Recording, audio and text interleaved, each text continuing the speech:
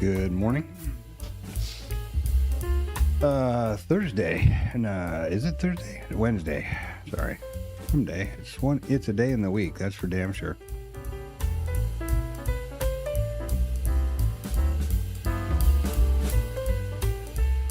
It's 8 o'clock Central Standard Time. Welcome to Risk Neutral Trading. This is my virtual trading journal. Stand by one.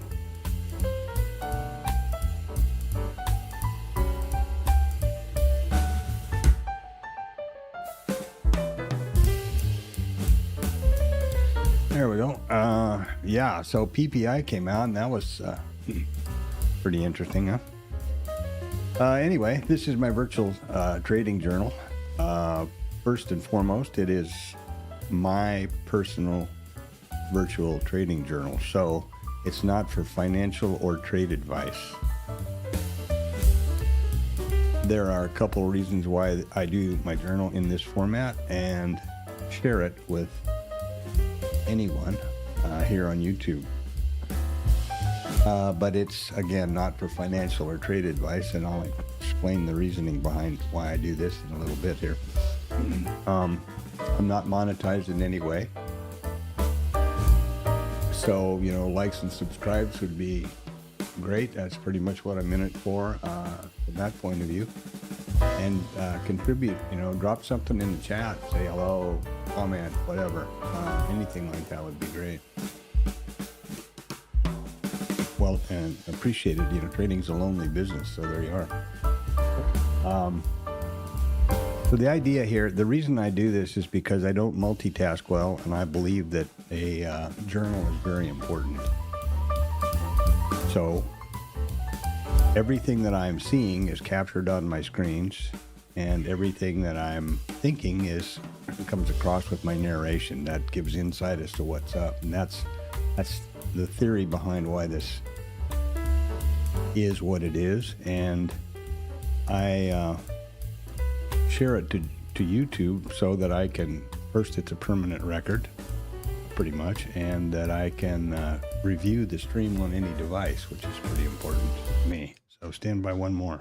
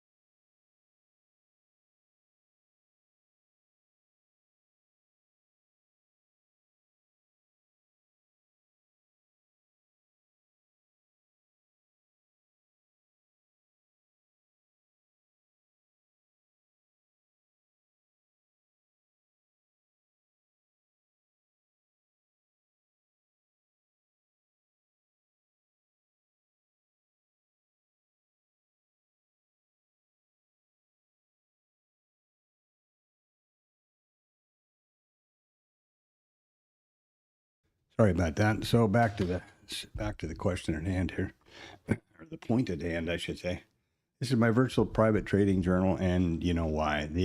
I have a commitment to not take any trades off the stream, and therefore, these streams start at 8 o'clock in the morning now and run until 1500, 5 days a week, so that there's no possibility or question about transparency. I don't have any worries about, oh, the stream's not up, so I shouldn't take this trade, et cetera, et cetera. There you go. So let's move on here. Now that I had that little distraction, let's move on to the numbers. First, you can pretty much see what happened right here. This is initial jobless claims and PPI. Not good numbers, obviously. PPI is Producers Price Index. And that takes us to the numbers here.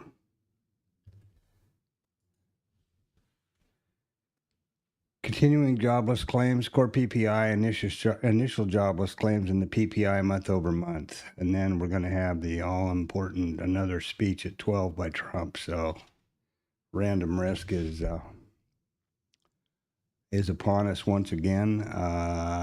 Now, fortunately, they're scheduling these, which is, better, at least, because then we get some sort of a heads up.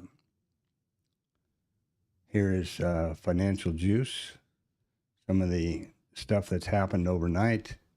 This is investing.com. Both of these are free, investing.com and financialjuice.com. These are both, there are paid versions, but you certainly don't need them, in my opinion. And I try to share everything here at the grassroots level, right? So everything is free if I can keep it that way. So those are the numbers for the day. They're out of the way now after 7:30, and the next thing we've got to worry about is 12 o'clock for the president's speech. Random risk. Or Agent Orange. I love that one from one of the guys in the stream. This is Investor RT. This is my charting package, and this is Bookmap, which is my execution and heat map thing. This is the full session Renko chart. You can see that we were balanced, and London woke up, and here we go. Pretty much the exact opposite of yesterday, but pretty much typical. That's kind of how it works generally. Asia is usually pretty flat and balanced, and then the London guys come swaggering in the door, and they decide they're going to make a statement, and away we go. This is the NQ, and this is the ES micro composite, meaning that it's a RTH session only, and each candle is a daily candlestick. Wherever price overlaps, I draw a volume profile around them. And in so doing, then, we get a micro-composite VPOC. These red and green lines are high and low volume nodes, which push automatically to Bookmap. And these are the session prices, which also push automatically to Bookmap. This is the market profile, RTH session, for the ES. I plot these exact same configuration or chart, setup for the micros also. And this is our quote page. We're fairly light volume. We're in negative percentage across the board, percent change. And let's get over to the Bookmap here.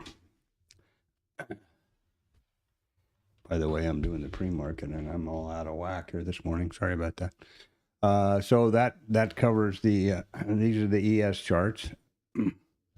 And then we have the Bookmap. This is the micro composite chart, where I manually enter, records. For example, this was the gap high from yesterday, which we took out.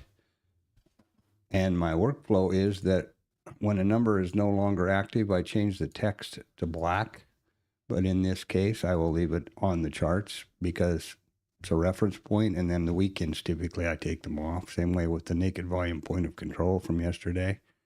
I can take that one off. Now I know what happened there. And this is the new all-time high in the RTH session. There for a while, we had a tag game going on where ETH would run it up to a new all-time high, and the RTH traders can't stand that, so they'd leapfrog over the top of them, and then it would happen again. You know, that I was actually tracking the two of them for a while. There's an example. There's the all-time high from the 20th of May when it was put in by the RTH session. And here is, we need to get this up. This was the gap low from yesterday. We could, pretty thoroughly taken out, I think, but let's do it this way. I try to keep my workflow and the cadence of this pre-market and everything the same for familiarity, and so I don't forget stuff. This is the high and low volume node chart, which pushes, or column, which pushes from Bookmap. This is the full session volume profile. Started plotting at 1700 last night. RTH session volume profile, which will reset this morning at 8:30. And this is an important column for me. It's my notes column, where the first thing I'm going to do here is clear it from yesterday's. These are yesterday's notes and statistics. The second thing I always do is change the column title to the open type for the day. And what is that, and how do I determine it? It's really simple. There's only 4 of them. Higher outer range, which is gap up, higher in range, lower in range, lower outer range, gap down. If we opened right here, right now, what would be the relationship between the open and the previous close, RTH close, and the open to the previous RTH range? Well, it would be lower out of range because we're below the previous RTH low. So the title would then be lower out of range. So we were higher out of range yesterday morning, and today we're lower out of range. That sounds like a balanced market, doesn't it? It sounds like froth, chop, and be on alert, in my opinion. So that's where we would open. So we're lower than the close, and we're outside of the previous range. That would signal to me lower out of range. Now we're going to be in range here in a second. I hate it days like this, but that's what can you do. Next we have, the next thing I will do is put in this flag, which is, this is the most recent naked point of view, POC. What is it? 12/08/25. The most, I'm sorry, it's the 13th yesterday, I guess. What did I do here? I don't want to do that. I don't know what I'm doing today here. Hold on. I'm a day late and $1 short. Got up late. Couldn't. I don't know what's the matter. Okay, and it's the 13/05/08. I want it to be back in May. 13/08/25. That's the date, right? Encoded. So that's our most recent naked point of control. What does that mean? This is the POC from yesterday's RTH session. And a POC is nothing more complex or complicated than the price at which the most contracts traded in the session. And you can see that right here. And there it is. That's all the POCs indicate. So now we have the next order of business is the IRT session prices, and they are right here. And they're self-explanatory. I've already talked about the POCs. There's one for both the RTH and the ETH, the full session. There is high, low, developing value area high, developing value area low. Thanks, Mom. The value area low, which indicates the previous auction. The developing value area low would indicate the current auction. And then we have the IB high and low. These are sometimes confusing to folks. It's an old acronym standing for initial balance. In reality, all these two levels really represent are the high and the low of the first 1 hour of the RTH trading session. Nothing more. Then you'll notice there's no indicators on my charts. There is only the two POCs, as I mentioned, the initial balance lines, or the first hour high and low. There is a mid for the RTH session. There's a Globex and RTH VWAP, which is volume weighted average price. And I guess technically you could call that an indicator because it is calculated. And that's it. The rest of the levels are, there's the overnight VWAP. There's the overnight mid. I mean, it's just an abbreviation of what that level represents in terms of the price levels, actual data coming, and it's pushed from IRT. The heat map here, these gradations, or whatever you want to call them, represent resting liquidity in the book. That's exactly all there is to it. Next, we need to be able to trade, probably. That's a good idea. Okay? So the first thing to do in order to be able to trade with Bookmap is to initiate the trade control panel and select a method you will use to interact with the application to trade with your mouse. If you choose chart, you can only trade in the chart column, the active data column. If you choose DOM, you can only trade with your mouse in the DOM columns, and both is obviously both columns. I go one step further in that I use multi-brackets. And that's a real handy thing. Now, I use, as the name of the stream and everything else here suggests, a risk-neutral trade management idea. And this is the smallest risk-neutral package you can have because you need to have an even number of contracts. So there's the size of the package. And the stop loss is for the entire package. You determine this however you do it in your own homework. You should approach it from a risk, first of all, from your account preservation point of view, risk management, any other parameters that you have on yourself or that you impose upon yourself, by your broker or you. If you're trading a prop firm, for example, they may have $1,000 or whatever it is daily loss limit. Well, you better not have this more than the daily loss limit. It better be less than, say, 3 or 4 of the daily loss limits, or a third or a quarter of the daily loss limit, whatever. You understand? Then once you've selected the size of the package and the stop price, the first risk neutral scale is automatic. It is for half of the package and for the exact same number of ticks positively as the stop is negative. And then the runners are the remainder. And if you choose a 4 lot, for example, you can have 2 runners. If you choose you do it however you want. The important part of this is that the minute this first profit target is achieved, the worst that the trade can do is scratch. So that's pretty huge in my opinion. And the next thing I do is I select this, and this, and this, and that, and there we go. Now, what I just did there was the trade copy thing. And so that's how you do that. Let me continue here, and then I'll explain that. After I've set everything up on that side, I confirm that it's the right number of contracts for the package I selected. And then I click the button again, and it stays green. The padlock stays unlocked because we've chosen a way to interact with the application. But I get the real estate back on my screen. And I have all the same data points up here available to me visually in ticks as I would have right here.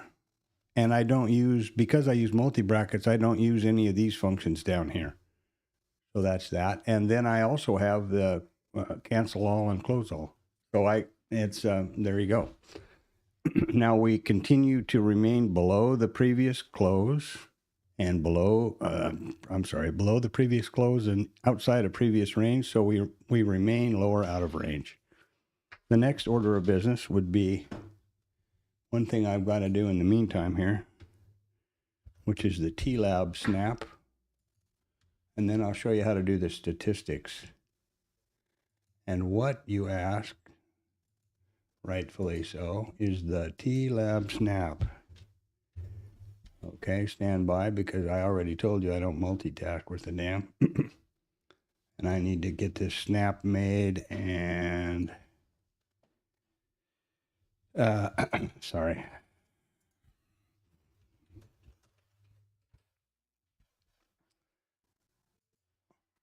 Every day at about 6, I do a snap of the numbers that are for the upcoming day.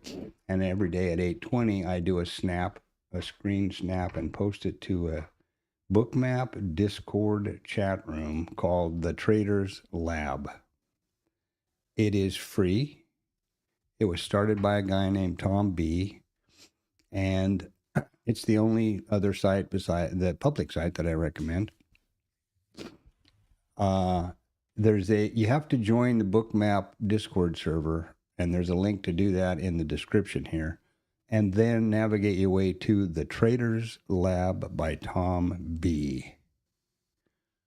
He's a professional trader. He's got about 46 years experience. And first, right out of the box, he doesn't trade live. He doesn't call trades or encourage that to be done in the room at all, in the Discord. It's a Discord chat room. I guess you call it chat room. And he doesn't, I said, he doesn't trade live. He doesn't call trades. And you're not going to see, wrapped Lambo or gold chains or anything like that. However, I've been listening around him long enough to believe that he's the real deal and truthful and genuinely interested in helping traders succeed. Probably the key indicator of that to me, there is absolutely nothing for sale ever, nor will you ever be solicited for anything. So think about how many websites you've ever been on that can say that. And it's called the Traders Lab by Tom B. Plus, there's a real good crew of people in there, off and on. And it's a more of a mature place. It's not like a romper room kind of thing, or bells and whistles and that kind of stuff. So that's the only site. And I don't recommend any of the other Bookmap Discord sites, of which there are a lot, because I haven't been to them. I've only been to 2 others, and they were typical internet stuff, where about the third word out of the person's mouth was to try to sell something, which is perfectly fine, and that's fine if that's what Bookmap wants to support, but it's not interesting to me, and so I don't recommend it. There you go. The next thing we need to do here now, back to the pre-market stuff, are the statistics, which are pretty important. I think you'll probably agree. The statistics, the open type, indicates which of the statistics calculations is used for the associated price levels. And that happens over here. This is the snap, by the way, that I put in the TLab every day at 8:20, showing the relationship of the last few sessions and all the numbers that might be important to anybody. And this is the statistics study. You'll notice yesterday it was higher out of range. Bookmap IRT conveniently highlights the correct open type after the open, obviously. So you can confirm that if there's any question. But I think determining what open type we're going to use is pretty simple. And like everything else that I talk about and do, there's no magic, there's no secret sauce. It's all math, statistics, and very straightforward. We've determined that our open type is going to be lower out of range still, and it's getting lower, by the way. How does this work? The study looks back at 2,000 trading days. Of these 2,000 trading days, We opened lower out of range, 292 of them. Obviously, we've been on quite an uptrend in the ES, 292 compared to 516 higher out of range. Think about it, it's double almost. So, of these 292 days, price revisited the overnight volume point of control 241 times for 82.5%. The overnight volume point of control inconveniently happens to be right under the previous RTH mid, unfortunately. And if you look over here, you can see the two labels. There's the overnight VPOC. So it's 82.4. Was that what it was? Yep. No, 82.6. And that is just as difficult as it is. Now, I will simply go down the list. The next order of business is 69.2, and that's the overnight low.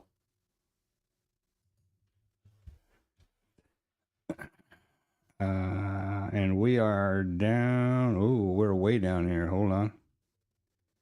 Because of our PPI number. What was it? 69.2. I'm sorry. 9.2. The next is the IB high, which is also 69.2. Now that ought to raise an alarm for you. The overnight high is up here at right under the previous RTH high because yesterday, the high of the day, which it was made within the first 1 hour, so by definition is also the IB high, was never revisited. So 69.2. Now, oh, and I forgot to do something here. I'm sorry. Something that that I need to do is I need to put IB high, the initials. And why do I do that? Because once we open, the IB high, by definition, will start marking the high of the first 1 hour of this current upcoming RTH session. It won't be up here anymore, and I'll be going, what the hell was 69.2 all about, right? The overnight mid is 68.5, and I think that's right there.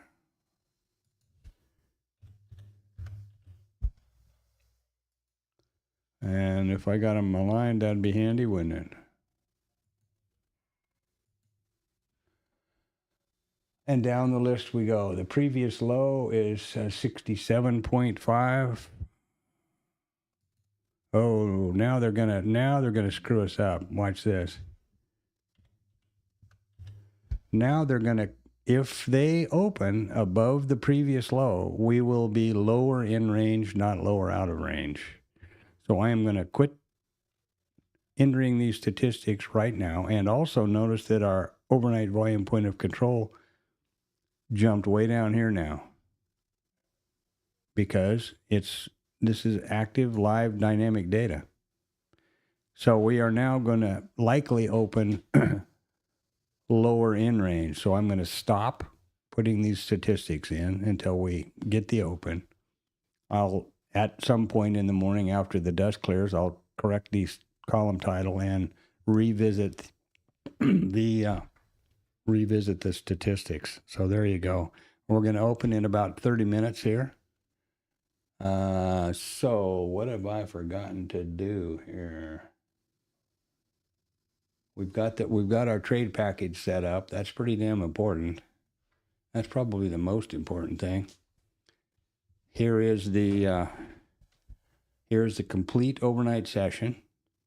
One thing, just as a side note quickly, I throw these vertical markers in at the session opens just so that I can, my new idea is to keep the entire session visible on my screen. And so until I want to, zoom in to interact with the market if I'm anticipating that, and this marker just allows me to glance left and know whether I've got the entire session in view or not. I'll set one at the open. Here those suckers go now. We're now going to open higher. God damn it. Sorry. We're now going to open. We are now going to open lower in range, which we just did, and I'll start flagging the VPOCs, the migrating volume points of control, like that. This is kind of a holdover. Before I started keeping the entire session in range, I had a different methodology I used. And so the yellow line does continue to plot the VPOC all day, accurately, faithfully. However, it will scroll off the screen. So flagging the micro composite volume points of control here was important for me to know where we'd been.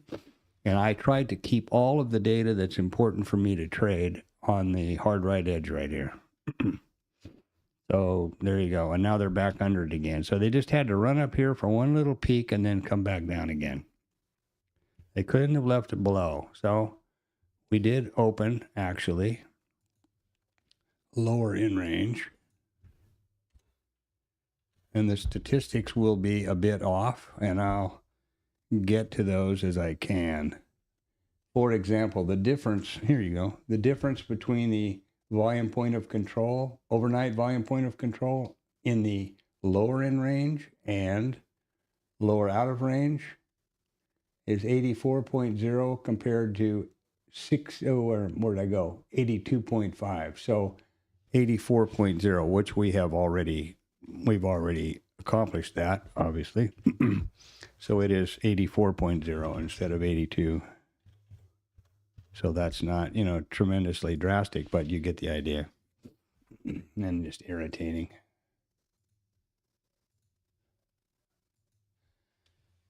Okay, I will now switch my charting to the full session, or the day session. And I do that like this. So the relative numbers are as expected, particularly the value area low and high as they relate to the developing value area low and high. And it gives me an idea of where we are. So here is yesterday's. Here's yesterday's RTH. Here's the day before. Here's where we were Tuesday. No, Monday. Tuesday. And here we are on Wednesday.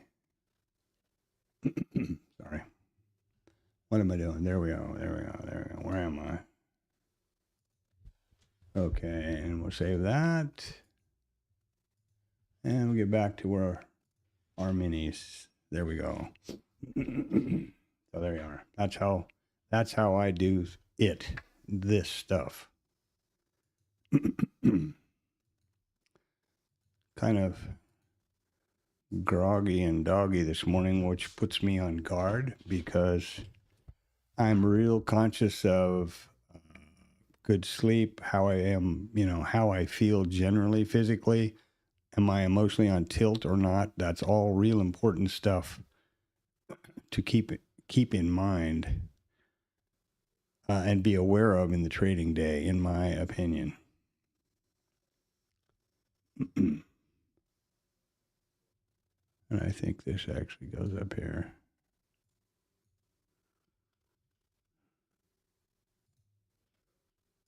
Yeah, it looks better.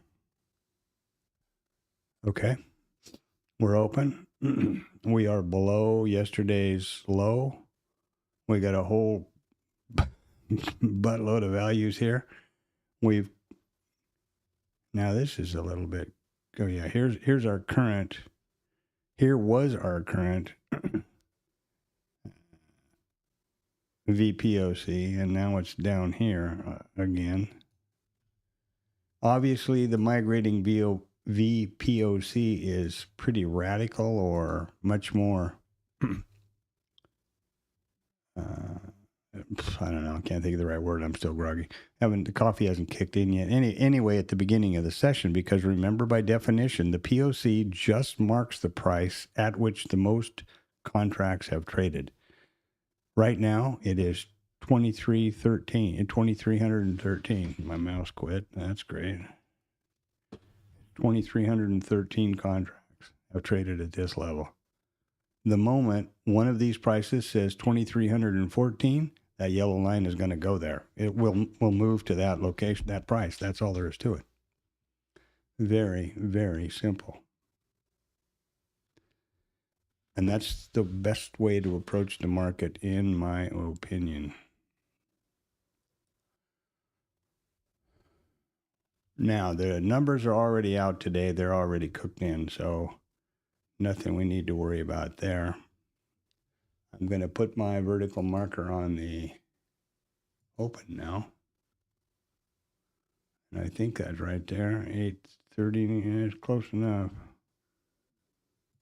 There you go. Now I will be able to just glance left and make sure that this line is over here on the left, visible on the left side of my screen, and that'll tell me that I've got the whole range so far, the session range, in view. See how volatile this is in these first few minutes, the POCs? So we've taken out the, whatever that was, and I think it was the mid. Yeah.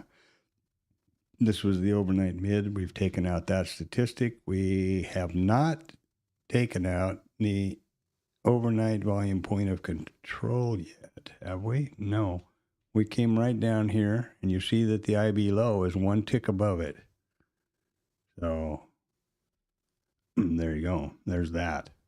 Now I'll try to kind of jump back to the statistics report, the study that I showed before. First of all, you can see that IRT has now graciously highlighted that we did, in fact, open lower in range. And what are the next orders of business? Overnight point, overnight mid, which was overnight mid went from overnight mid went from 63 to 83. So this was 83 point whatever. 0. It's been taken out, but this is for reference of the stream and any screen snaps I make. I want us to be accurate as I can. God damn it. And I'm obviously not doing very good accuracy wise here. Deal with it. What's the next one? The previous close is 73.5, and that's right there.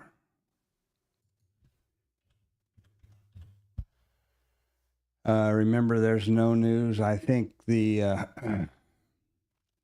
Agent Orange has taken the stage at about noon again today, I think.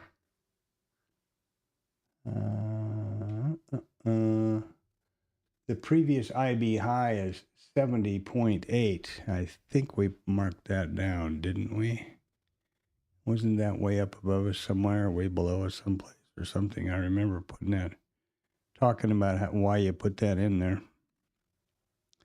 Now I don't have those numbers because we have changed, right? So I can't look back and see where the IB high or IB low were because they no longer are there.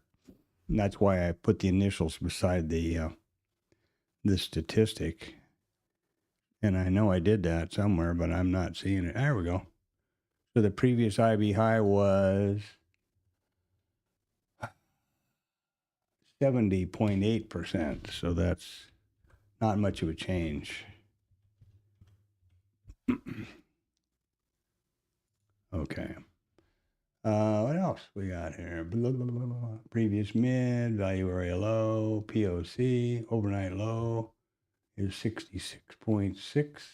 Ooh, the devil, huh?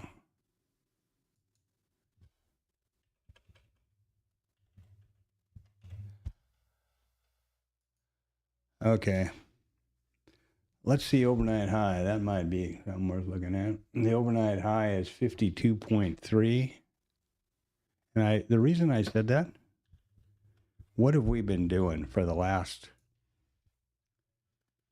umpteen days we've been going up higher and higher and all-time highs and all-time highs, just, irrational exuberance, clamoring for the buy. I think just getting as many people along as they can, and then there's going to be the rug pull from hell. That's my opinion, but so I think then that in any kind of a day, lower in range, lower out of range, whatever, I'm looking at these higher statistics thinking they have a higher probability perhaps of being revisited than do the lower ones, because we seem to be going continually up, right?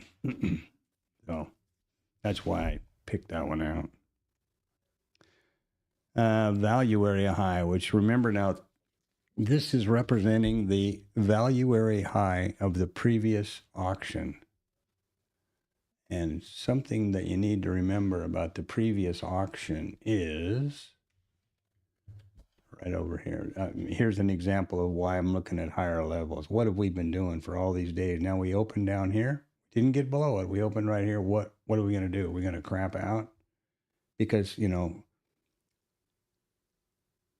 denial doesn't change reality. The fact that, random risk or the Agent Orange or whatever you want to refer to that new administration group continually denying, and they kind of function on the say something enough and it will become truth, which is of course fallacy. The economy is not great. Unemployment is rising.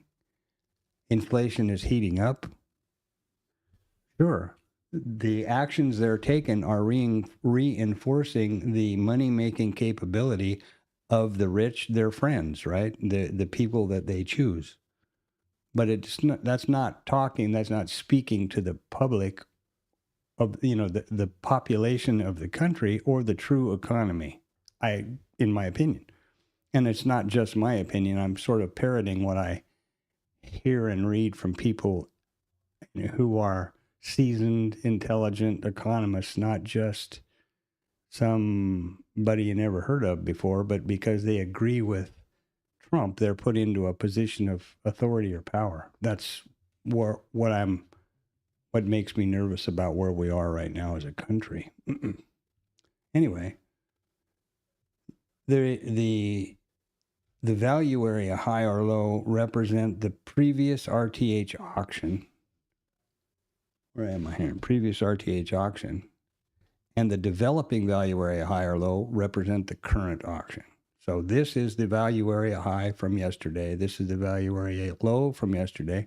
And the reason I launched off on that tirade was because it's generally agreed that if there is a trend day before yesterday, there's no value area.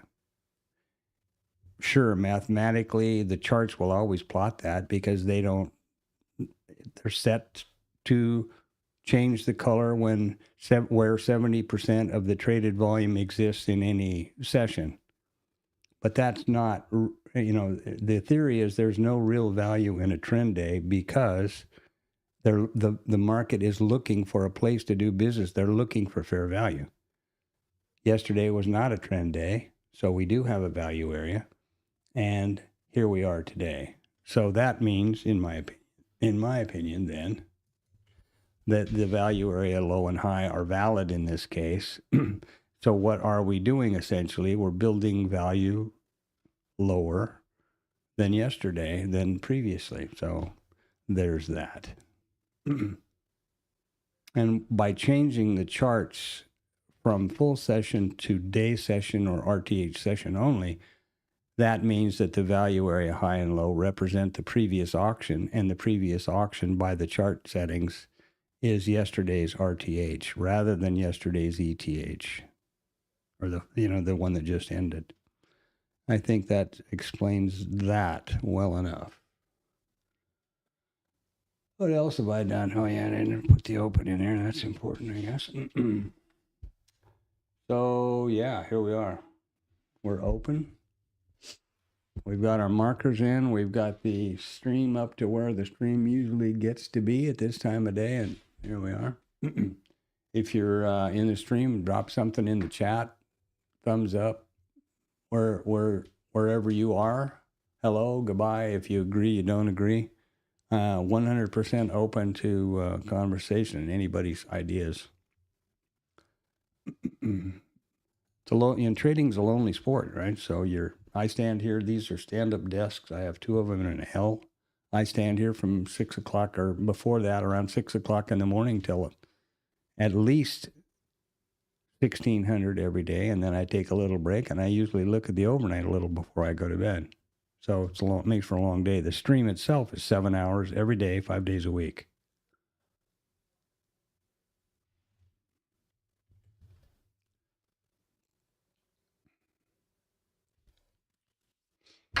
So once again, we have the micro composite or the higher time frame chart. Here's what we've been doing. Here's, oh my God, it's a non-farm payroll. Let's fire the guy because we don't like the numbers. And the new guy comes in and says, I think we'll just not publish the numbers. So I guess that's not rigging the numbers. I guess if you just don't publish them, by definition, that's not rigging them, which is completely crazy. But anyway, there are the days following that, and here we are today. This is the microcomposite VPOC. We have another one that's been extending below us. These are the the naked volume points of control below us, obviously, because we're at all-time highs. Yeah. Market profile, E-mini, NASDAQ mini, micros.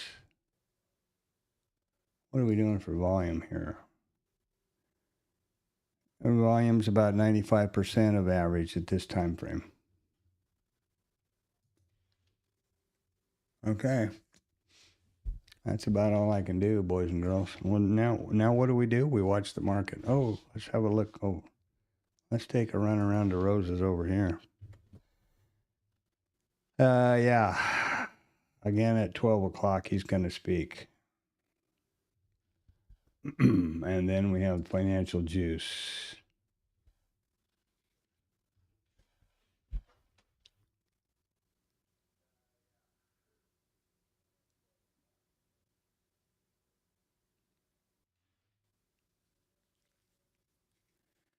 This is typically, seasonality-wise, a lower, less volatile month, or less, dependable trading month. And this is, I believe, the worst week of that month. I heard someone say, Tom Sosnoff, actually. Or it might have been Chris DeVecchio, I think. But anyway, someone who is a successful trader and knows about is data-driven.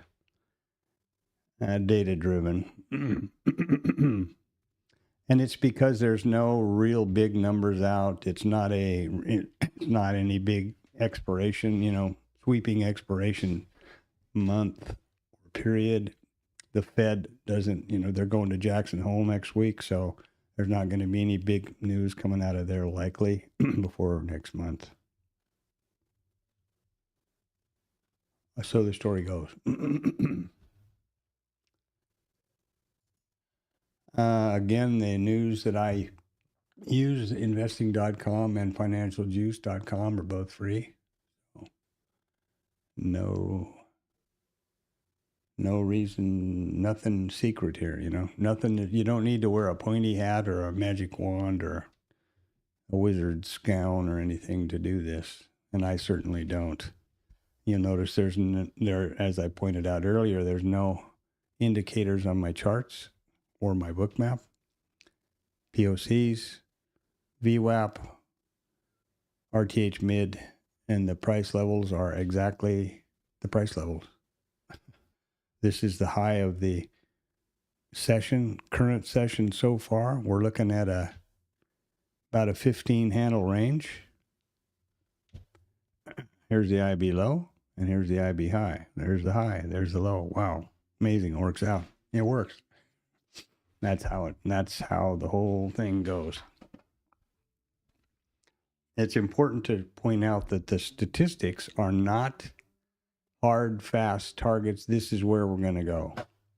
Again, these are statistics.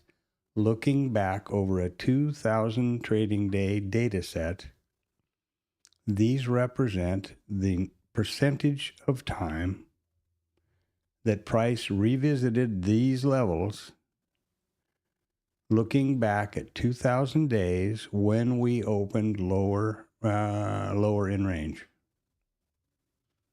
Statistics. Really important. Oops. Really important. I remember which freaking screen I'm looking at. I'm obviously not a professional influencer or, Mr. Beast Jr. or anything like that.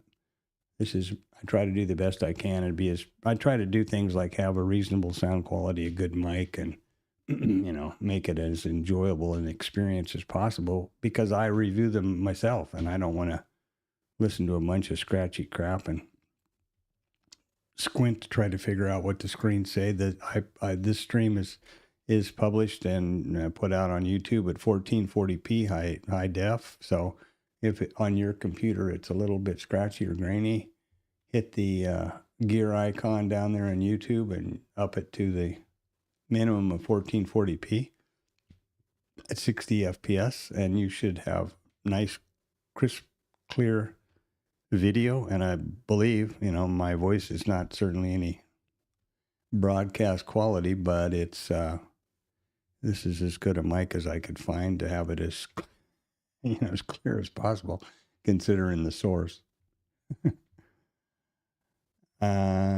So here we go. Yesterday was just, I was put off by the action and everything, and I'll get into what I'm looking to vet here. We're kind of getting off to a slow start, as usual. We do have the EIA inventories today. Confirmed today's Wednesday. Jesus, I'll tell you, when you stand here and do this, it's Thursday. Never mind. See, I was starting to talk about EIA. I was thinking it was Wednesday. My world is standing here day and night, and there you go. It all turns into a big soup after a while. That's pretty funny. Maybe not. Maybe pretty pathetic. I don't know. You choose, right? So a quick look at the numbers again, or the news. Here were our numbers out at 7:30, and you saw the results. The next event coming up, which fortunately they have scheduled now. I typically refer to anything, any interaction or any opportunity that most of the administration folks have to the public as random risk, because we typically don't know when that's going to happen.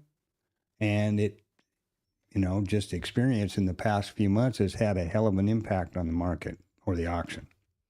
Now I'm happy to see that they're starting to schedule these things, and so they can be on the docket. We can think about them and plan for them, and you can make sure you're out of the market, and as you should be. This is Financial Juice, and again, these are both free. Financial Juice and investing.com. These are the free versions. You can pay for it if you want to. I don't, because I want to share what I think is available to anybody, to the other people, the viewers here, and from myself personally. I don't think I need anything. I don't need to spend a couple $100 a month or whatever this costs to have. I can see what's going on. So there you are.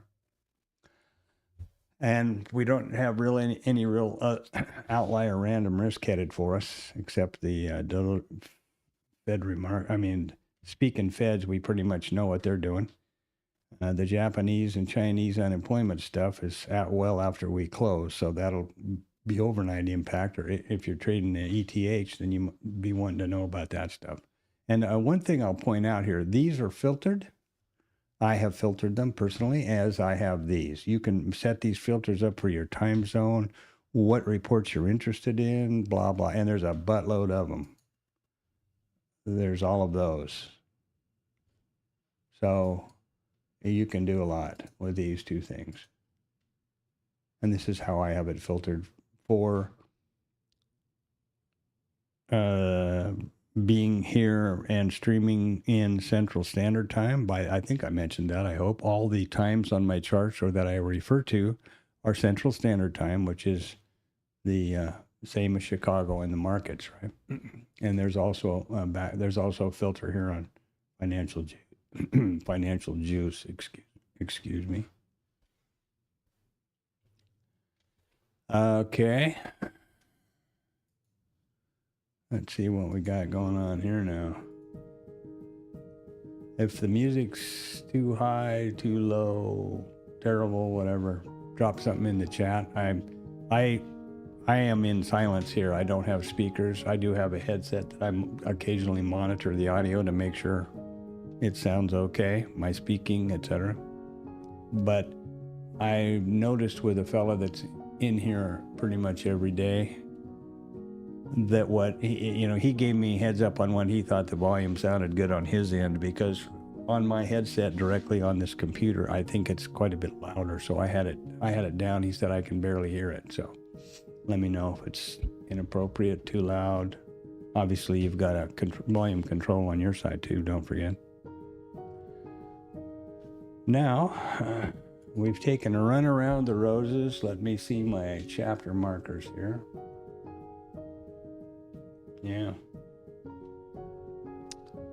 We are in a real tight consolidation or, trading range, in my opinion, 14, 15 handles. I've explained the reason for the blue runner over here. And what I try to do here is, if I can, no, I can't. I'm going the wrong way, sorry.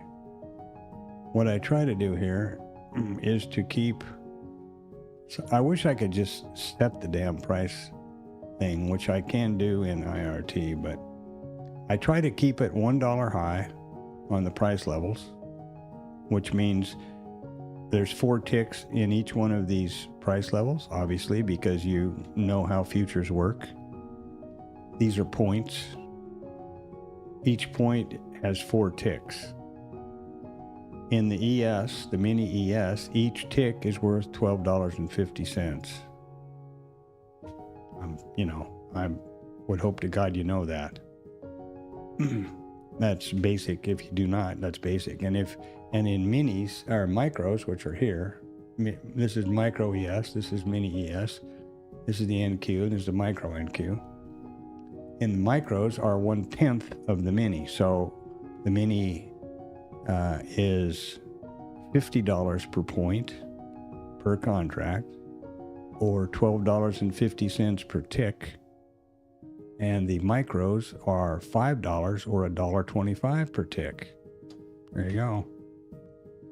Another top secret tidbit that's available about 500,000 places on the internet. I get so tickled by the internet gurus and the back, the rear view mirror traders, I call them, the guys that are busy trading looking back and, oh yeah, I saw this double bottom and I'm long here and show us that on the hard right edge, and show us that with complete trade transparency, as I'm doing here. If I enter a trade here, there is absolutely no question about it. There is a magenta colored triangle that shows the entry. There is a yellow triangle for the stop, the target 1, the target 2, a line between them. When target 1 is taken out, the break-even line goes up to the stop, and any movement of any of those stops or any of those targets is accurately and visually recorded here on the screen, as are the numbers in math context up here. Absolutely no question about it. Completely transparent. If I get my ass handed to me, that's what happens. If I have a successful trade, that's what happens. If I scratch, that's what happens. And that's the whole point here.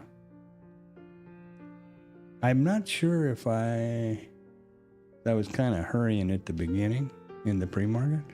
I'm not sure if I know that I remember distinctly pointing out how I set up my multi-brackets and the importance of them.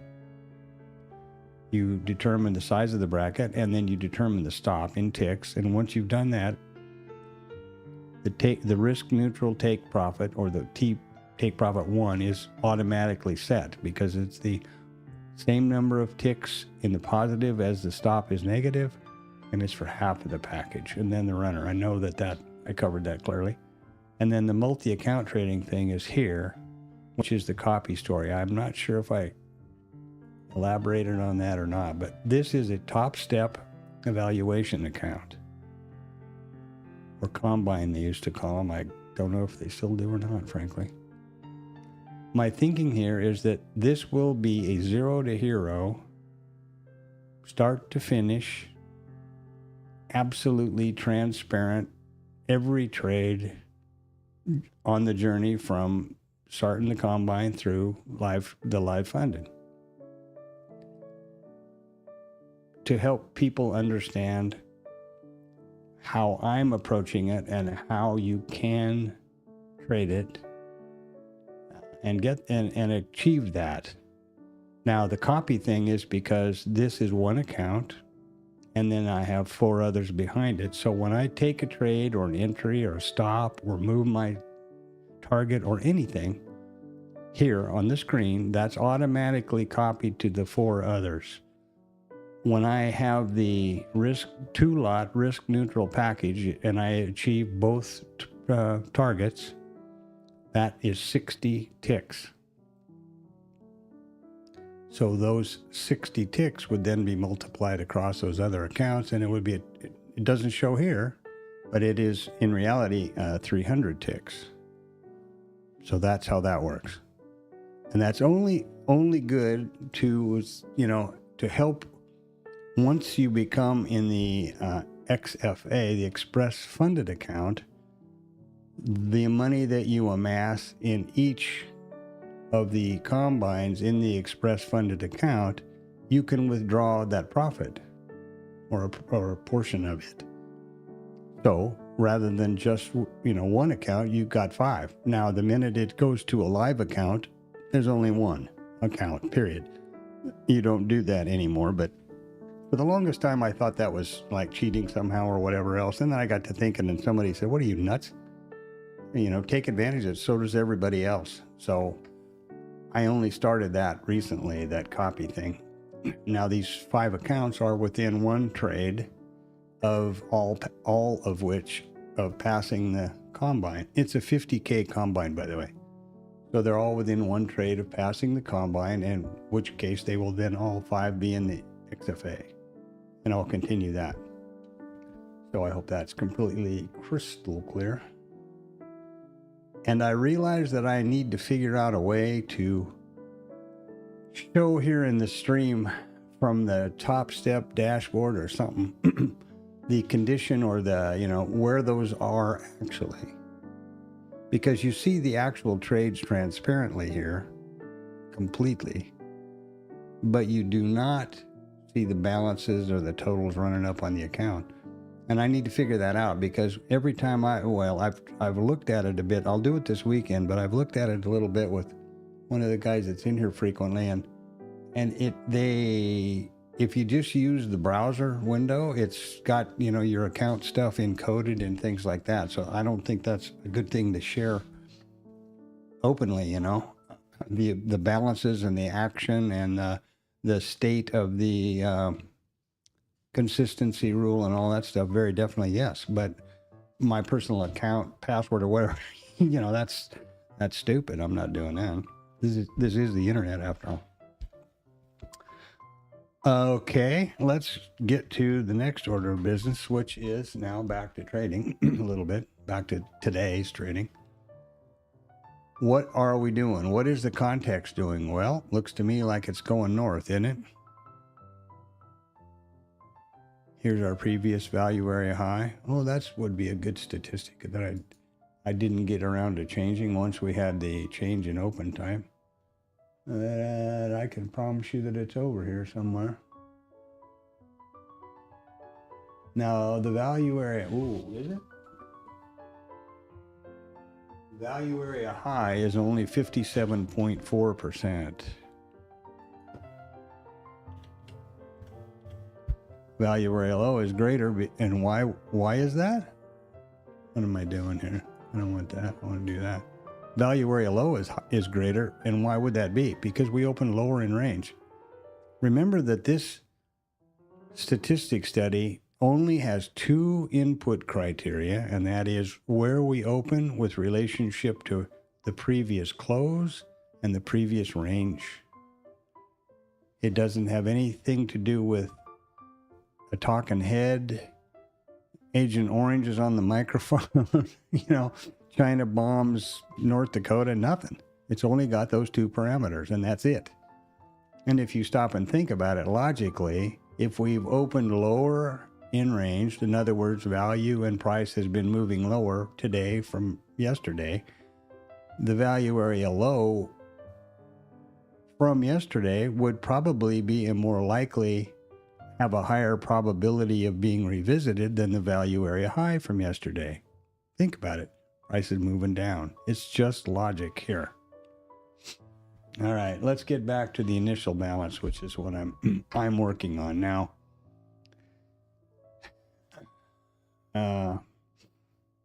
I've explained the initial balance is the low and the high of the first 1 hour of trade.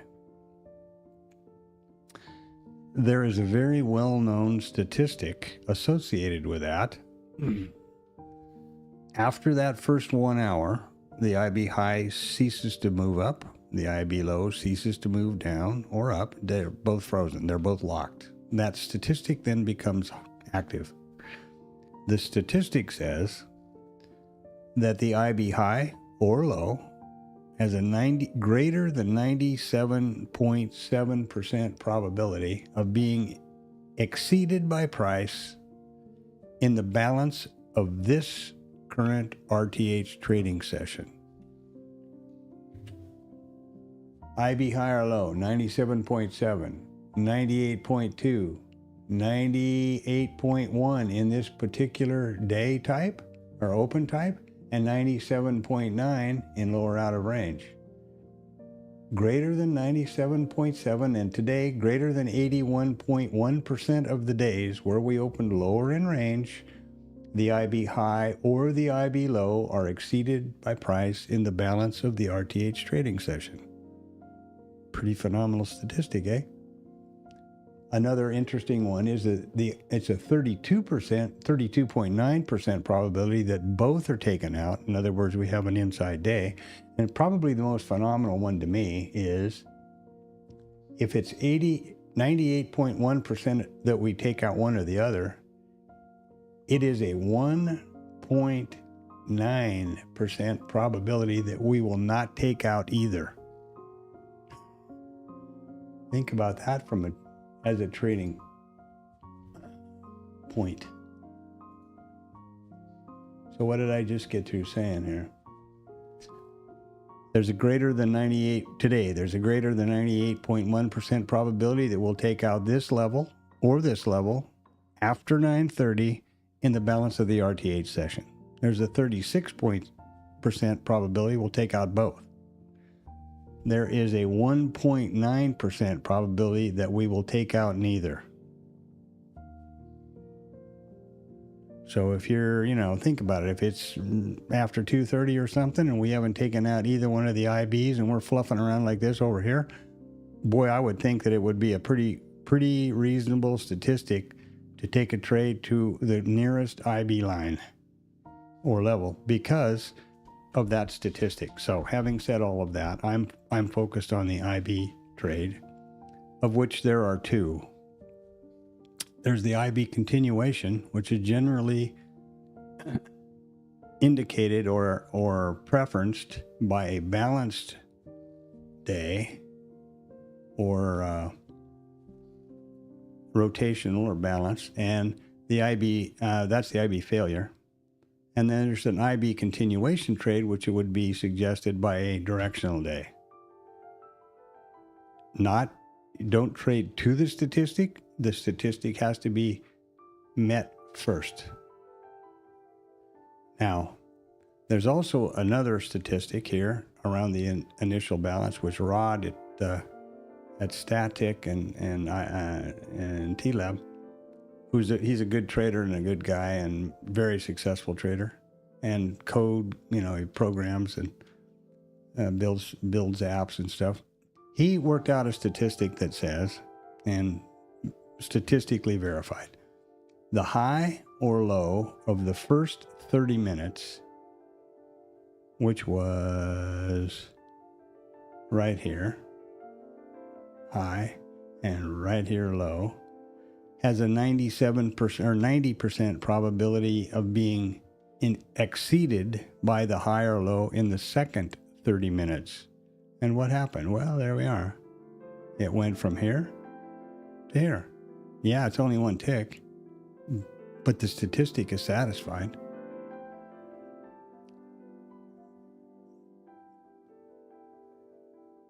I like the sound of that, and I'm going to focus on that next because it's bracketed by time.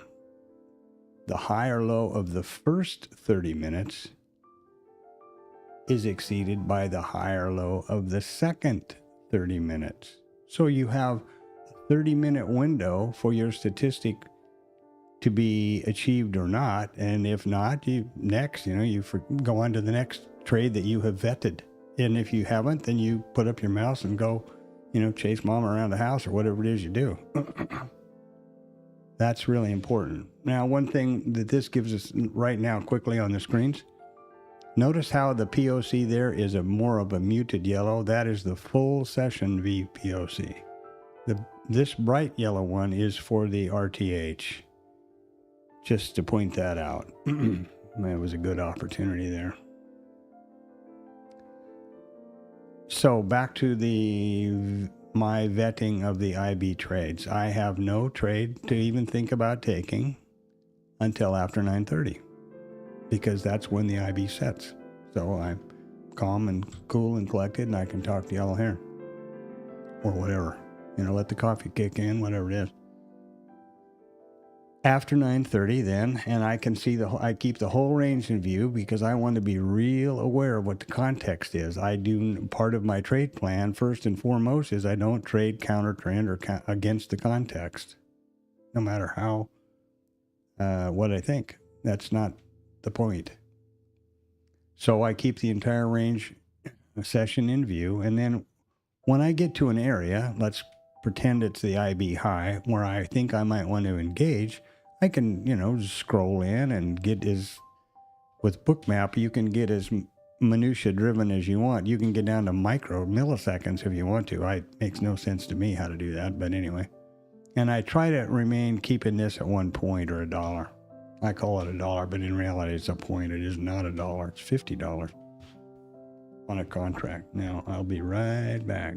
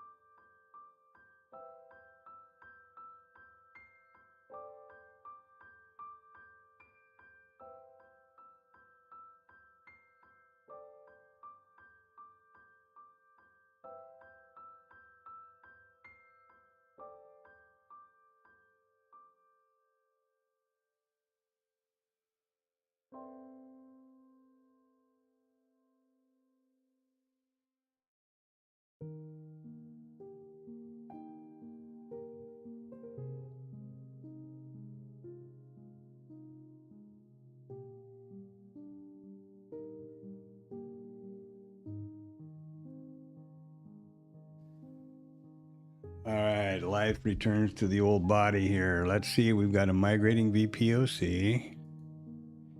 And again, I flagged these as just, this is a habit in my workflow. Previously, I would keep about 5 minutes and keep these much more screwed in so that like this, to where I had the brackets showing and keep, in something like this. And in order to, obviously you can see right now that we've scrolled off the left of the screen with the POCs. So long ago, we started tracking the migrating VPOCs.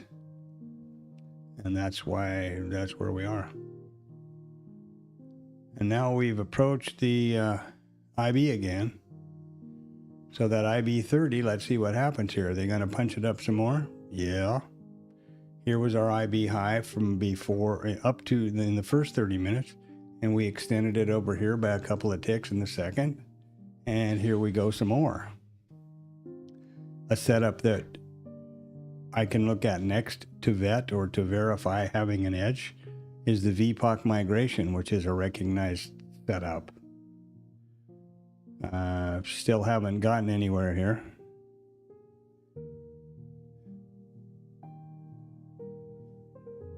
These just to explain some other stuff around here. I think I already explained that the highlights in the heat map reflect resting liquidity. And I have them set specifically this way. You can have this multicolors and big balls and all kinds of stuff to where I can't even see the price level. I can't see price on some of the guys' charts that they post. And that's perfectly fine. It's their chart. And if they make money doing that, that's fantastic. If you can make money trading with your back to the screen, knock yourself out. I by no means would suggest that you stop doing that. But remember, this is my virtual journal. And the purpose of my narration or my voiceover here is to give insight as to what I was thinking associated with what I'm capturing on the video or the screens. And here we have another punch up of our IB30.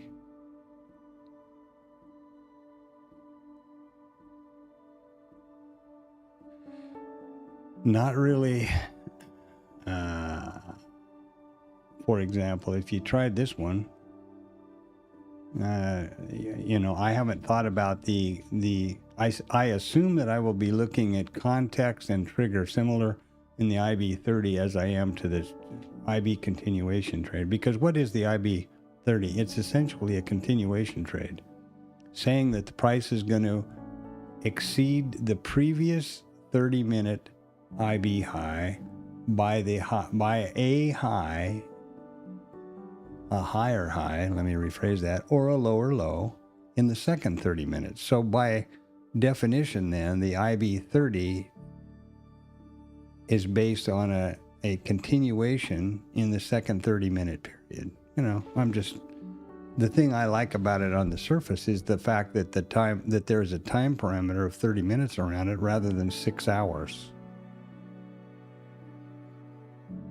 The original old-fashioned IB statistic, which I am working to vet, the continuation or failure, has a time window of 6 hours because the IB statistic sets at 9:30, and then the statistic says that price will exceed that level at some point in the balance of the RTH session. So that's 6 hours. That's a long time. A lot can happen in that period of time. And it doesn't say, of course, by inference, and you understand that it could be 1 millisecond after 9:30, and it could be 1 millisecond before 1600. Boop. So you have 6 hours to anticipate or work that trade. What is context doing? Well, to me, because we are here at 9:20, aren't we? Yep. So there's 10 minutes before the IB statistic sets. Context at this point is up. We basically have a directional day so far. And then we have some statistics above us which are a little bit vague because this was kind of based on the news disruption to the auction from the PPI. We opened lower. I mean, if you look at the last umpteen days here, it's been higher every time. So that's kind of a disruption to the auction. I also mentioned that by seasonality standards, this is one of the worst trading weeks in the year. So I'm on heightened caution. And I am not, let me say this correctly somehow or another. I have no compulsion to trade. First, I have recognized that trading is unlike pretty much any other thing you grew up learning about work or careers. You're not rewarded by the amount of effort you put in. Most every other career you are. So I have no compulsion to say I need to trade. If I am constantly visually aware of risk. My goal as a trader, first and foremost, is to protect my trading account. What good is a fantastic strategy if you blow up your account, you can't trade tomorrow? Know what I mean? And again, like everything I talk about here, it's just common sense. So, looping back, I'm in the process of vetting the IB high or low, the IB statistic, which I've already explained. We're getting ready to set that statistic is ready to become active because it only becomes active at 9:30.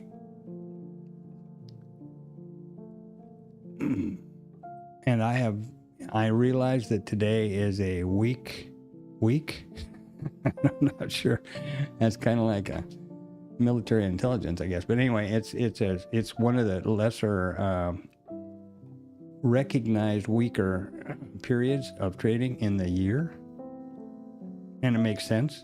It's late August, right? People are on vacation. The Fed's gone to Jackson Hole. They're fly fishing and whatever.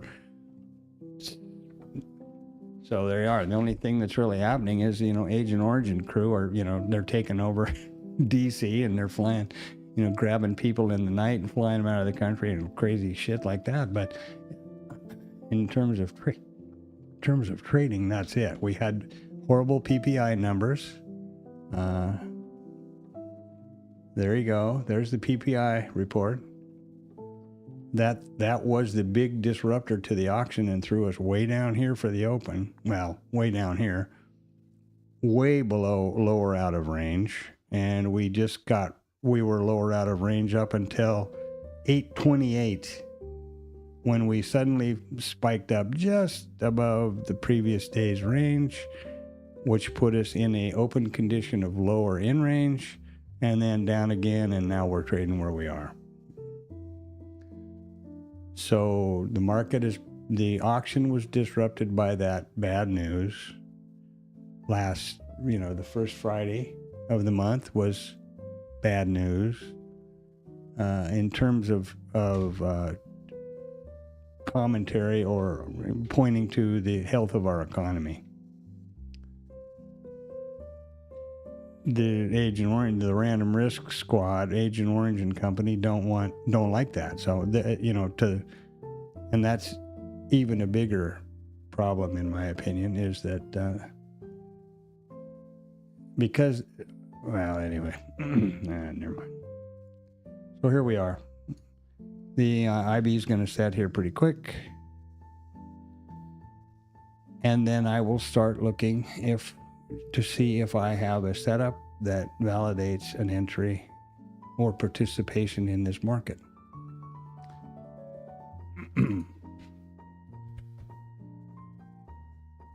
We're about 90% volume, so that's not too bad.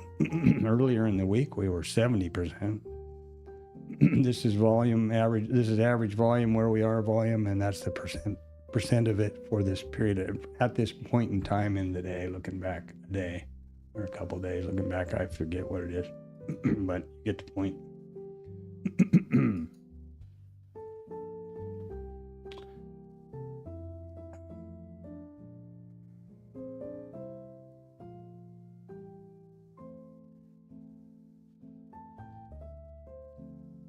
Where am I here? Okay, yesterday was balanced, pretty much. Trend day, Tuesday. Yesterday was pretty balanced, and here we are today. If you prefer candlesticks, there you go. This is the higher time frame micro composite. Simply, if you missed the pre-market, which starts every day at 8 o'clock Central Standard, this is a RTH chart. These are daily bars. Wherever the daily bars overlap, I draw a volume profile around them. The nature of the volume profile in IRT is I get a VPOC, which in this case then is the micro composite VPOC. And I get high and low volume nodes, which are these red and green lines, and they just mark the highs and lows of the volume profile. One thing that I forget to point out often is this black volume profile over here is the granddaddy. That is for the ES continual contract, and that started October 7th of 2021. So that's the really higher time frame look back. These are naked volume point, micro composite naked volume points of control. And these are the daily naked volume points of control that are still naked volume point of control by definition, meaning then that price has not revisited that level. That's why they're still, you see how this one was suddenly shut off here. This one was shut off here. This is the one for today. This was shut off here. This was revisited here, so it doesn't continue anymore. That's how that works. And a few minutes to 9:30. Now I'll tell you some of the things that I start thinking. The market looks to me like it's kind of slow. Volume's okay, but pace is not so great, in my opinion. Context is up, but for a number of days in the last 2 weeks up to now, we've had a situation where context changes maybe within 15 minutes after the IB sets. Previously, it was rotational, and I was expecting a IB failure. Remember the definitions. And then within 15 minutes after the IB set, it starts going directional. And the profitable trade, which I did not take because it was contrary to what I didn't switch my brain quick enough, or recognize that the tanker had turned.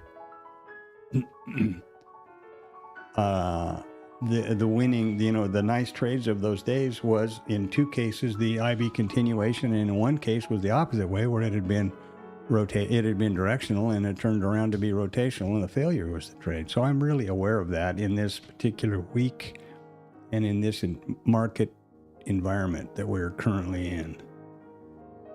And I'm looking at things like my range requirement, which was a hard-coded, stop in was a no-go item in my trade plan until it became so restrictive. I was standing here days and days at a time without taking a trade. And what that says is we know what my bracket says, that I have a 3-point stop, a 3-point T1, and then a 40, or let's do ticks, a 12-tick stop, a 12-tick T1, and a 48-tick T2 in this 2-lot bracket. So in order, and then the qualifying entry and things for, let's say, the IB trade is, it takes the statistic, tests back, comes back, whatever the parameters in the trigger are. And then the final qualifier was that I needed to have a minimum of a 3-point range, unobstructed path, I should say, a 3-point unobstructed path to my T1. Now that would mean that and any of these are obstacles. We've just taken the IB statistic right here. There was 930. This was the high. We've just exceeded that, and you notice that it's not going up anymore. And we have gotten to that value area high, whose statistic I just put in there a minute ago. Now,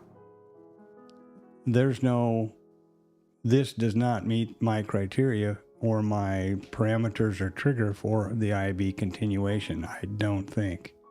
Maybe if I were zoomed in quick enough, I would say this was it. We take the statistic, we test below, don't get anywhere, and now we go here. Now it's coming back where it might be more in my time frame, more in my reaction period. And again, that range requirement applies either direction. So if I get in here, that's 48. Or 86. What's this? That's 87. That's 1 point. Here's a big pile of liquidity. The biggest pile of liquidity just above settlement up here, which is 354 contracts is sitting up here. That's a huge obstacle. And that is, you have to get through that to get to my risk neutral scale. Never mind T2. And T2, by definition, it would be out of everybody's range, out of the overnight high, out of the current, context, out of everything. So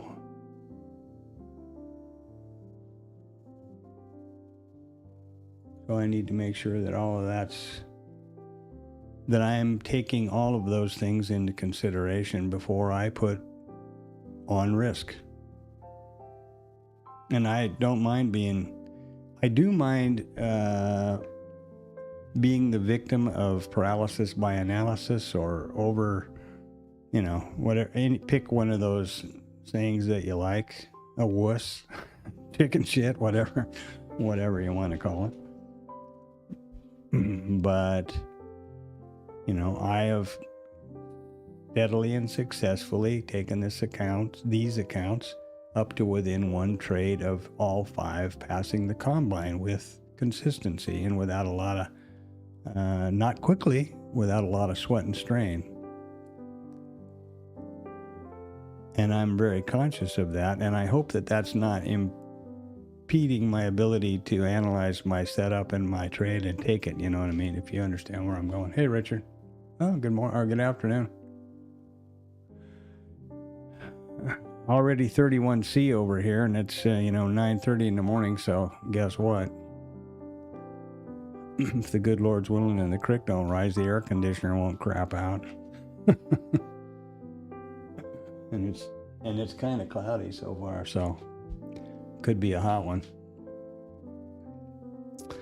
So we've taken the IB statistic here.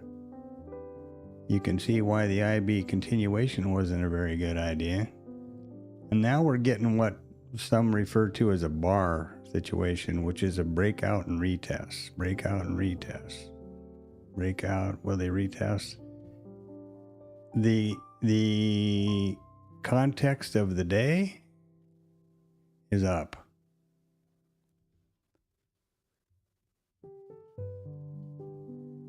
We don't have a lot of levels above us. We do have a substantial amount of liquidity at the century or at the 90 number. And then, of course, we've got the century up above that somewhere at the 65s.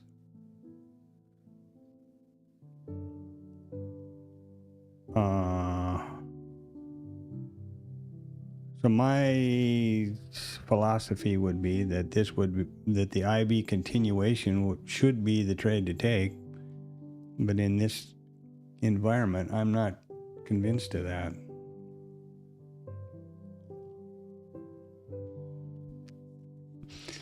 I sometimes find that Bookmap, I don't know whether it's a perspective or what. Like, if you look at this volume profile here, that looks pretty directional, doesn't it? But if you look over here at IRT, it looks quite more balanced. 2 distributions, of course. But the value areas within the balanced distributions, and we've got excess at the top and excess at the bottom. I'm not making a point or stating a statement. I'm openly questioning I'm thinking out loud here. And I don't Not sure what to think about it, to be honest with you. So at this point, should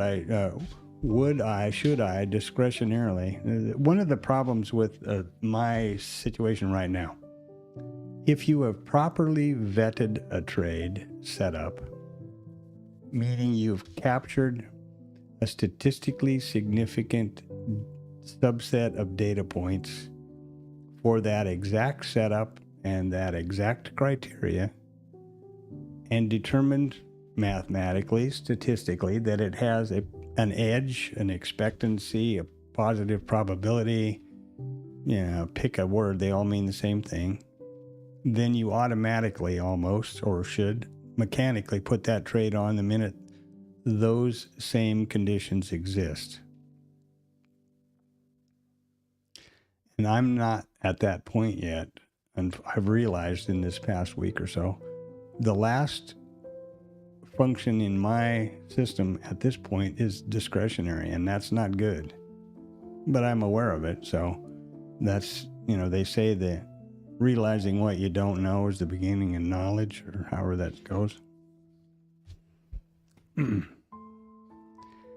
What gives me pause here, and this would typically be an IB continuation, and I would have been wanting to enter it right down here.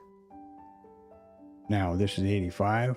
Need to get that to 88 for the scale. That's the all-time, that's the high. That's just under settlement. That's below the overnight high, and we're at the outside of range.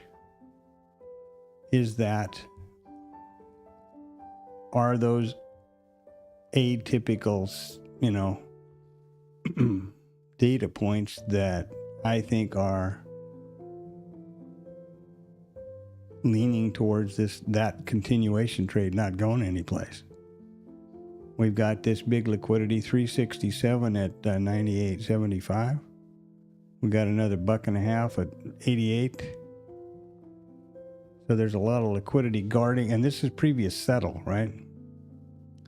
And RTH high. Now it's going to zoom up there and get my scale. And the minute you get the risk neutral scale, then you just put on your helmet and put your feet up, and that's the end of the story. This will probably make a liar out of me here on live on the stream, but that's the purpose of it. So there you go. There you are. I should have taken my plan and gone long IB continuation as per my plan and my setup, and I would be scaled. Not saying I'm going to get to T2, but once you achieve the scale, the worst that can happen to that trade was a scratch. And as I stand here talking and didn't click, so trade don't talk, that happened. There you go. Disappointing. And if they continue to fluff higher, now let's pretend that I got in at 86. I got to get to 98 for my T2. What do we got going on up here? Well, let's see. We've got the previous RTH high was 70, and the IB high with the 70% probability. I should have looked at that. We've also got the all-time high, which we've put in repeatedly in the last few days. And we've got a $1.90 liquidity living at the century number. So, am I disappointed I didn't take that? In a way, but not in a way for the reasons that I was describing before.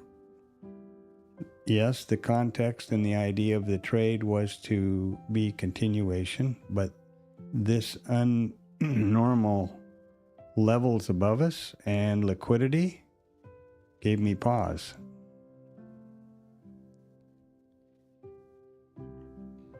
Will we get up to the previous high, the new all-time high, the IB high? Maybe. The joy of trading, huh? The joy of trading. But now, again, had I taken the trade as I said I should enter here, I would be scaled. So, no harm, no foul. If it comes down here and hits the stop, well, I've taken a scratch. But that's all, a scratch. I haven't impacted my account in any negative way except commission fee, $5 or whatever it would be.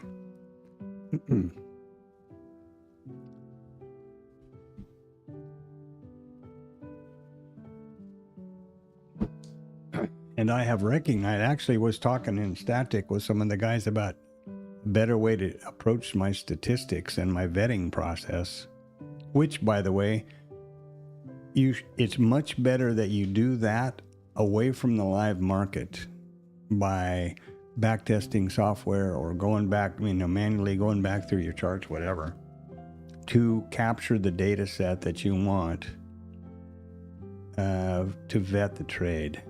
And I guess maybe it's as good as time as any to talk about that here. Approaching trading as a business, rather as, which is consistently sustainable and profitable, rather than a video game or gambling or whatever. The first thing that you need to realize, and remember, this is me talking to me and what I believe. If it's contrary to what you think or you believe, throw something in the chat and say why, And who knows? Sharing ideas is how we learn and grow and learn as a species or individuals. So the market is random, and the outcome of the next trade is, it's a statistical fact that the outcome of the next trade is 50-50. How can that be? Because it's a binary market. The market price only goes up or down. That's binary, I think.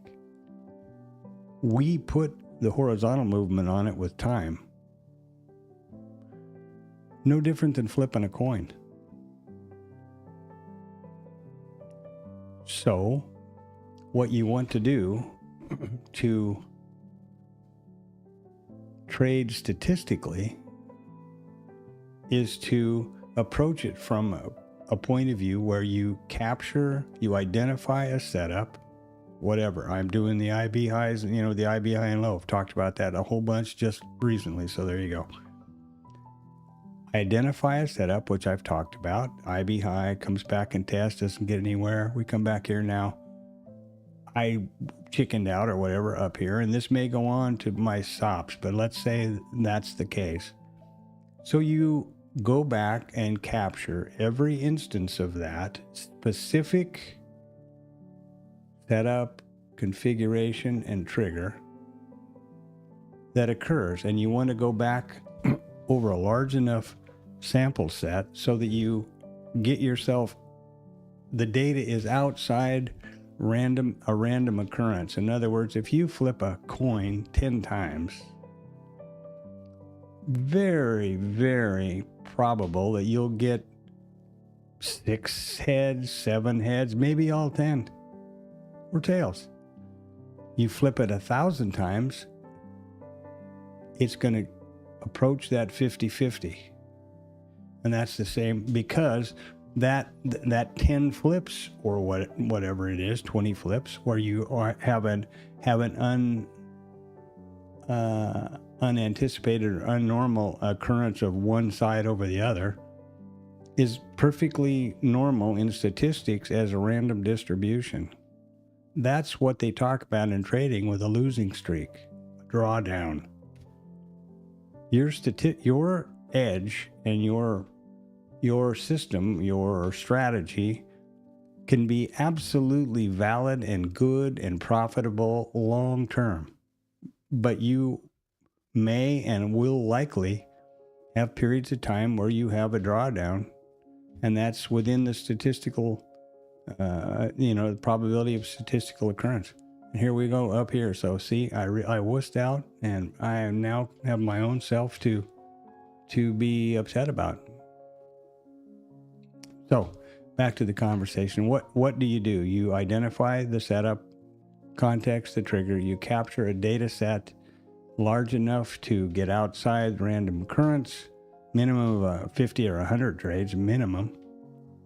And they have to be identical. You can't have one with a take profit of 50 ticks and one of 5 ticks and one with a T2, that they have to be the same in order to be statistically significant.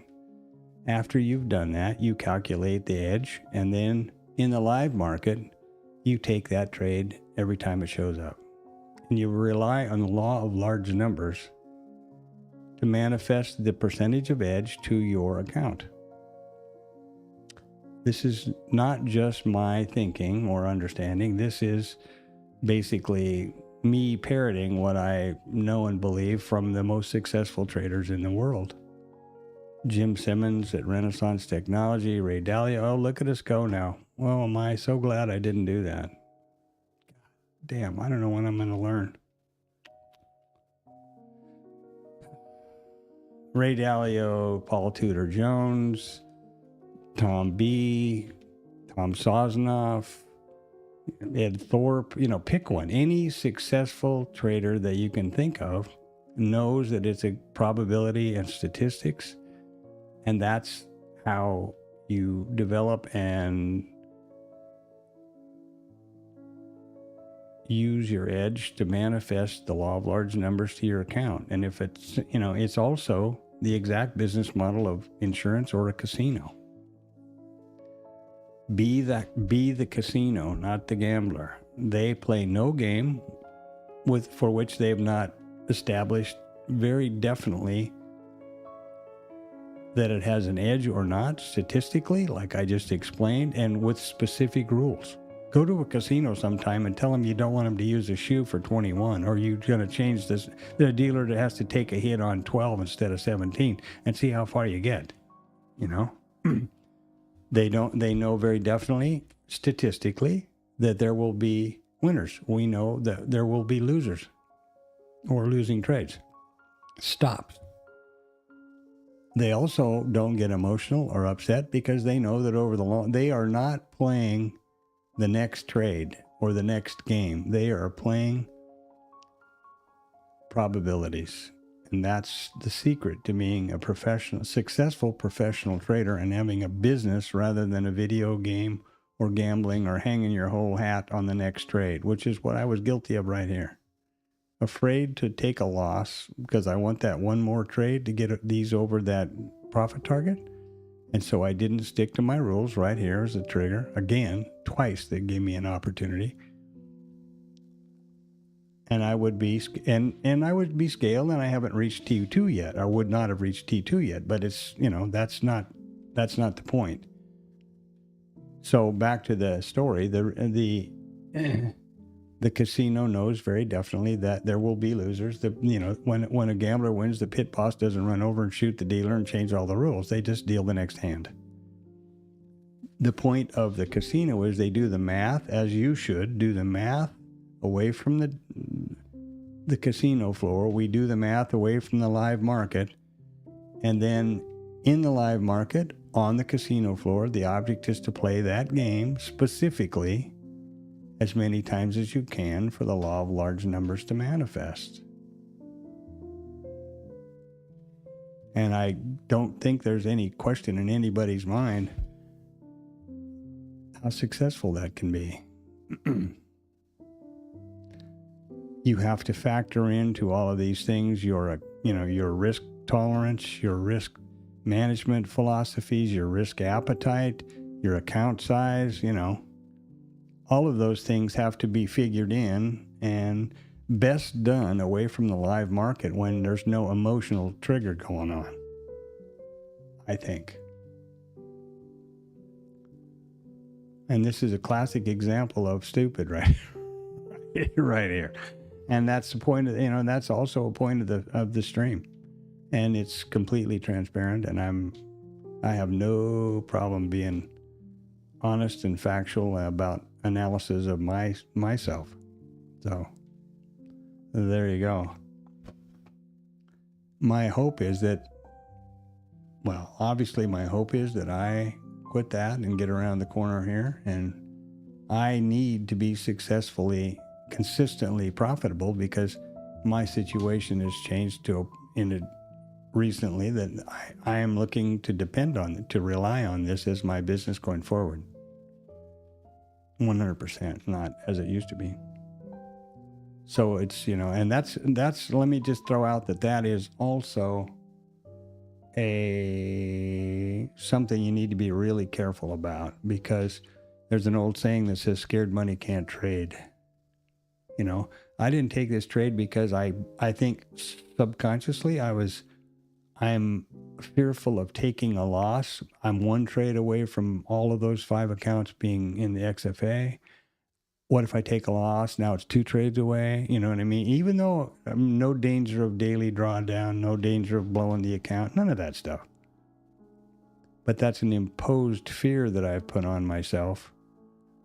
Frankly, I wish I'd have never looked. I never see dollars. I never do that in the day. And I very rarely, certainly not daily or weekly, look at the account balance. But a couple of weeks ago, TopStep or the data provider had fell over. And there was all kinds of drama going on with accounts. And 3 of my 5 accounts didn't show up and pull through to Rhythmic and all that kind of stuff. And I had to go there and look up. And I thought, oh, Christ, I'm one trade away from the target on all of these. I didn't even know that at all until that day. And I wish I hadn't done that, frankly. Because you should not focus on the money. You should focus on the process and the trading. That's why I don't ever have money visible anywhere. Ticks, okay. Just for the sake of the stream, basically. But so I don't have any of that stuff because I'm not focused on the process here and my setup and my trading. I was focused on fear of losing a trade because of the money and the profit target, or that milestone. I think, or that's what I think. If anybody's a psychiatrist here, pipe up. There we go. Okay, what else is going on here? Oh, and another thing, sorry about that long diatribe there, but if you are approaching trading as gambling or a video game, and that's what you want that adrenaline rush, just like playing a video game, not good. There's nothing wrong with that.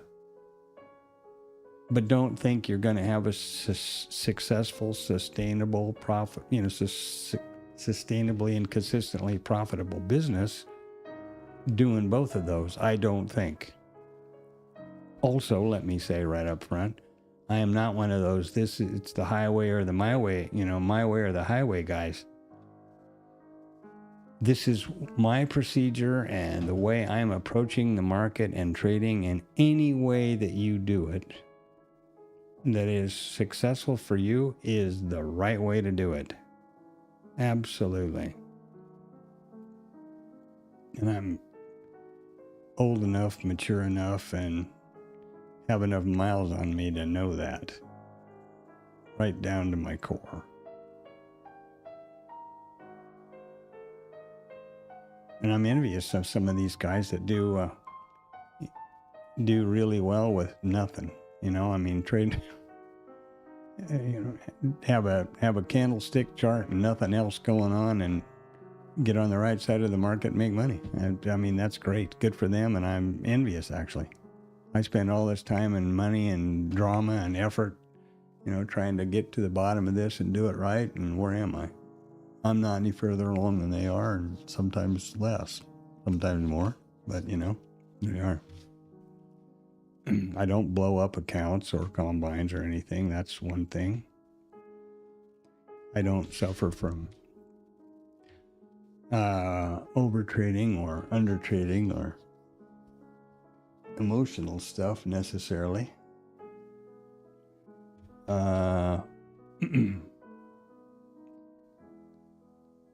So that's, I'm fortunate there, I guess. One thing I definitely believe is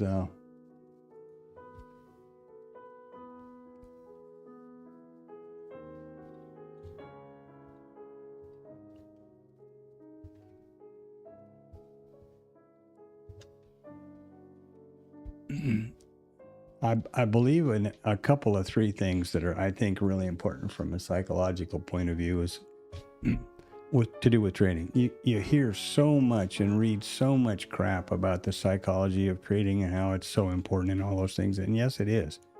A lot of those things being said, books being written, are by guys who want to sell books and get paid to say things. Not saying that they're wrong, but, you got to consider their motivation also. And for me, it's like, are you an adult, mature? Then you don't do that stuff any more than you do anything else. You don't crap your pants, I mean, to me, it's that basic. No, I don't do that. I don't drive drunk. I don't crap my pants. I don't beat the kids, none of those things. I don't overtrade. It's the same. They all fall in the same bucket for me.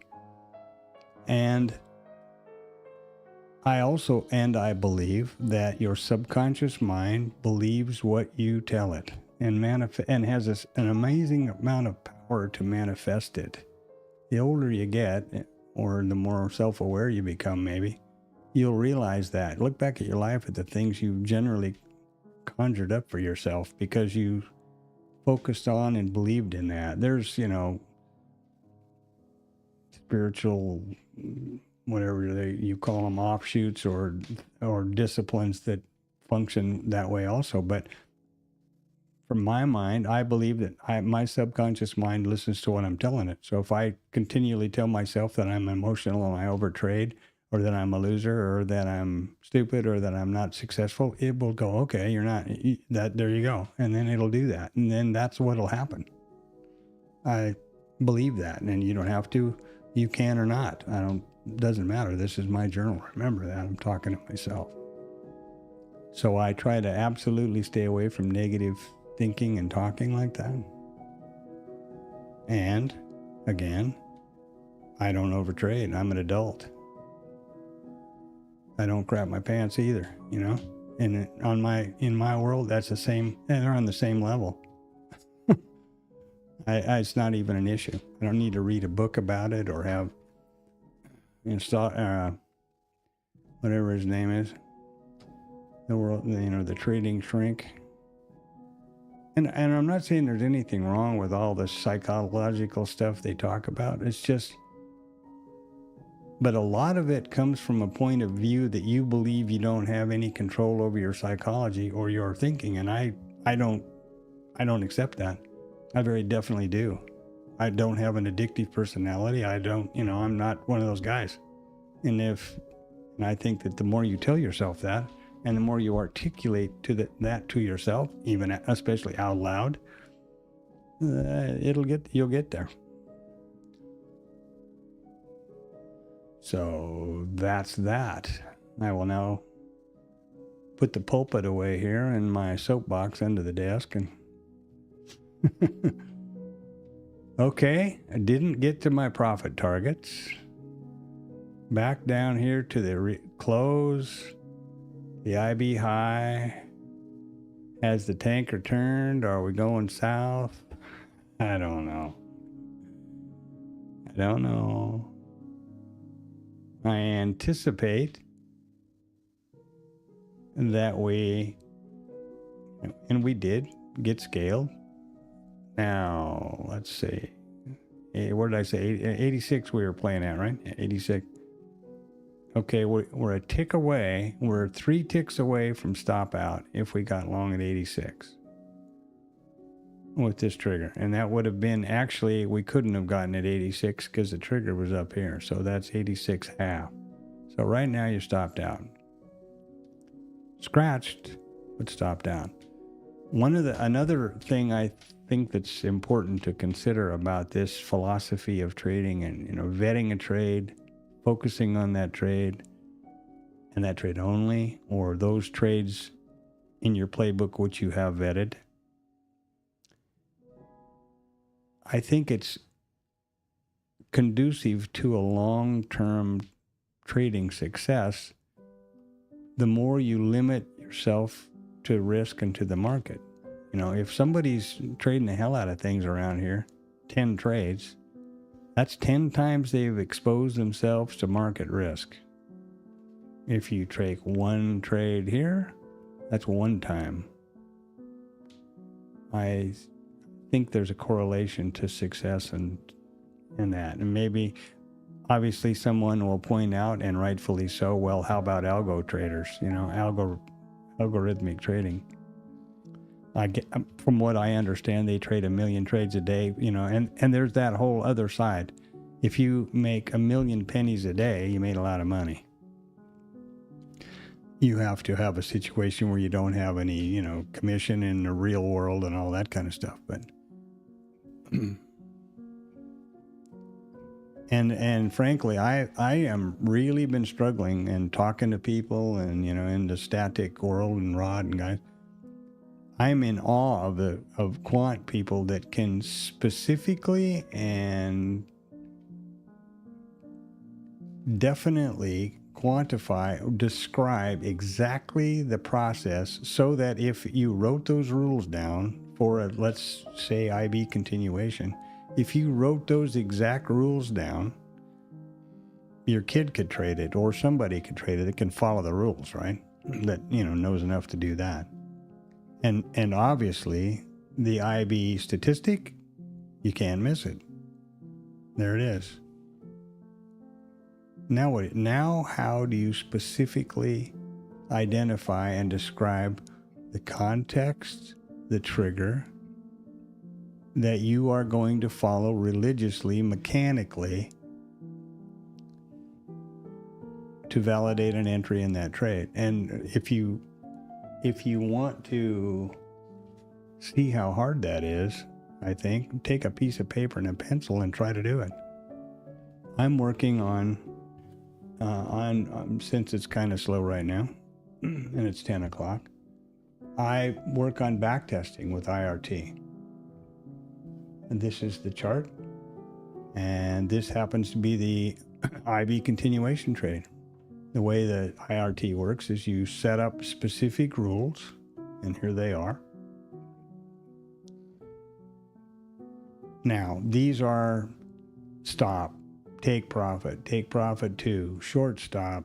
You have to identify short and long, obviously, because it's a computer program. It's not a trading software where they've done that in the background. These are end of day exits. If you're still in a position at a specific time, which I've set at the end of day, let's see, it closes you out. For example, that, you know, so if at the end, the position at the based on the end of day, 65 minutes from the end of the day, it automatically closes out the trade there, you know, like that. There's this main up here which just shows flags so that it can keep track of how many contracts are we in on a trade. Has T1 been hit? Has T2 been hit? Blah blah blah. Simple stuff. Then there is the T1. There's the stop when we hit, you know, -3 points, which you've coded in, and that all comes back down to here. So here are the rules for a long entry, as I've defined them so far. And you have to be able to specify exactly the criteria to a computer to execute this long trade. And then after that, you have, you know, and this is all of the stuff. It's it's greater than 60 minutes from the start, and it's less than 385 minutes from, you know, from the start. And now I set the entry, I set T1, I set T2, and I set the stop. And then I set my 2 flags. You have to be able to describe exactly what's going on here. The low is less than the IB low. This is a session statistic, meaning the IB low, and you can look at that right here. Lowest price, low, the first 60 minutes of the session. That's how this works. So the low is lower than the IB low, and low -1 bar is less than the session low. So in other words, the bar before us, the low of the bar before our entry was lower than the IB, and it's 60 minutes, meaning the IB is intact and all those other things, then this entry would happen. You have to be able to do that. And that's if you're going to actually code something that can be worked on as a computer, or here, honey, do this trade if this happens. And it's tough. I cannot figure that out successfully so that I get a successful backtest with, successful parameters. I mean, yeah, losing or whatever. Let's do that while we're standing here. Here's 10 days. Let's go back. Yeah, 10 days back. Okay, bars. It's the ES. What is the hell happened here? How did that get to be 40? That's ridiculous. It's 2 trades long, 2 trades short, contracts. I don't know how 40 ever got in there. Then these are the reports it's going to put out. It's the RTH session. Okay. Now, we can push that. Let's just check one thing here. Remove any instance of that. We can push that to the chart. Send to the chart, which will push it over here. Or we can run the back test. So send it to the chart. And okay. So it says here that following the rules we just looked at, 938 plus, there was the condition set for the IB long. Coincidentally, right over there that we were watching on the chart, it got to the T1, it did not get to T2, and we came back for the stop. Huh? If you want to look at it from a backtest point of view, you do it this way. Now, here's the backtest. Looking back at 10 days for this symbol, we lost $2,812 total, long and short. We went total trades of 34 trades. Long trades were 10, short trades were 24. A couple of things that I look for quickly is to make sure that the stop is never greater than $300, because that is 12 ticks, or 24 ticks, I'm sorry, for both contracts. Losing trades. Percent profitable, 17%, not very good. Win-loss ratio is 2.4% to average loss. And you also want to make sure that the maximum win is never more than $750, which is 60 ticks on the E-mini, which is what we're trading right here. Okay, then another miraculous thing this can do is, oops, yeah. Is this the right one? No, I'm sorry, that's not the right one. Here we go. Here is each individual trade taken by our rules and the result of that. We entered short at 13.14 on the 8th, on the 1st. Short, it was a stop. Short, it was a stop. Let's get down to something fun. Here's short. We got T1, we got T2. What happened? There's our 150, there's our 600. This is how you do, in my opinion, this is how you really backtest something. And the point of this whole conversation, or, sermon here, take a piece of paper out and see if you can specifically and succinctly write each step of your trade, any one of your trade setups, that someone else could follow. Now, I was having a conversation with somebody, oh, hi, whatever your name is. I was having a conversation with somebody about this in static. And it could be that I'm approaching it with way too much granularity. For example, he was betting the VPOC migration trade, or let's say, in my case, the the IB trade in terms of the IB continuation. Okay. Context, let's assume that context is directional. You make it so simple that the minute the IB statistic is taken out, you go long. And you see if that has a positive expectancy over a large data set. In my opinion, it would not. First to T1 and then to T2, and you get the statistics for both of those. In his case, he was vetting the VPOC migration. The second the VPOC migrated, he would get in the trade without any consideration of pullback or where we've been before or anything else. And then he was doing it that way. So that is perhaps the way I'll work on these things, as I said, after hours in my study period or on the weekends. And I'm going to try it and see if maybe I'm way too complicated. Now, having said both of those illustrations, the first question is, and he couldn't answer this either when I posed it to him.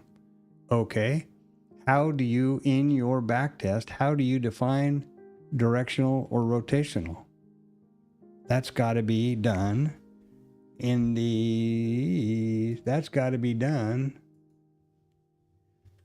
Wow, God damn it. Sorry about that. Where am I now? I always hit the wrong button here when I'm doing this. That's got to be done contextually in these rules. So the first order of business here is we have to know that here's the actual trigger, low and all that kind of stuff, and we know the position so that it's in the IB. How do you describe directional or rotational? That's something I would have to know that, because that's the first criteria for the IB continuation or the IB failure. Or in my opinion, in his case, also for the VPOC migration. And he said, yeah, good point. I don't know either. So it's a learning situation. I'm just throwing this stuff out there for the record and for perhaps it might be meaningful to anyone.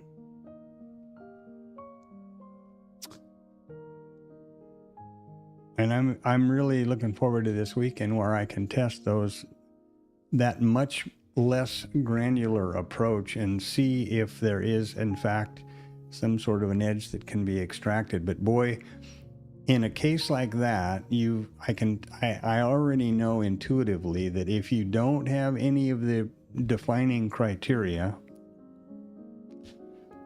you need to have two things very definitely. Number one, you need to have a high risk-reward ratio. In other words, for every entry, you've got 2 or 3 times the risk, because you're going to have a lot of losses. Your win rate, which by the way is a horrible statistic unless you take it in context with risk and all the other ones that I'm talking about here. So many people on the internet, I got a win rate of 95%. Okay, great. And what's your, and what is the risk reward in that win rate? That's the one. The expectancy is really what you want to know. That's the number you want to calculate. So if your win rate is going to be low, maybe 30%. So you better make sure that every time you win,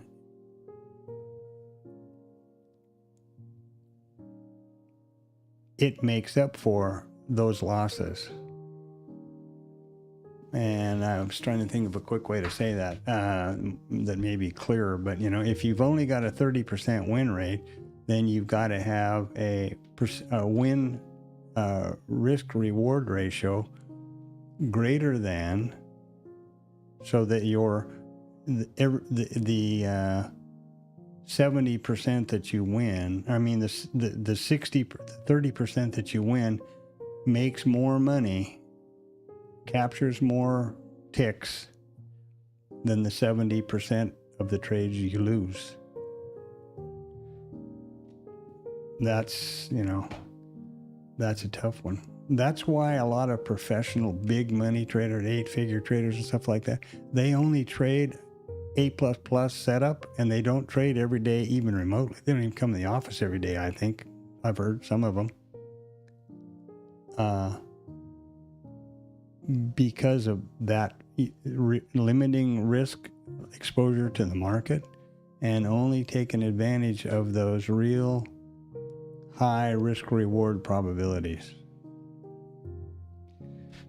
So we didn't get our T2, we got risk neutral scale, and we've been stopped out sufficiently down to here. We couldn't take an IB short, even though this, you could make an argument for this being the trigger for an IB short. But where are you going?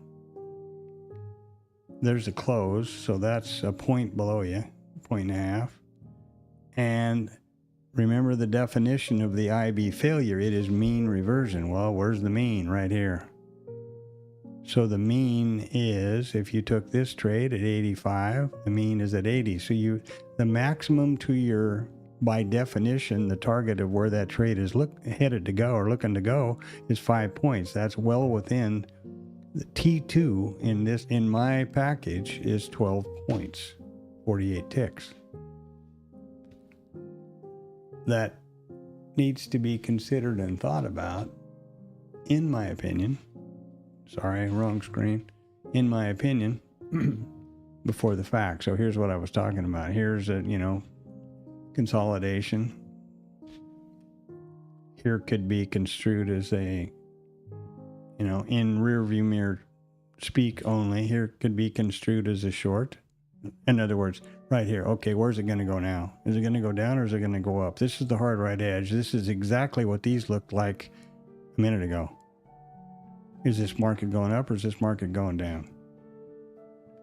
You would, if you're looking at this, if I'm looking at this in context of the IB level, as here, I would expect down. And there we go. But what is our, by definition, this is mean reversion. That's the mean.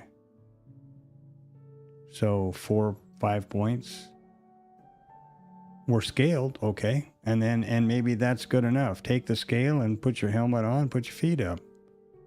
And see if it gets down here. If it comes down below, and get your targets.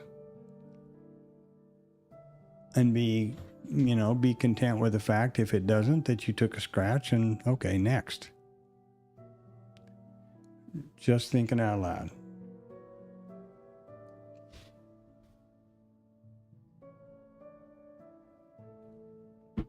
And remember that Agent Orange is taking the stage at 12 again. So, the joy of trading. The magical mystery of trading. Here's a saying that I like a lot. In trading, there are no such things as lost opportunities. There is only the next one. And that kind of aligns with Tom and several other people's philosophy that, it says, and I agree, the market is a continual stream of opportunities. It's like a bus line, and the joke in the TLab, a lot of people, I missed that one, I'm waiting for the next bus. And that's it. Here's a bus is coming along, an opportunity is coming along. There are no missed opportunities, there's only the next one. And when, think about it, if you ever travel on a bus, you don't worry about missing the bus, you're just waiting for when the next one's coming. Because that one's gone, what the hell with it? Who cares about that,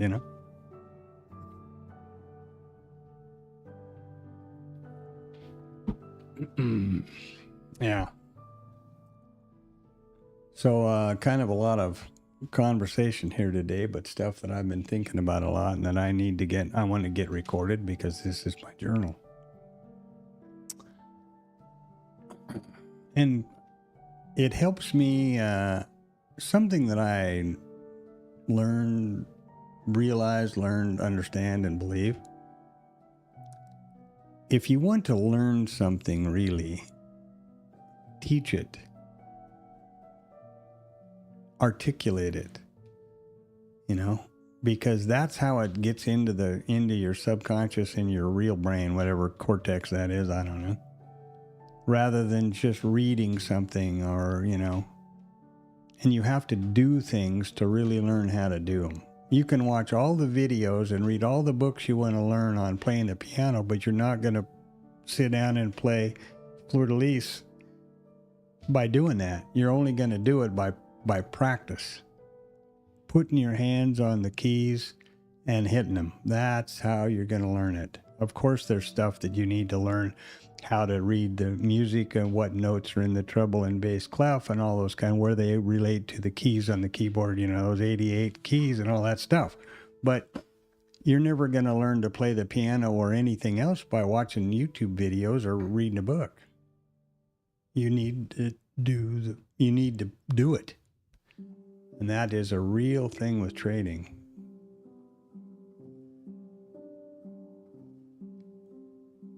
Steenbogger, those guys. I don't know if he really trades or not. He's the world famous trading psychologist, but, and that's, I think, the stock and trade of a lot of the internet people is that's why they're continually looking in the rearview mirror. Often don't ever trade live. And then I guess a lot of them are even more devious than that because they're getting paid by somebody. So they're, cooking the books and photoshopping this and that and something else, which is a whole other world that I'm not going to even think about. So what happened? Well, we came down here and we got down to these, and here's this POC, the two VWAPs just below, the mid, the POC, and the VWAPs down here. Are we going to get through that? Don't know. One thing for sure to remember, it's the 11th commandment, thou shalt not diddle in the middle. This, boys and girls, is the middle. Which hopefully you said, but yeah, you just talked about the VPOC migration trade, and you're right. And to be honest with you, I have questioned that setup to others. At what point does the VPOC migration turn into diddling in the middle? I would say that it's within, the first or second price move away from it. Like here. This is the VPOC migration. There it goes. It migrates, pulled back, came up. You take the long. Boop. There you go. You're happy. You made a lot of money. This has been, and that was at what time? 9:15. This is an hour later. This is more than an hour later. This is an hour and 20 minutes later, 10 minutes later. That, in my opinion, anything around here is diddling in the middle. And that comes from the definition or what is the POC? It's the price at which the most contracts, in this case 9,792, have traded so far in the session. What does that mean? That means this is the most likely price to get traded back and forth over the top of, and the most likely place for you to get your ass chopped up, I believe. Now here we go. We might have a VPOC migration. This is news, I'm sure. I would bet money. We're now at 7,000 here. We've got 2,700 contracts at this level, and all of a sudden the POC is going to migrate down here. Coincidentally, the same price is there. And I do have underneath here, I should have under this mid, there should technically be a migrating VPOC flag, but got a lot of levels right there, and that statistic was important to me.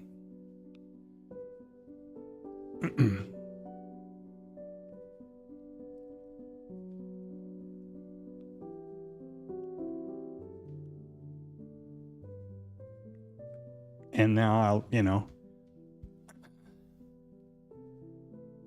And here's the joy of trading. Okay, I made a whole bunch of cases for why I didn't think this was a good idea because of the range requirement.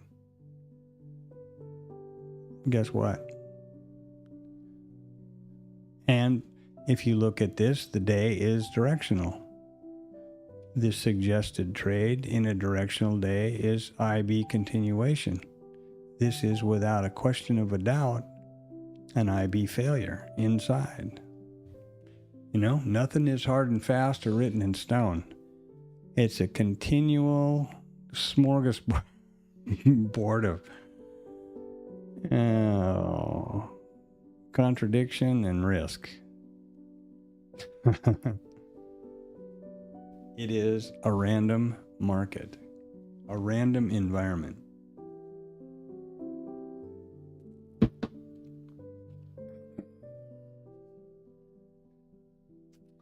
And there you go. And where did we go? Right back to here again, didn't we? Now we're going to get down to this one. And then we're going to get to the IB low. How low can it go?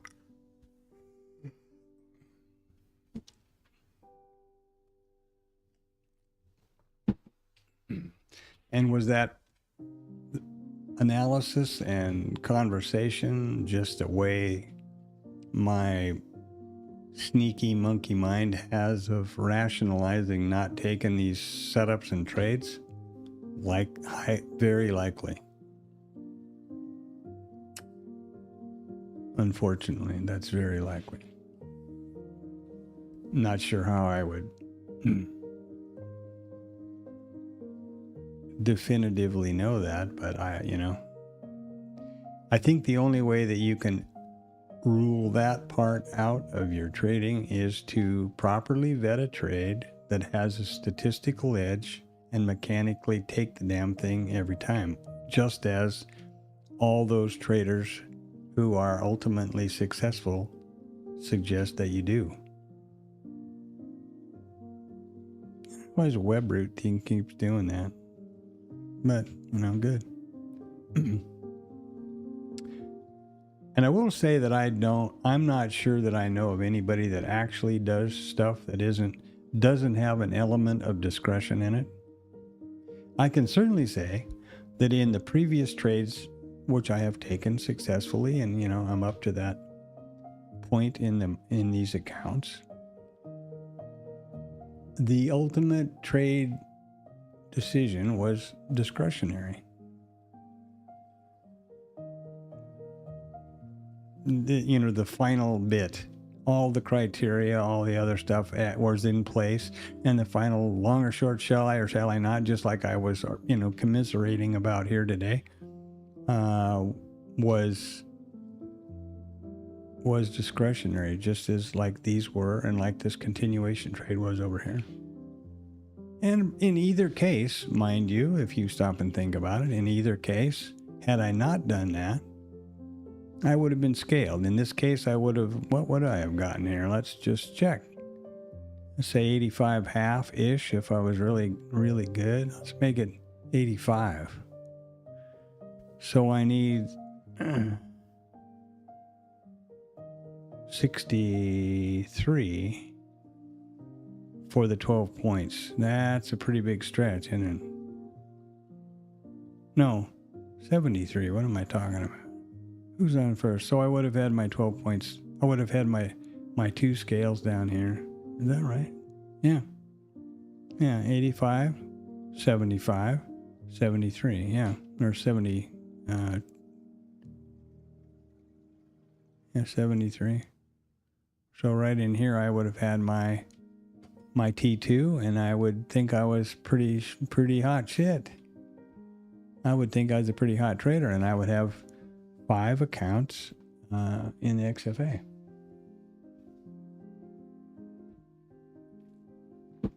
Taking a trade against my basic rule of context and the definition of the IB continuation or failure trade. So that brings up another thing that I think is really worth mentioning while I'm on this psychological rant or whatever.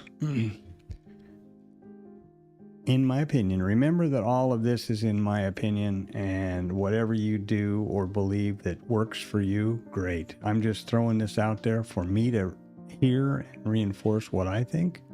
And if it helps someone else, go, hey, I never thought of that. Cool. Or what an idiot. Who thinks like that? Whatever it is, good. I hope it helps. Anytime, and this is pretty important in my book, in my journal, my trade plan, anytime you make an error, for example, anytime I go contrary to the basic trade plan for the IB trades, and it works like this would have done, that's really bad, because by human nature, we remember and highlight with a little sparkle dust and stars, the good stuff, the things we perceive as good. And we gloss over the things we perceive as bad. So the fact that this was a breach of the trade plan to go IB failure in this context, day type, this daily context, to go IB failure and counter trend trade, actually, that would be reinforcing negative behavior, and that's very dangerous. That's like the most basic that every trader can probably understand. That's like moving your stop away from entry. That is, everybody knows rationally when you're not in the heat of the market, that's the dumbest freaking thing you can do. That's the quickest way to go broke there is. The ultimate basic mistake, that's like the golden rule number 1. But if you do that and you miss getting stopped out by a few ticks and then it goes your way, oh, well, the next time you're going to, but last time that worked fine. I'm going to move my stop. That's the real danger, in my opinion. So I didn't follow my plan properly by not taking the IB continuation trade that was suggested, and I did it for the reasons I've articulated. I would have been scaled and I wouldn't have gotten to my T2. But I don't feel bad about, I actually think it was a good thing in terms of my trade plan to not take the IB failure, which would have gone to my targets, because it was counter trend and counter to my trade plan. Now, another thing that's really important, I think, never make changes to your trade plan during the live market. Because, Hyde is poking you in the ass and your adrenaline's ripping through your brain like, Peruvian gold. So, or we used to call it dummy dust or Peruvian army marching powder. You're definitely chemically and emotionally conflicted at that point in the live market, no matter who you are. That's because that's our human wiring. So never change your trade plan in the live market, in my opinion. That's something you do when you're cool, calm, collected in your study period in the evening or whenever it is you do that, or the weekends like I do a lot. That's, I think, an important rule to have in your trade plan. And along the lines of emotional stuff, we are always going to have FOMO. It's part of our wiring, our evolution. We're always going to have fear. We're always going to have this compulsion to win, because that's how we evolved. You're never going to, many people control that, eliminate those emotions. That is exactly tripe. I mean, complete BS. What you have to, because you can't do that. It's, like I'm going to eliminate happiness in my thinking. Well, that's the stupidest thing. You can't possibly do that. It's part of who you are, part of your wiring. what you need to do as a trader, in my opinion, is recognize those thoughts and feelings and emotions immediately, and then recognize them. Oh, FOMO, how do you do today? Hi, hide, however you want to look at it or approach it, and again, and not act on them.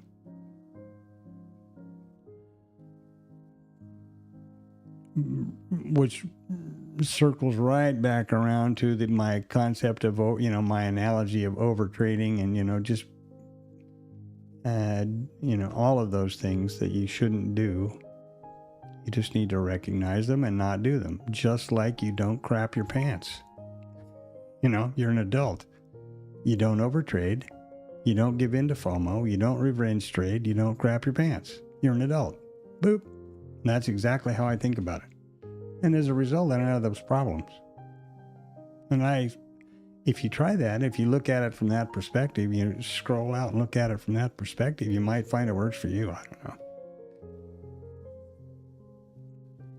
But if you think about it in those terms, it's kind of embarrassing, isn't it? Because it's all about the same thing. Oh, yeah. There you go. Now we have, as our friend Richard here would put it, Agent Orange will be taking the stage here at about noon 30 or noon 15 or something like that. Let's take a look around the hook here. High time frame micro composite chart. Here we are. Essentially a doji. That's pretty obvious what we got going on our book map. Rankos. Traded them up, traded them down.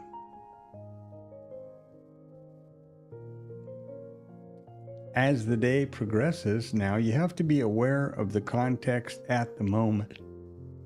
For example, I didn't feel that right here, excuse me, I'm going to sneeze, hold on.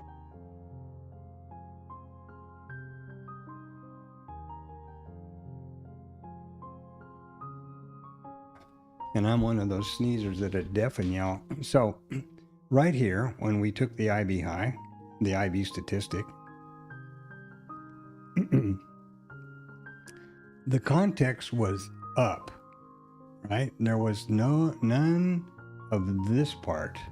None of this volume was reflected in the profile. So you have to be careful of that in your own, mind when you're looking at the day.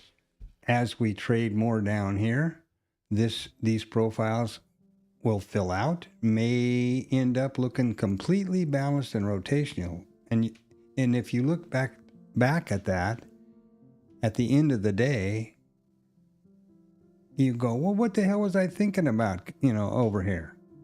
Because on the hard right edge at that moment in the day, in the trading day, the context was up. It was not rotational, it was directional. The tanker turned right up here for whatever reason. So bear that in mind. And here is the market profile, and here is the NQ. How do you do? And then the micros are same story. And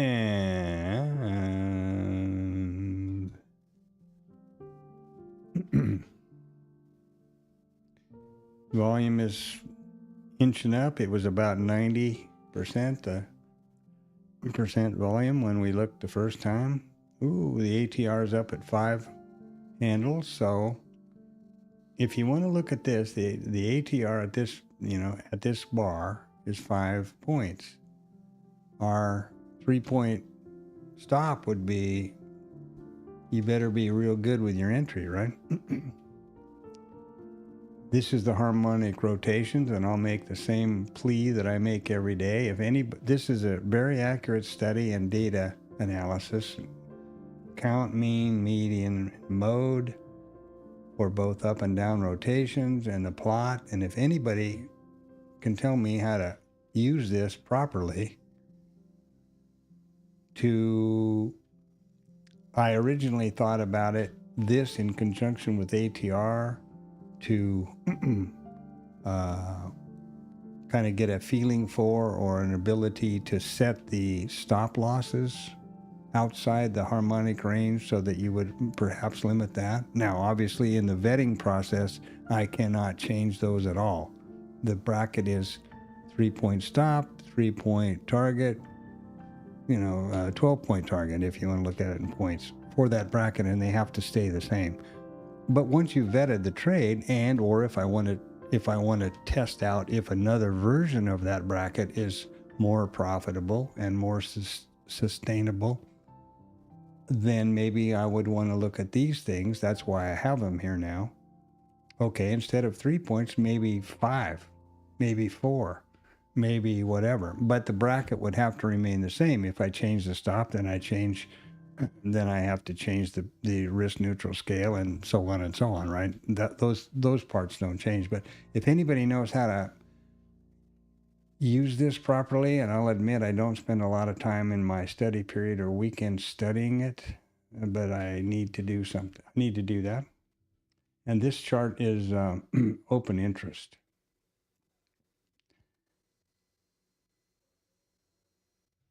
And the S&P or the SPX.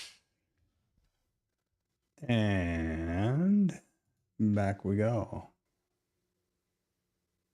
So what have we done today? What is today going to look like when it's over? It's going to look like a big rotational can of retail soup, right? We opened right here. We traded them up. We traded them down. And here we are where we started. There's the open. Well, did the same thing yesterday. We closed damn near on the open at the close of yesterday's RTH session. So, and here's that VPOC migration. Who said that? Who was that masked man that said we're going to get right back down here again? The minute we got greater than 97.92 contracts, we're going to move right down here, and guess what we did? I probably am stupid for not keeping a lot of this stuff, and trying to be like the rest of the internet guys and go, I predict that it's going to happen. Send money, send money, send money. Subliminally send money, send money. But that's not the point of the stream, obviously. It's my journal, so. But as a joke, saying that completely tongue-in-cheek. But that's how simple and straightforward and rational, logical it is. It's math, statistics, numbers. The minute any one of these prices is got more contracts traded than this one right here, that's where that yellow line's going to go. The VWAPs, what are they? They are the volume weighted average price, a math function of the average price and math and volume. The mid, that's a difficult one, isn't it? The middle. The IB high and low, the high and the low of the first 1 hour of the RTH trading session. Nothing mysterious or magical about any of it. And the rest of them are price levels. There was the ETH high. Here was settlement from yesterday, yesterday's close. Boop, boop, boop. The more straightforward and the less convoluted and complex the data and your decisions, I think the easier it is to be consistently profitable, because it's easier to follow the process, I think. And I'm still struggling with it, as should be obvious by my conversation here today. My narration, whatever you want to call it.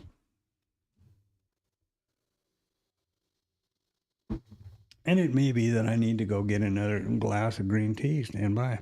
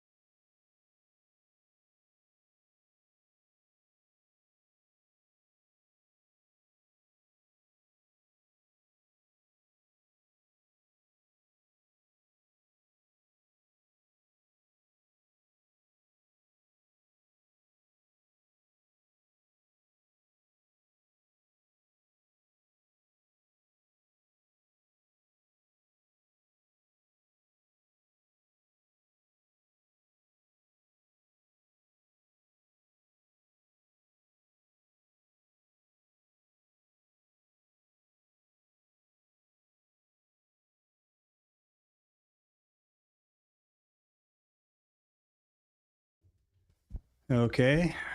Somebody said something and somebody said something else. I don't. Who knows? Let's check the news, eh?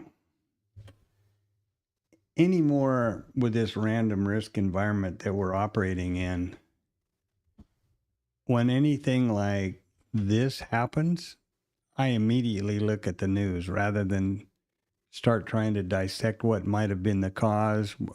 Why did we break down from this fractal to this one? You know what I mean? I'm not saying that's the right thing, but that I've become conditioned to that. Oh, well, there you go. Navarro was speaking, and he just got through it at 10:45. So that's yeah,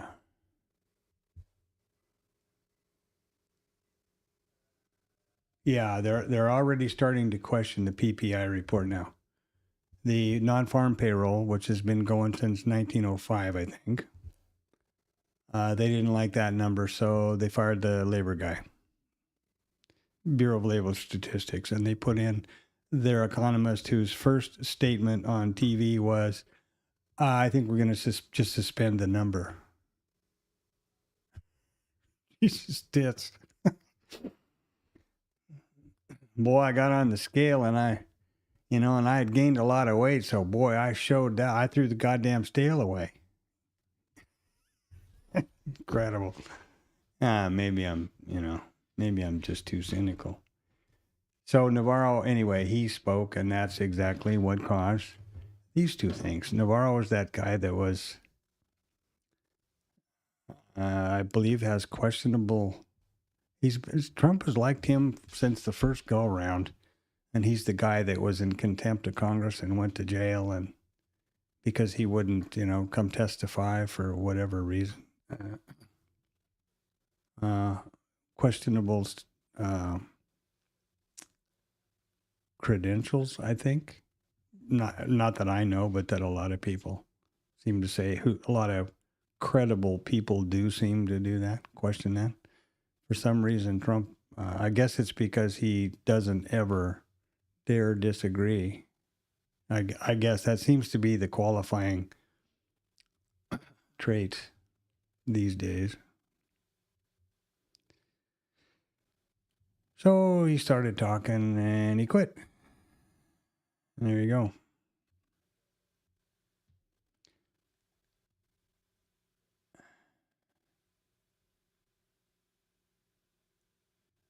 And here we are.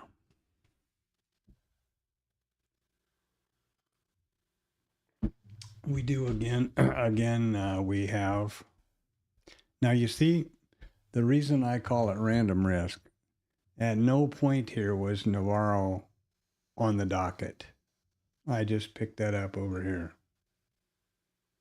And again, if you're new or just in the stream, Financial Juice and my other go-to source is investing.com, which I use the numbers and the earnings and stuff, earnings reports. Let's see what the earnings are doing this week, actually. Pretty light. The only big earning that I am aware of coming up is the 20th. I believe we've got NVIDIA for the 20-something or another-ish. And I guess I'm wrong.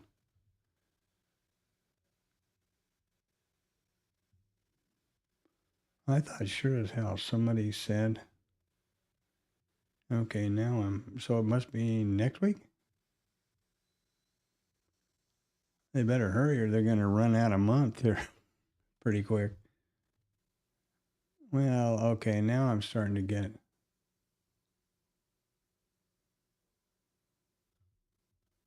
This doesn't look right. Why is it today? Okay, that's earnings.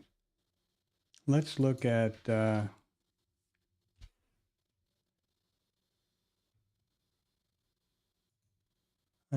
end of the month. I don't know how to do this, as you can probably figure it out. There you go. Okay. Anybody spot NVIDIA? Oh, there we go. The 27th. That's obviously going to be a biggie. $4.4 trillion market cap.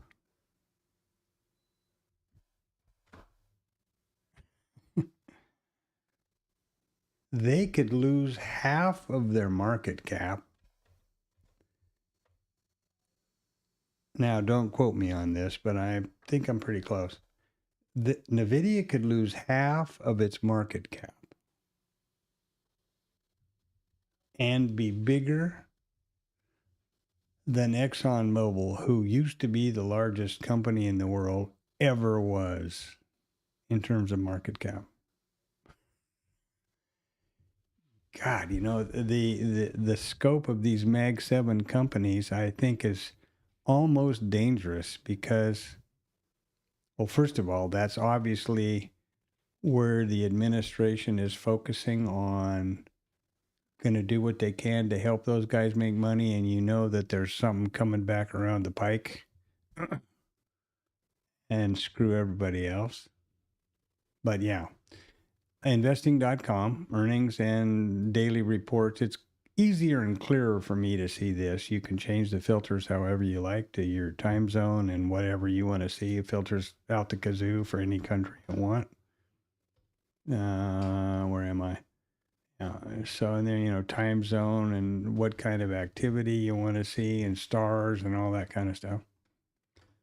Then there is, let's see here, let's get back to here. Yeah, I know, that's the way I had it before. All right, and then there's Financial Juice, which is also free. There's a paid version, like I said before. It's a little bit more confusing up here. Filter again. But you get this kind of stuff, more of the active daily, more like a squawk box. So that's pretty handy.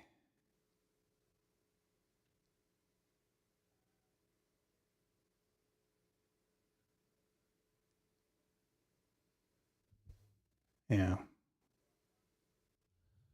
There's that.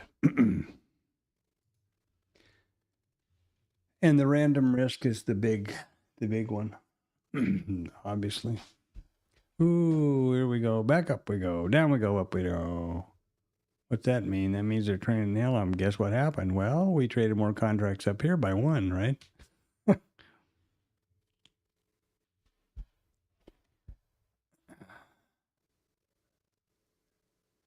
Oh, I'm sorry. This is the full session. The more muted yellow is the full session, which is over here. That's why, because the minute I looked at it, I thought, wait a minute, 10.6 is not bigger than 10.7. That's because it's the full session. In a little bit, though, if we trade up here a few more times, the minute this price is 10,765, this beauty's going to jump back up there, as I said earlier.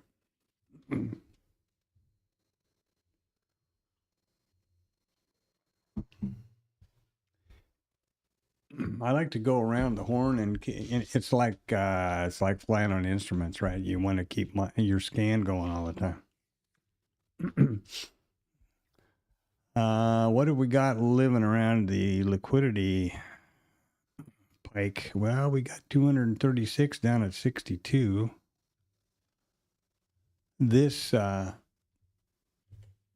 the book, full depth, level 2 book.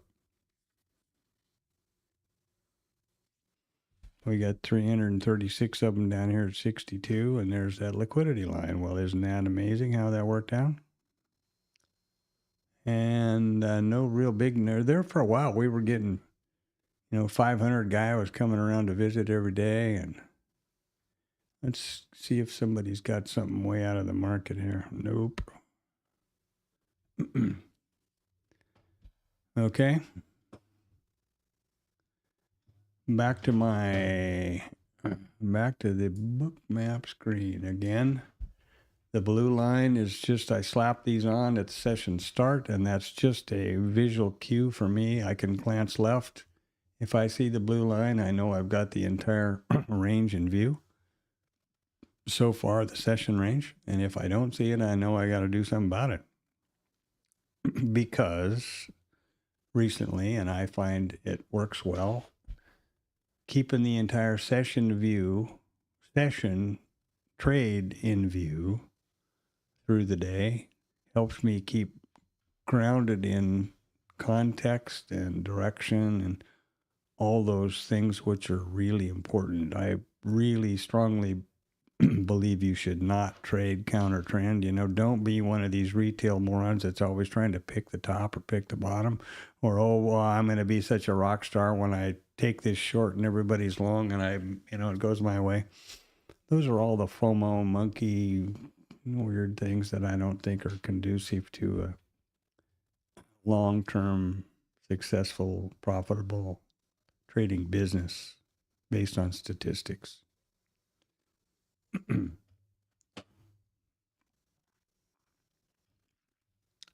And when I get to a situation based on a setup, which I'm anticipating, there's never a big hurry. It's not gunslinging or clicking the mouse like you're killing snakes or whatever. When I reach like, for example, when we're coming to the IB statistic to be set, because that's the trades I'm betting. Those are the two trades I'm betting at this time. Then I can zoom in and see the detail of the price action. And once that has passed, or I'm in the trade or whatever, back out we go again. So I keep grounded or grounded in context, the bigger picture. And you see that, that's much easier to do on my IRT setups here. You see I have the bigger picture, the biggest picture, the somewhat bigger picture, the couple of days picture in RTH sessions in the Renko charts. That's the whole idea, but to just keep the perspective correct. And with Bookmap, you can get into, milliseconds. I mean, you can get in so tight you don't even know whether you're foot or horseback, or at least I don't.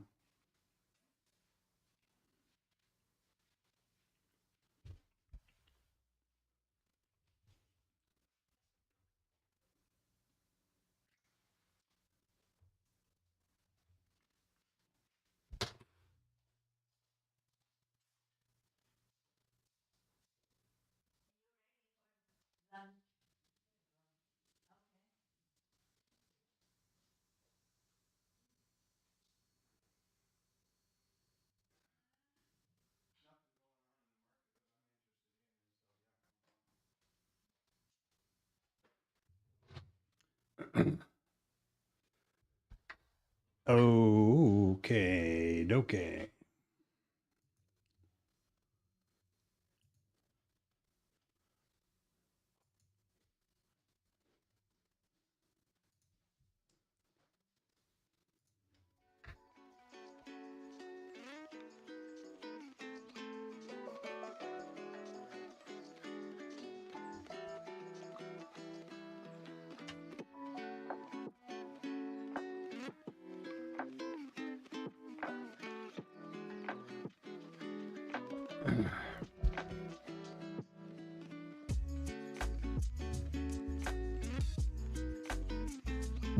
I wonder how many years I'll be doing this before I remember to have the right screens up on the stream when I'm doing stuff like that, just realizing the music had pooped out and putting on another one or whatever else. Again, I have no illusion that I'm going to be a multi-gazillionaire influencer. I do look good in a Ferrari, though. I mean, hey, come on, old guy, gray hair, come on, gotta be honest.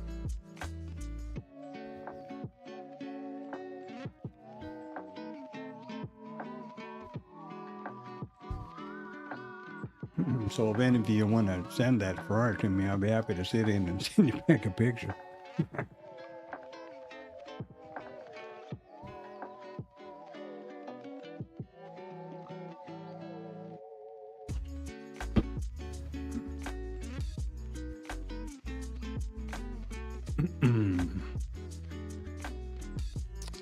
We're just slopping back and forth over the VPOC, the levels. Yeah. And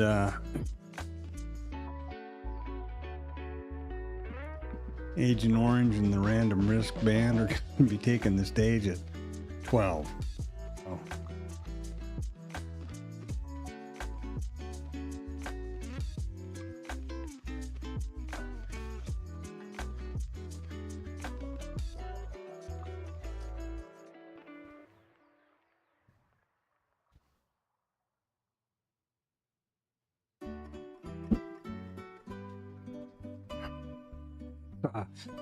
I saw some comment or some quote, J.D. Vance is hopeful that Elon Musk rejoins the mega effort ahead of the midterm elections. Yeah, no shit. He's $200 million for Christ.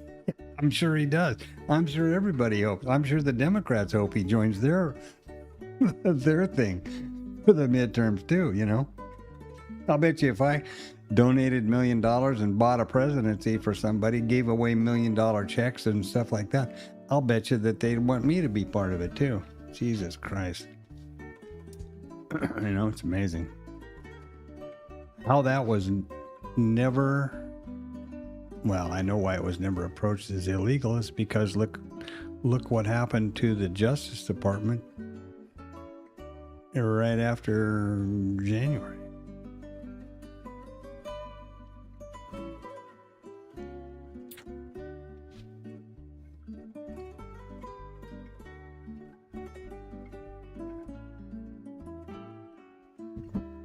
That's the scary part in all seriousness about what's happening over here. To me, we no longer have checks and balances. And that was one of the founding principles. What has kept this place together and made it what it was, whether you like it or not. Definitely the leading influence worldwide, pretty much, for a couple hundred years. Well, more than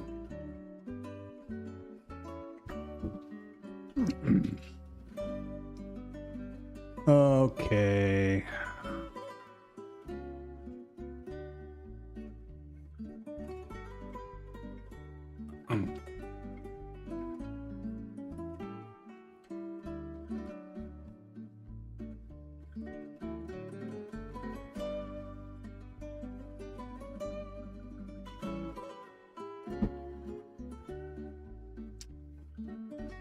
Jesus, the 14th of August, and it's Thursday. I was still thinking Wednesday earlier this morning.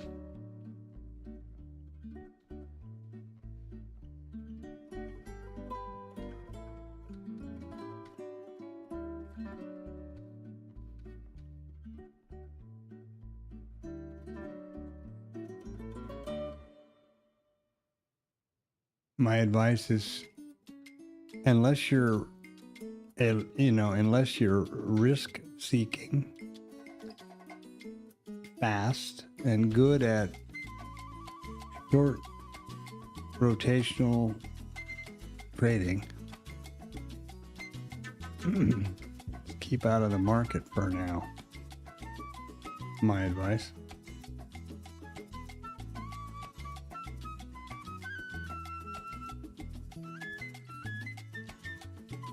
And keep the big picture in view, keep the big picture in mind.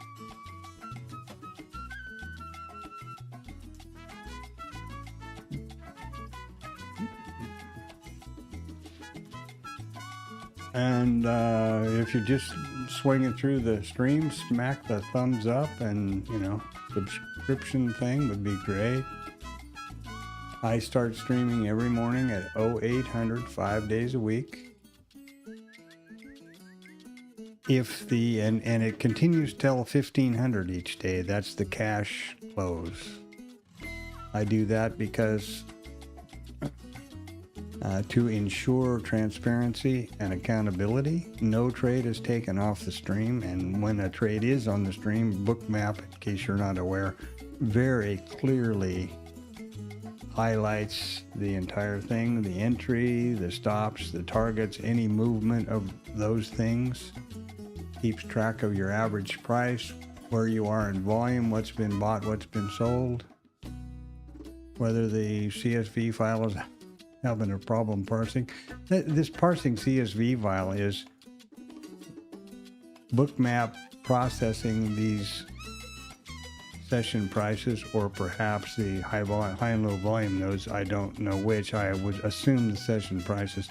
These push from IRT to Bookmap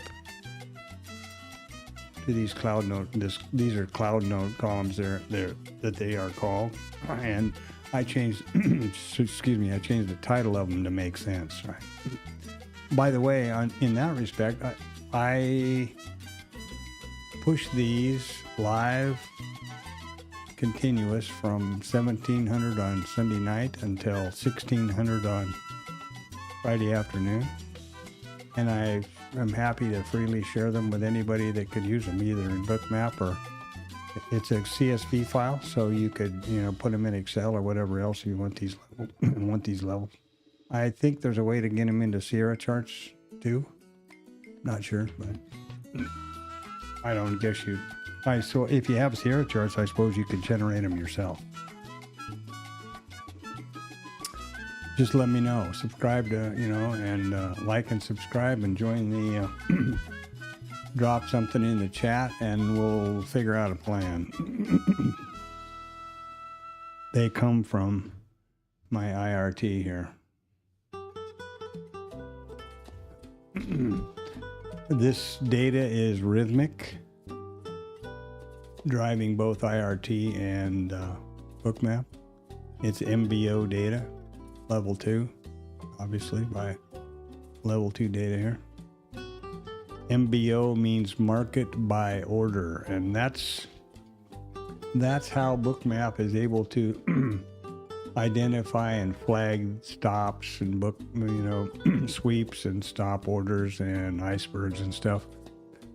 And it's just common sense. The exchange needs to have a tag on every order so that they know how to deal with it, charge for it, execute that order. And what Bookmap was able to do through MBO data, once it was shared, the Bookmap didn't do anything. It was once the CME finally shared that data with those tags, Bookmap is then able to read those tags and generate these various data points. 280 contracts stopped out for 25 orders. Simple. It's MBO data, market by order, not aggregated.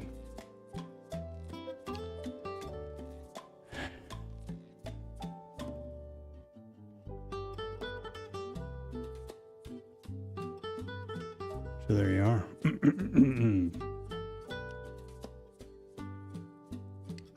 There you go.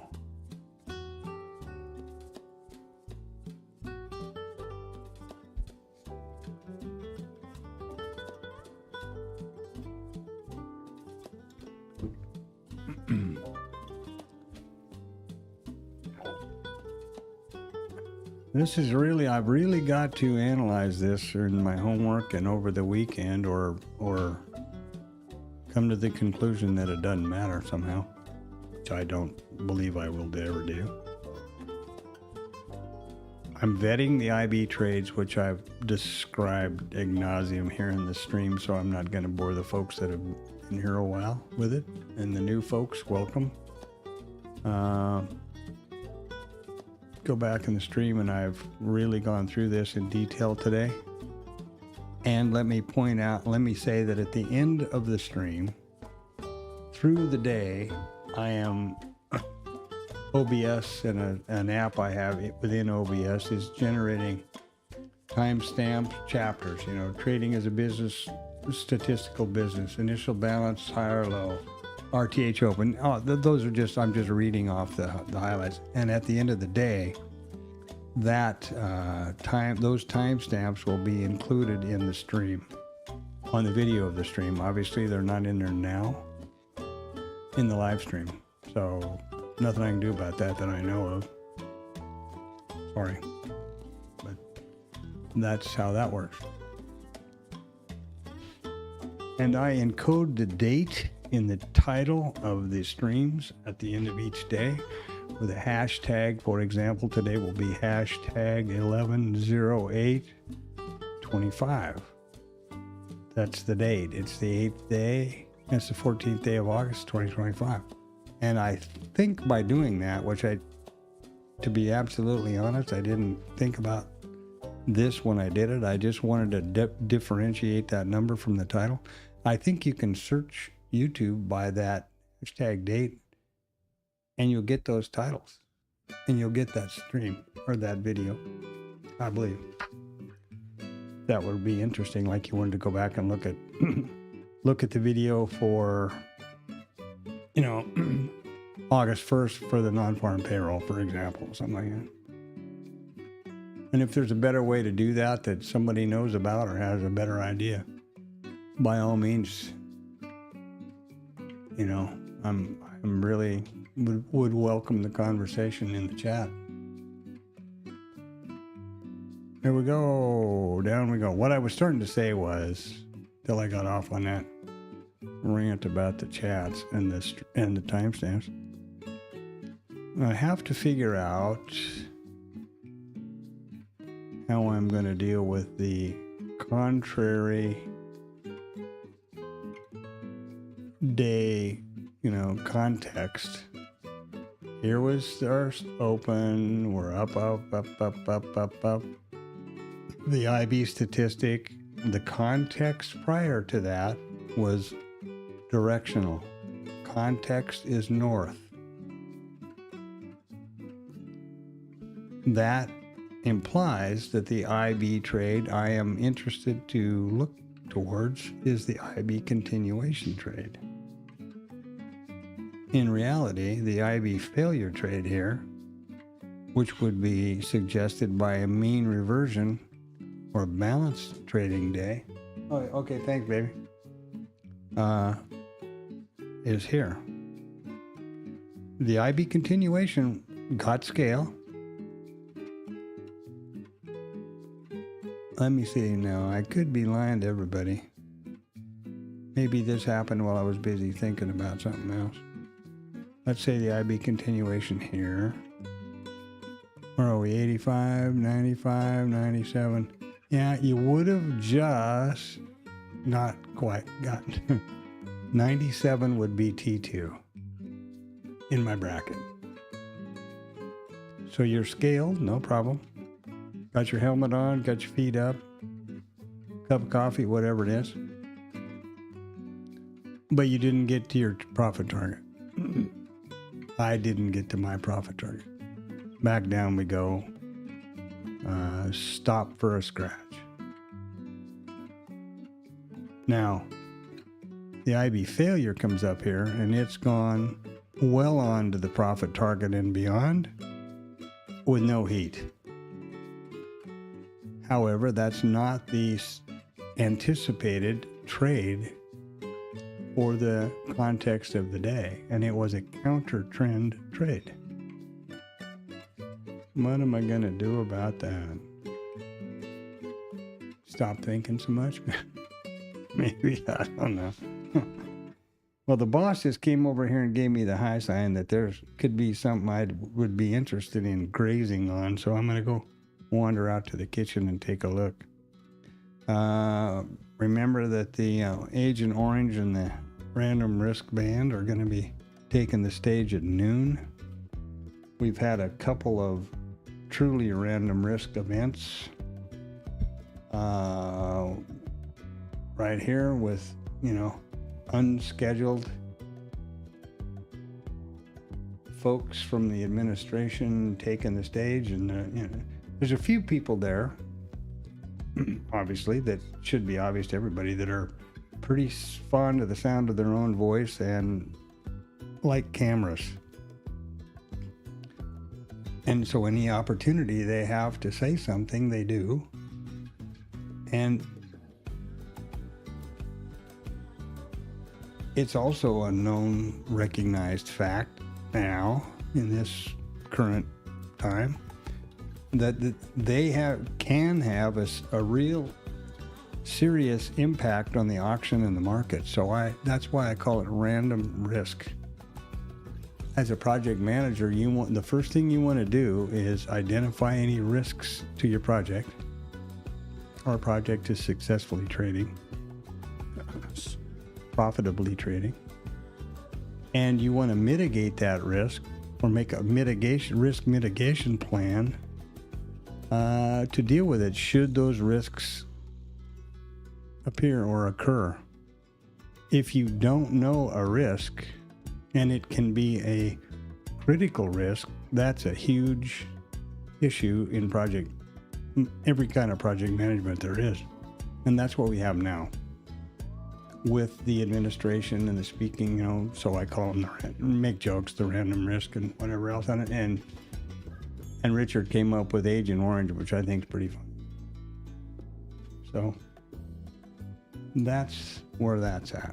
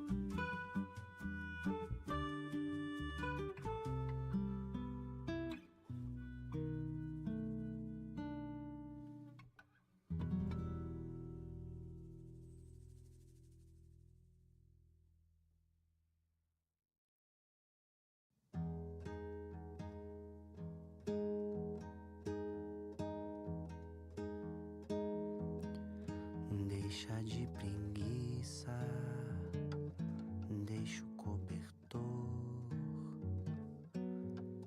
Deixa que hoje eu vou ser o teu calor. Sei que tá friozinho, já sei como é. Sei que o nosso amor aquece quando quer. De manhãzinho o sol nasceu,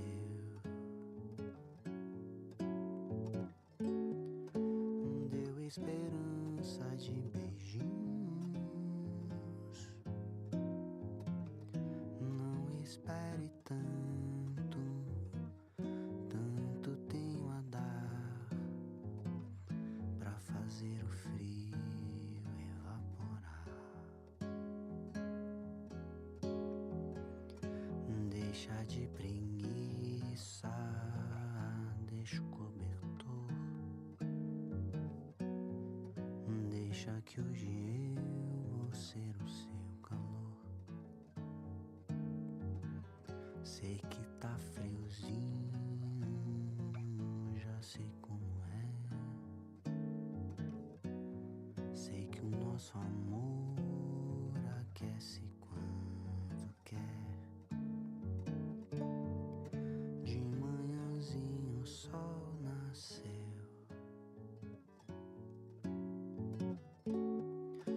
deu esperança de beijinhos.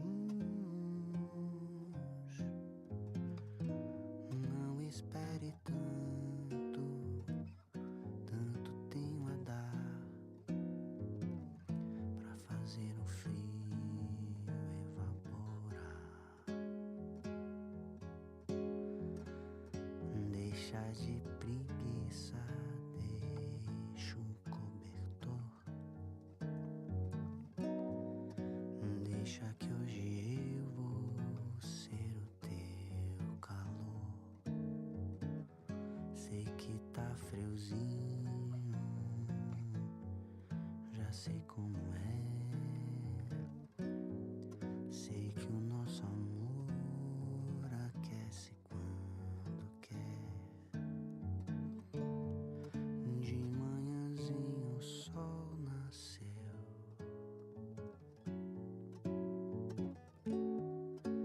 deu esperança de beijinhos. Não espere tanto,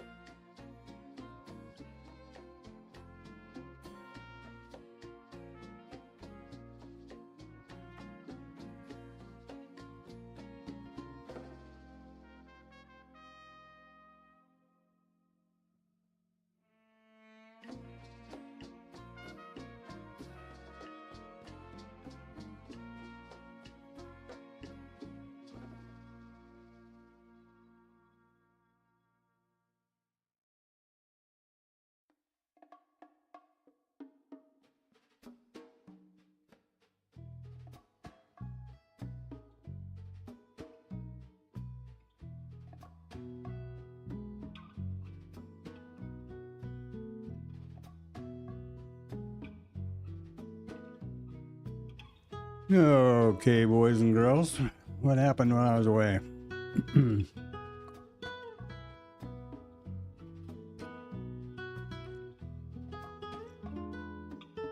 More of the same, apparently.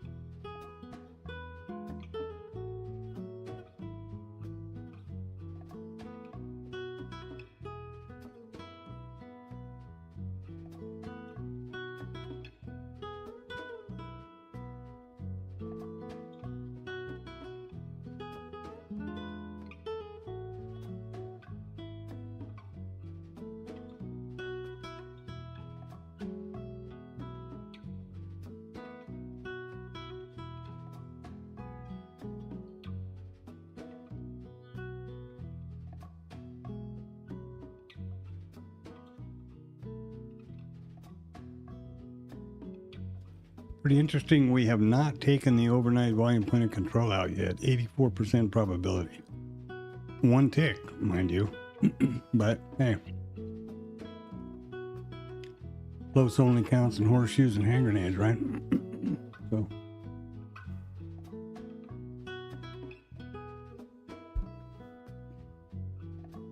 that would be kind of a surprise if that doesn't go. Especially the way the day is stacking up here.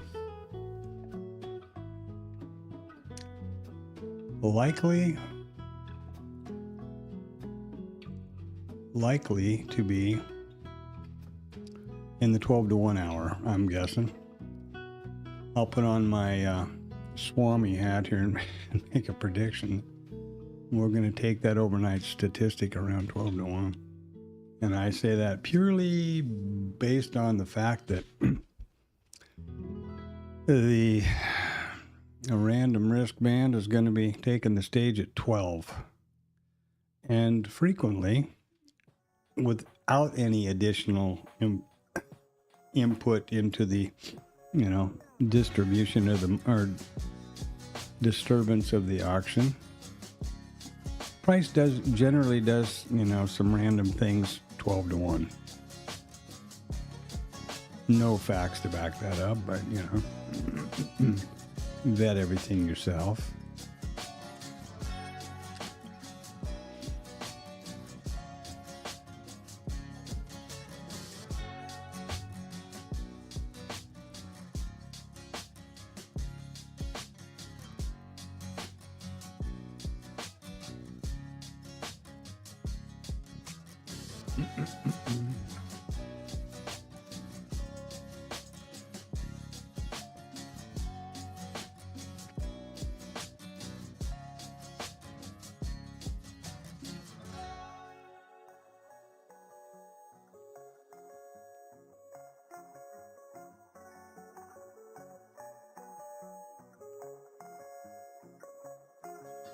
We got that next VPOC migration apparently while I was away.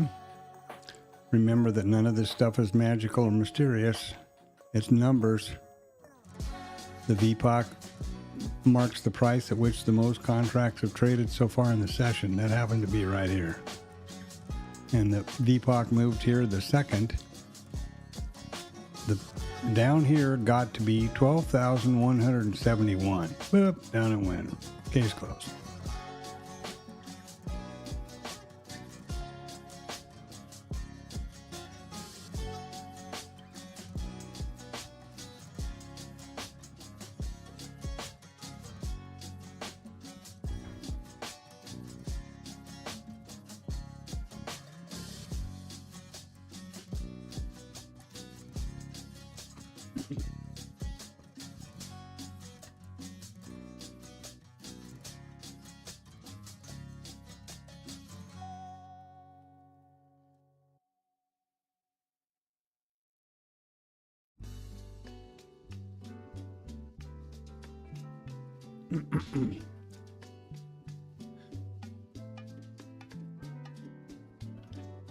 So, welcome to the stream if you're new here.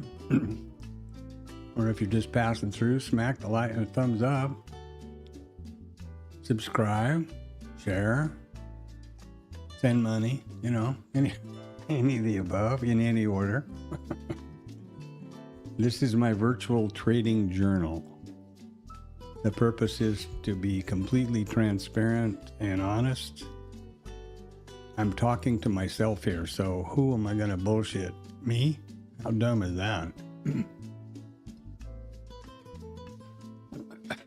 Surprising number of people are really good at that, though, I think. And there's the other, you know, there is that group that believe if you say something enough, if they say something enough, it will become true. It'll become a fact. Of course, that's just rationalism and I suppose some sort of psychosis, but anyway. And the point of the stream is that it's my virtual trading journal. I don't multitask well, and so I'm able to see everything that's captured on my screens. And my voice here gives insight as to what I was thinking at the time and or in a trade. I trade no indicators on my charts or my book map. You could make a case for the fact that the VWAPs are indicators because they are mathematically calculated volume weighted average price. And in all these numbers pretty much, except the price levels here, these various, you know, POC, full session and RTH session, there is an RTH VWAP and there is a Globex or full session VWAP. The only one that doesn't do that is the mid, which is just the RTH. This is my micro composite column. The data in here comes from my IRT micro composite charts. This is high volume, low volume nodes, full session volume profile. This is interesting to be sure you understand. This is not the ETH or the overnight. This is the full session, which starts at 1700 last night and will continue plotting through 1600 today. The RTH volume profile, which resets at 8:30 in the morning and trades through 1600. The notes column, which is, you know, I've gone over ad nauseum in the pre-market about how I determine the open open type and which is the name here. This is low. We open lower in range today, and how that's figured out, and that also determines which statistics apply to the associated session prices. Real easy, real straightforward. Nothing mystical or magical or complicated in the charting and everything. Obviously, I'm trying to articulate as best I can how balled up I get with actual trades and the setups and the configuration.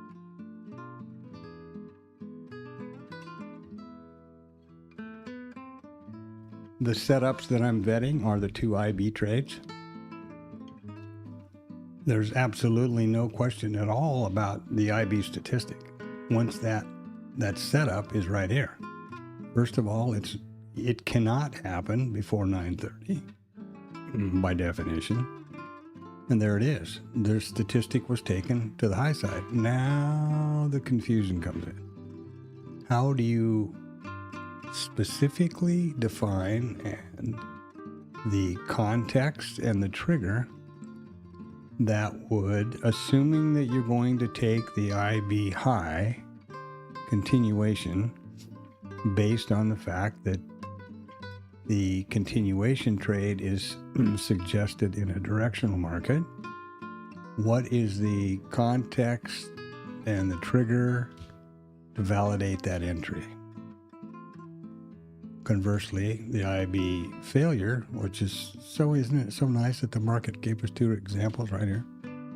the IB failure trade, where we essentially, this could be considered a trigger or here.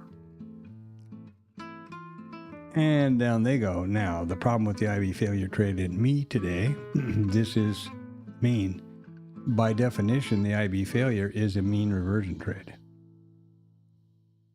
Where's the mean? How, and there's a level here and a level here. So there's no risk, there's no range requirement. And where are you going? At this point, remember at this point in the day, this was it. This was the hard right edge. Where are you going? You got a lot of opportunities to bounce right here, huh? The market is directional. Nah, this is kind of misleading because it's showing the full session so far. But that's, you always have to remember or keep in the forefront of your mind when you're looking in the rearview mirror, unless you're an internet guru who's just trying to bullshit people who don't know better. And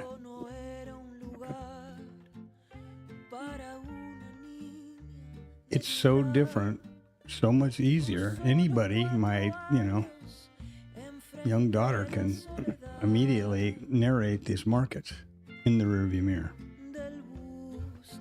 I would like anybody in the chat here to tell me exactly where price is going to be 5 minutes from now on the hard right edge. And bear in mind, you got a 50-50 shot of being right.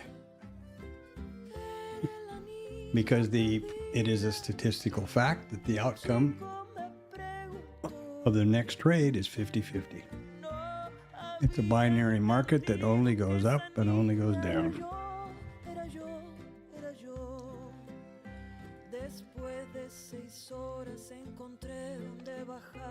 There you have it.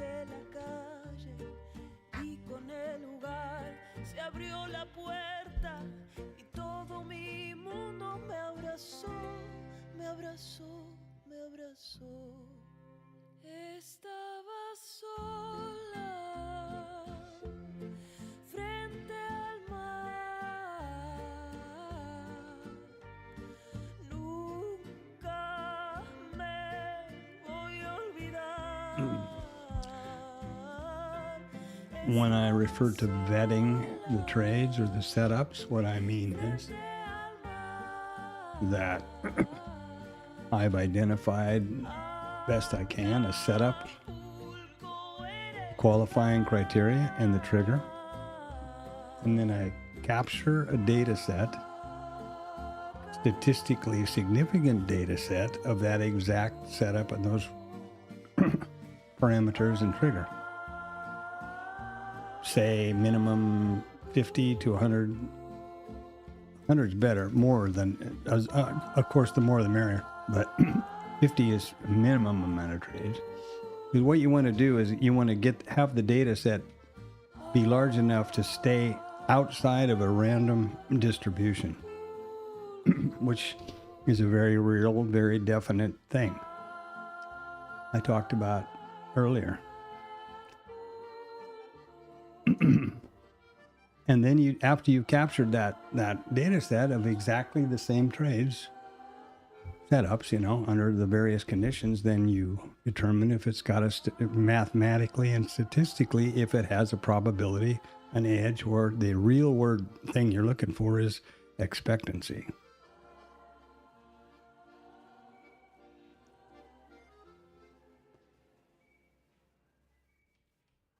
And the way you figure the expectancy is the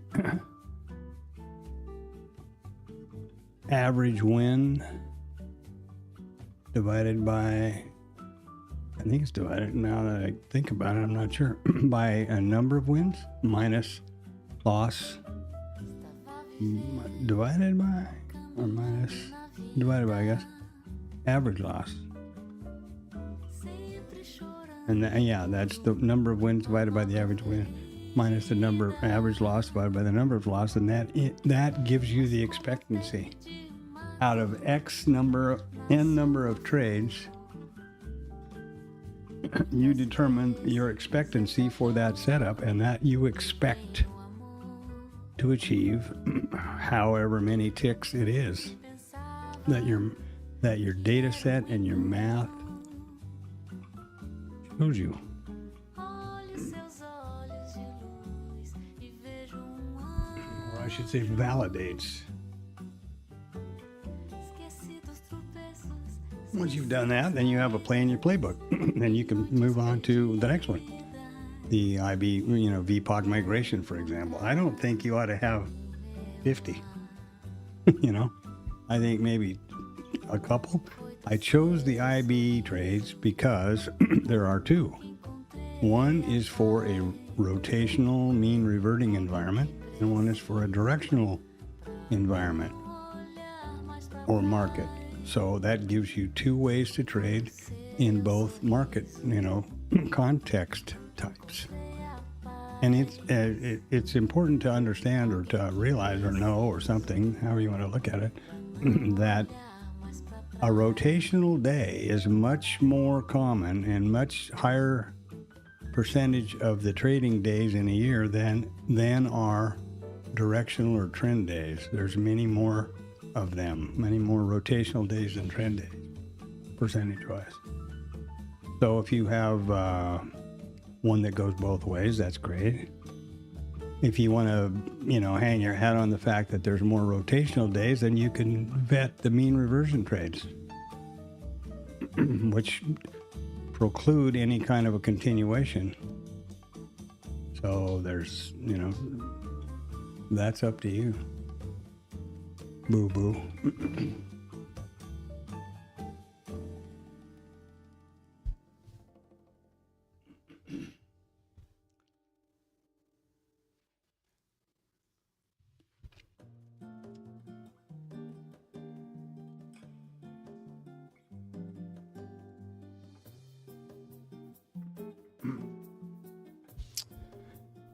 So random. Richard, I just love it. Agent Orange and the Random Risk Band are taking the stage at 12 o'clock here. So that's always important to keep your head on about that one. It's like any kind of a number. Oh, so he's going to give talks about Social Security. That's what Agent Orange is going to be up to at 12 o'clock.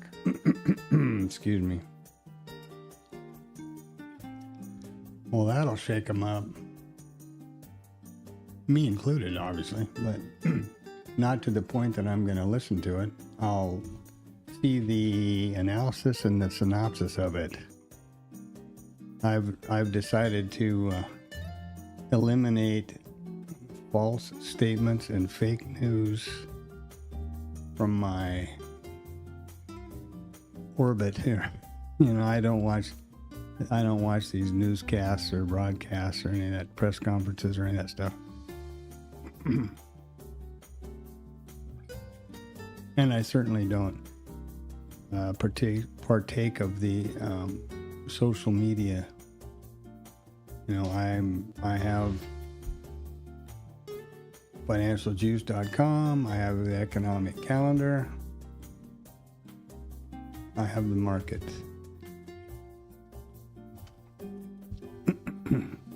Excuse me. I very definitely, as I've just got through talking about random risk and all of that, and the real reason that I have important, or hold it in high esteem is that from a risk management point of view, same way as I do the non-farm payroll or the PPI or the CPI or, jobs reports or any of that stuff that comes out. Hopefully will continue to come out on a weekly basis or a monthly basis accurately, as has been the case for 100 years. But suddenly when it's not what Agent Orange wants to hear, let's fire everybody, and that whole thing is just so weird to me. And the thing that I find kind of strange about that whole thing is why I'm pretty sure I'm not the only person that was going, what the hell is this? But you don't see any hue and cry about it. people who have been in the financial business their entire careers are educated in it. You know, you may not like them or have political views like they do, but you know, everybody pays attention to the non-farm payroll. That's been a huge number for about 100 years, I think. They first started putting it out in 05, I believe, 1905, and then I think they developed or created the Bureau of Labor Statistics in the early 80s somewhere, who took over putting that number out. And all of a sudden, suddenly it's rigged or whatever. Like everything else that doesn't fall in line with what random risk crowd wants, the narrative that they don't want to put forward, then it's suddenly branded rigged or fake news or whatever else. I mean, that's the opinion I have. That's the view I have of it. Look how close we got to that century number up here. Got a $1.69 living there. We got 202 at 90. One of the nice things about the book map, heat map, is you can see that a couple hundred contracts came in the market at 1034. That's kind of nice. I keep this real simple and clean, in my opinion. Like I pointed out and will continue to until I figure everybody that comes here frequently knows, this blue line is just a vertical line I slap on to mark the open of each session, so that I can glance left out of the corner of my eye, and if I don't see the blue line, I know I gotta tweak something to get the entire session visible on the heat map. That's all.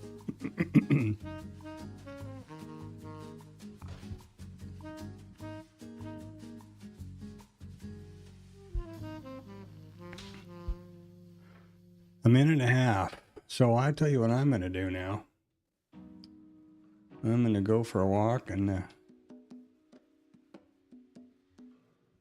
stand back and monitor this thing. I would not consider being in the market, and I would recommend a similar position to anybody in earshot here. Remember that there are 3 positions in trading: long, short, and flat.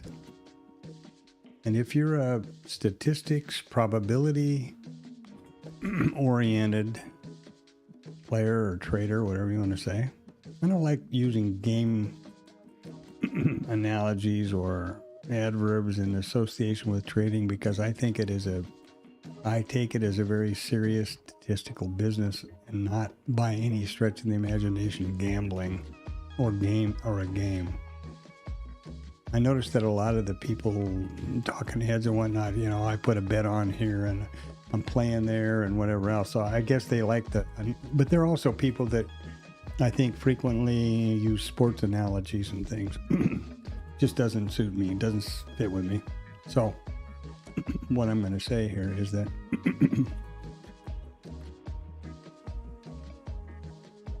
I certainly don't advise being in the market, heading into an unknown risk. And there you go. I think I was going somewhere else with that, but I got sidetracked on that gambling references I don't like. Took priority. One of my 2 brain cells got sidetracked, I guess.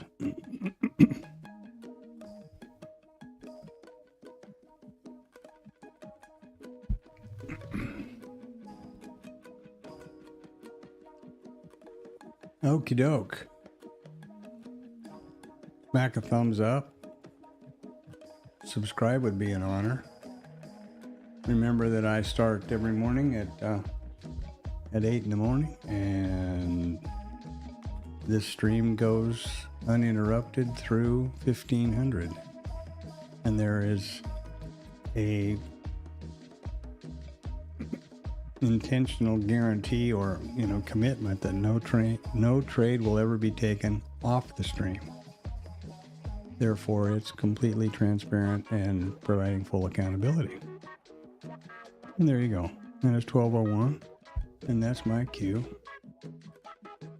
to go foraging.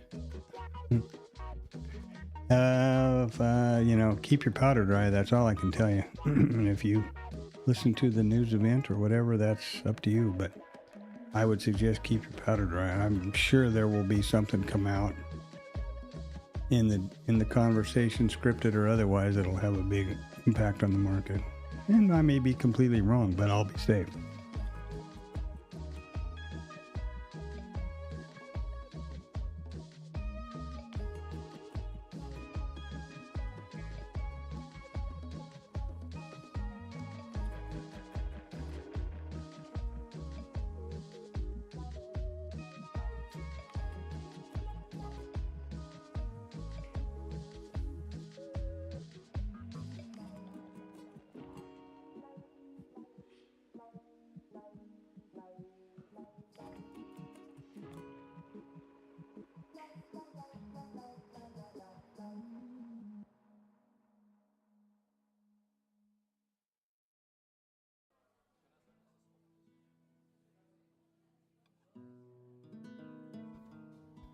To repeat this again for the umpteenth time, before I see the mark views numbers going up substantially here. So the ultimate initial first prime responsibility of a trader is account preservation.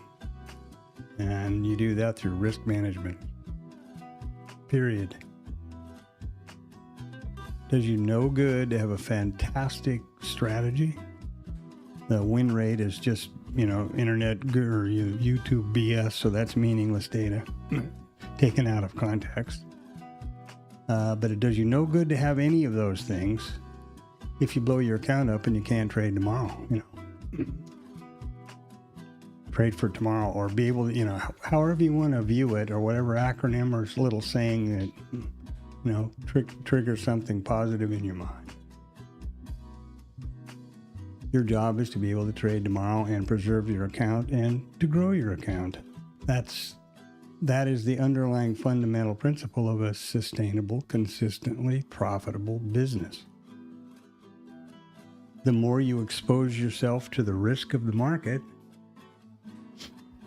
the more opportunity you have to jeopardize that account. Now, staying completely out of the market doesn't do you any good either, but you have to balance that off. Is it a good, prudent idea, and following risk management and account preservation, to slap a trade on ahead of a news event, ahead of non-farm payroll, where you cannot possibly manage your risk?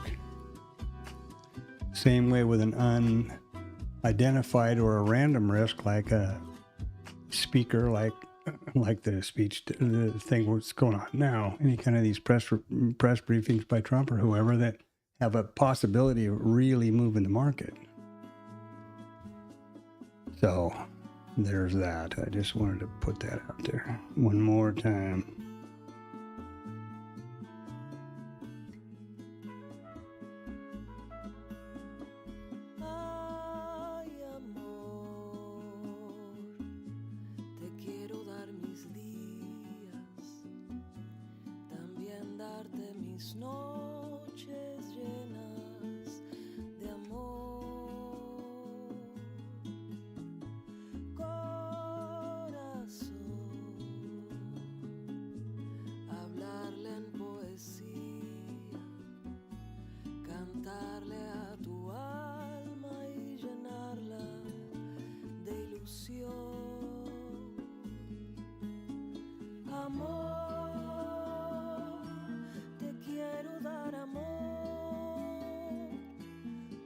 Sientas dolor, quiero acompañarte hasta que te salga el sol, besar todas tus lágrimas y darte todo mi amor.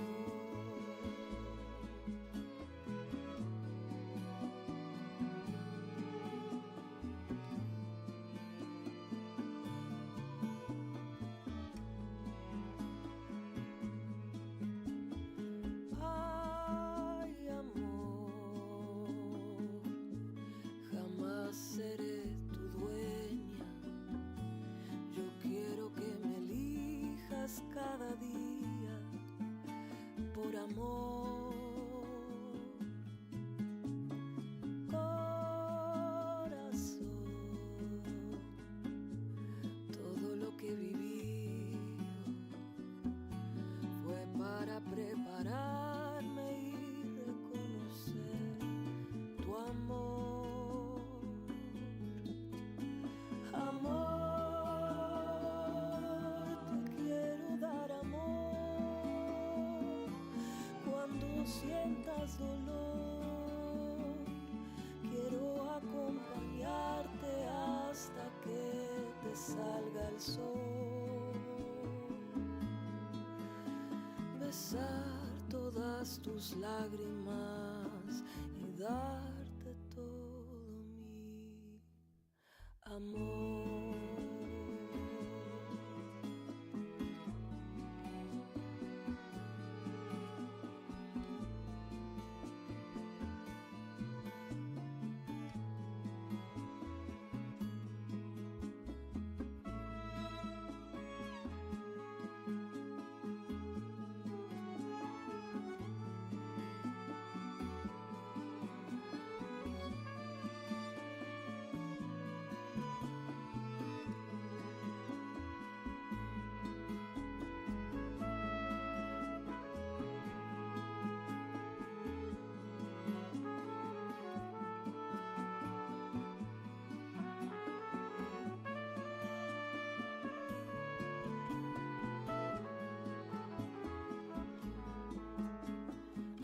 Amor, te quiero dar amor. Cuando sientas dolor, quiero acompañarte hasta que te salga el sol. Besar todas tus lágrimas y darte todo mi amor.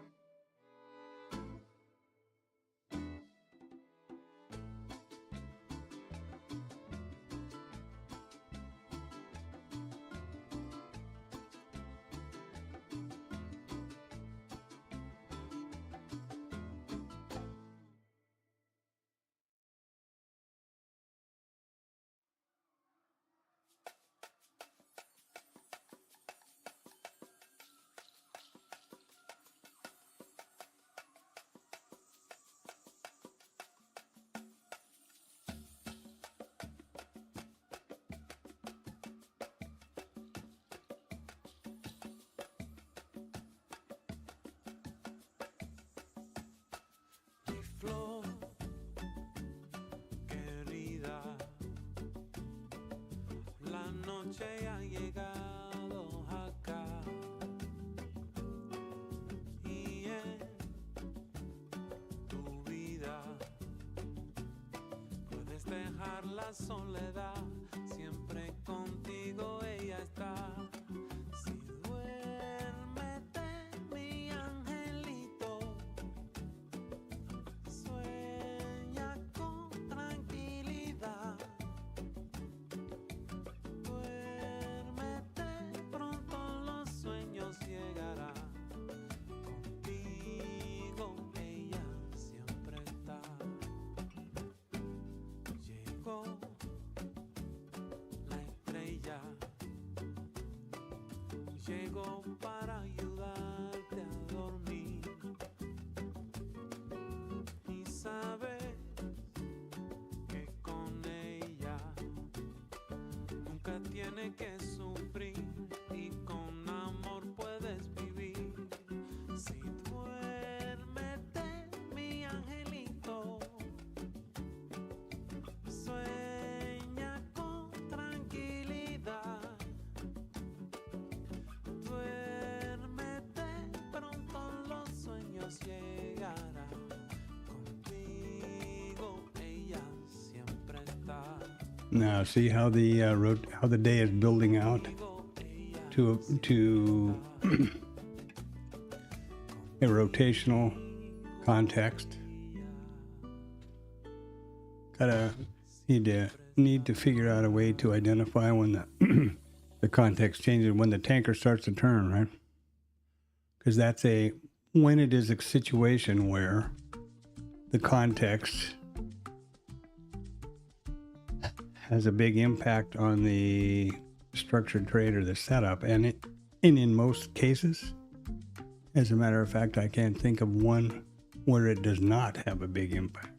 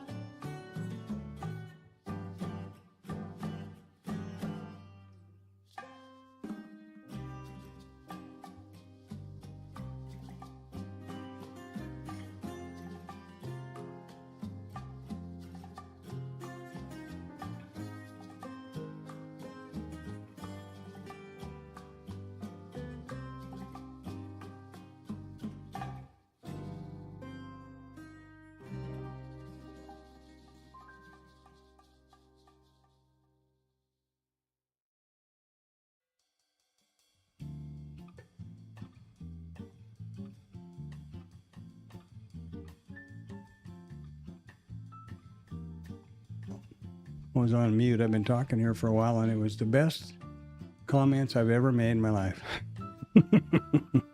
But it was on mute, so there you go.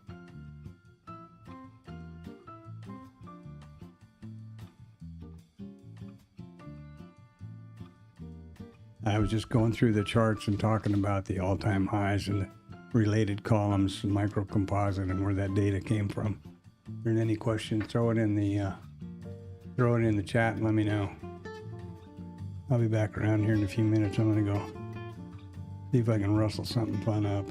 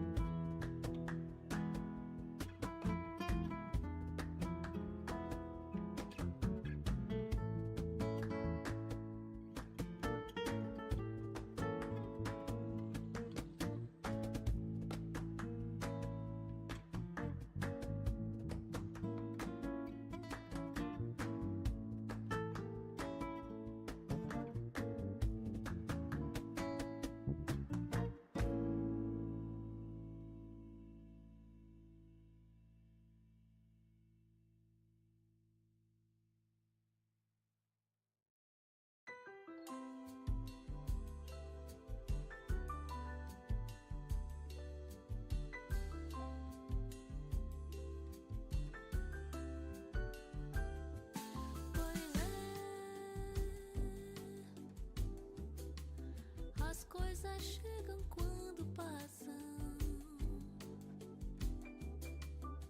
Se o que aconteceu de errado, veja bem pelo outro lado, é o que faz você agora. Todas as migalhas do passado vão viver tempo de glória.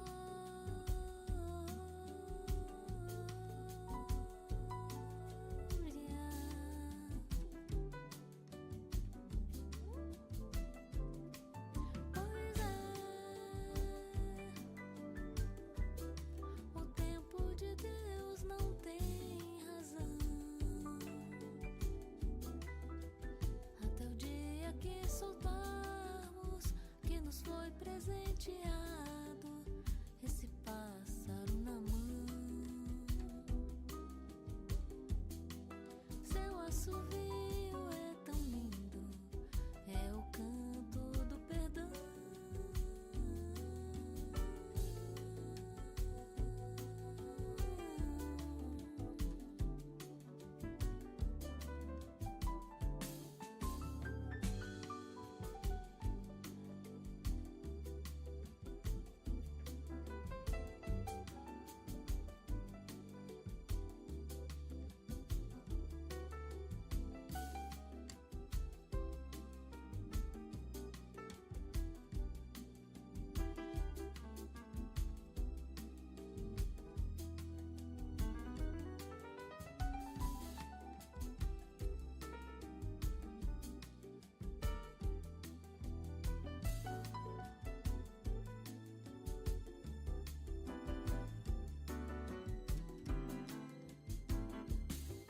Pois é,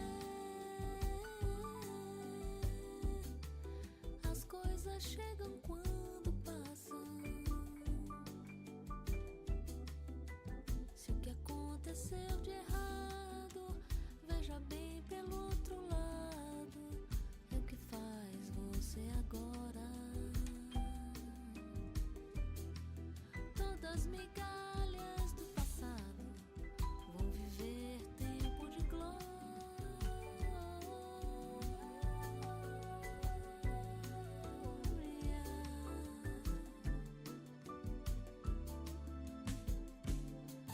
Pois é, o tempo de Deus não tem razão. Até o dia que soltarmos que nos foi presenteado esse pássaro na mão. Seu assovio é tão lindo, é o canto do perdão.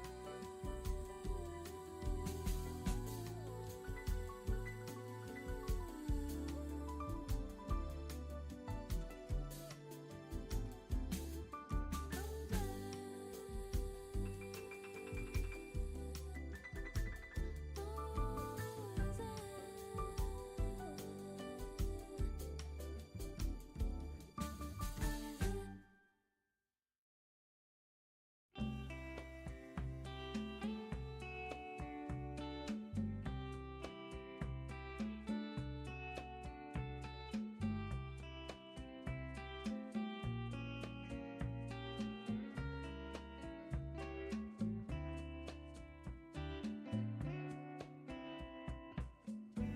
Salgo a caminar al sol por nuestro lago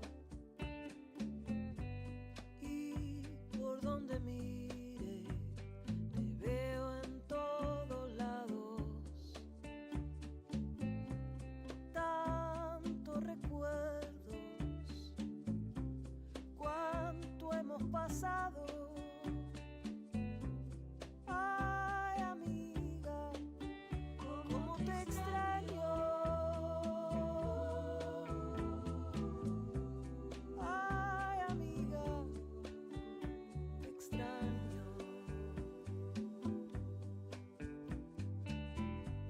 En nuestro universo todo era posible.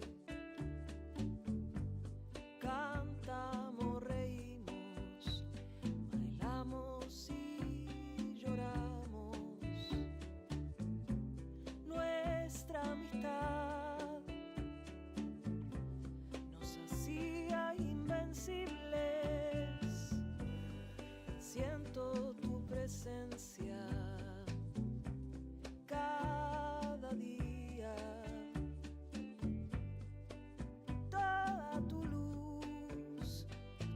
magia y energía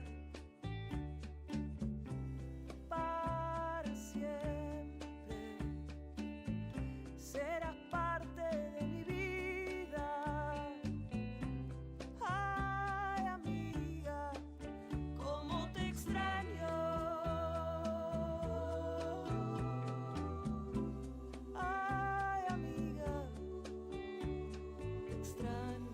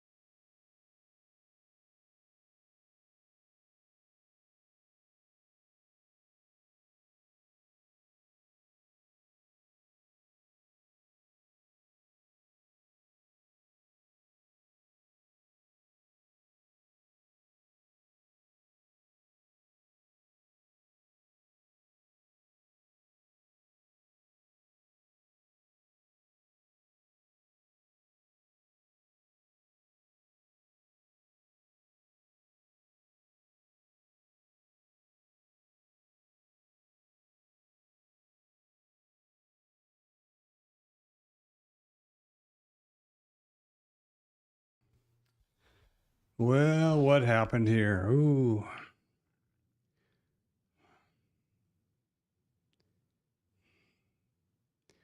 Yep, rotational. Adios, Richard. Have a good one.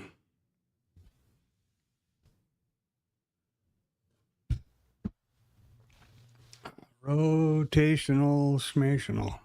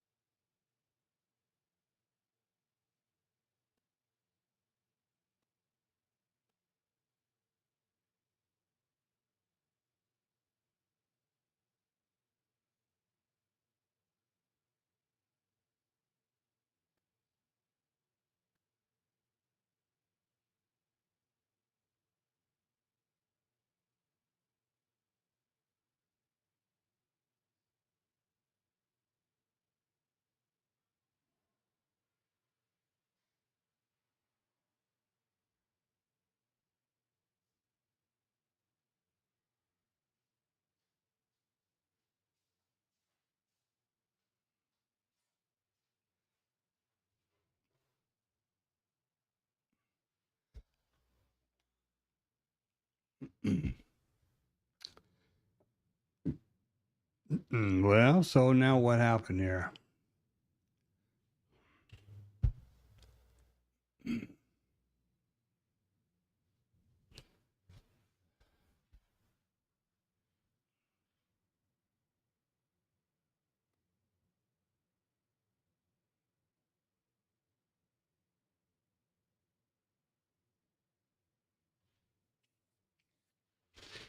Pretty much back to a rotational day from the looks of it. Three little distributions. Three little pigs there. Here's a micro composite volume profile. I mean market profile. Sorry. And here we are.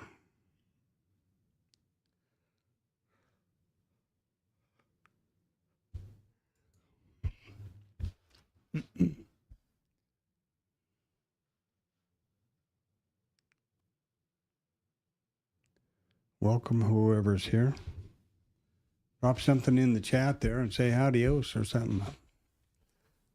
Howdy do. Whatever language you use, knock yourself out. It's great to see people showing up here.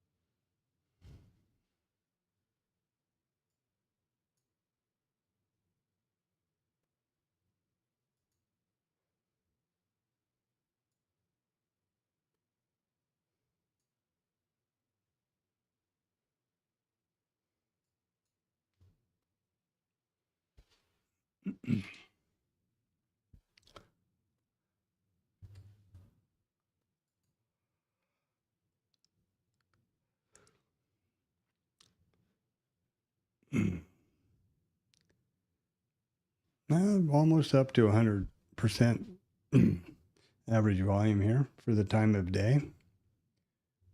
Dropped down from about 4 to 3.5 points on the actual ATR. Open interest.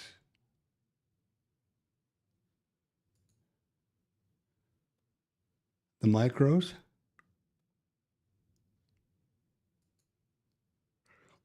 Back home to the minis.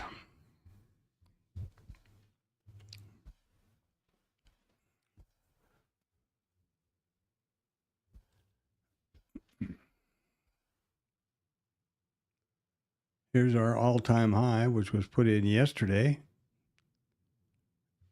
We still have a 70% probability of getting to the yesterday's RTH. I don't know. They were looking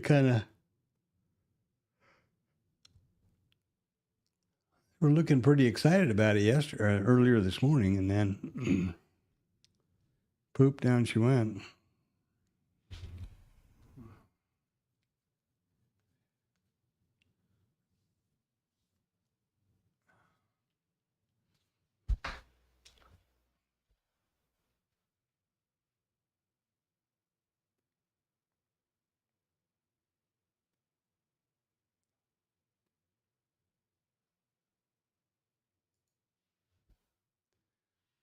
What happened here now?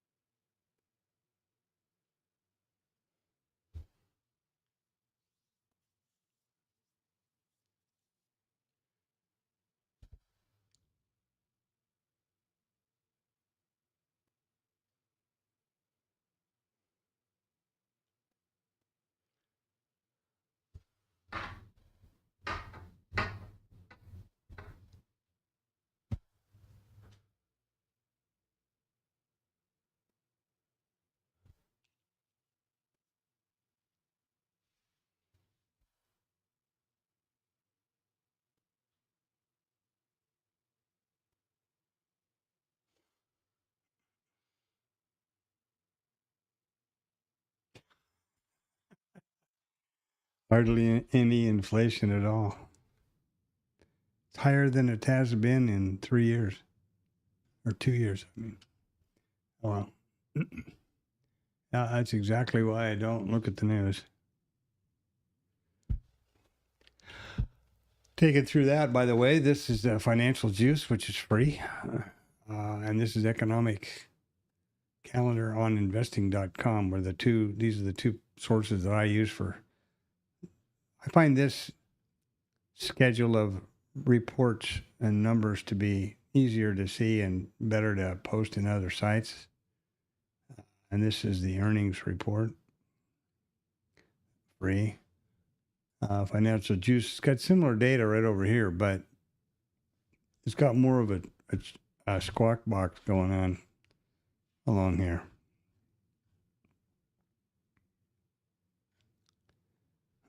I've been busy since 10 o'clock this morning, huh? Since 10:20 anyway.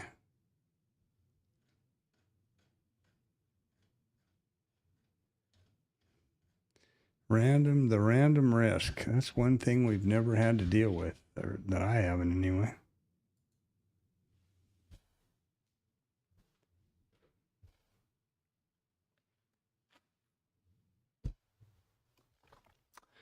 One thing I have certainly not dealt with.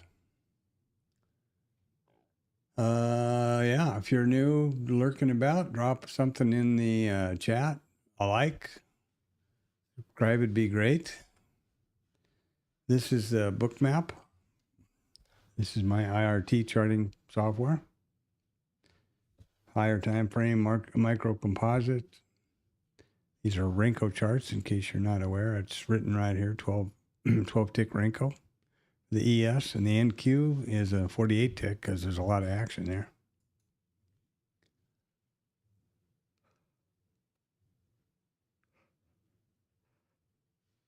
Percent change is negative across the board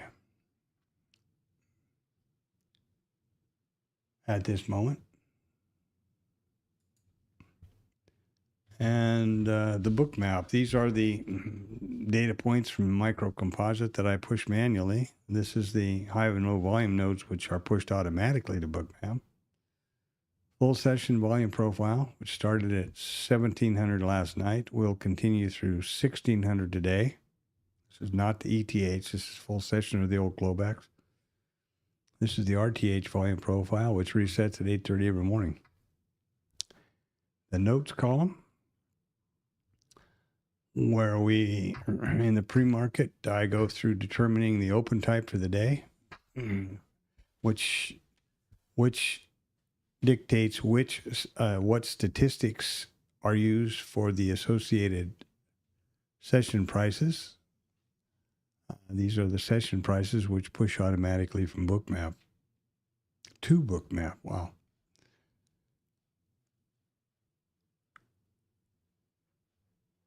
These are migrating VPOCs. This kind of spun out of more or less. This is a habit now from the way I used to track the market, which was more zoomed in like this. Actually, I used to always ensure that I had these. Oh, there you go. These grids, because that put me at 50 cents, or every 2 ticks. And then depending on how I was zoomed in or out over here, either like 5 minutes or so. And what I found is that a lot of time I would be way out of touch with the context of the market and what the hell is really going on. So what I've worked out now is, and I like it, I get this down to about a point high. So within each of these is a point. So there's 4 ticks inside of each one. And then the reason for this lovely blue line right here is to keep the entire range in view. And this is just a vertical line that I slap on the chart at the open of every session. And then I'm able to just glance out of the corner of my eye and see, if I see this blue line, I know I've got the session, the entire session on the chart. And that's the goal.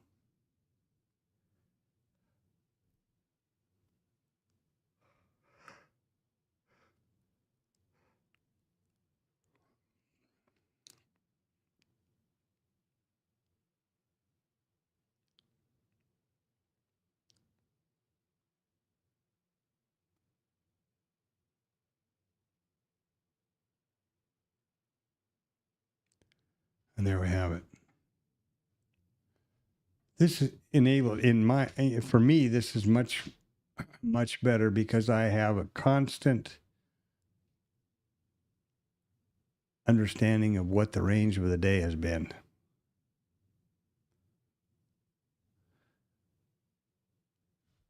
So I really don't need these migrating flags anymore. They were here because of my old view.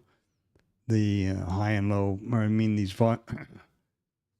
POCs, both of the POCs, but this only tracks the RTH POC. They would scroll off the left, and I couldn't see where they were. So my intention is I want to see all the data that I think is important to trade right here on the hard right edge. So I've got the dome and the full book. We've got almost 300 contracts at 95 up here. They just came in a couple of minutes ago. They came in at 46. Here's another set. What is this? It's just about 200 contracts. And then the columns, right, that I've just explained. There's no indicators on my book map or my IRT, unless you want to be technical and say that the VWAPs are indicators because they are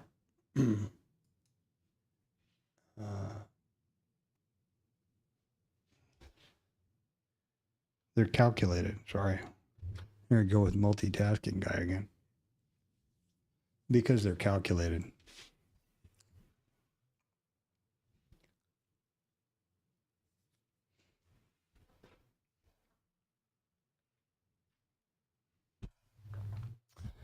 And here we go, boys and girls, power hour. This requires a refresh on the green tea. I'll be right back.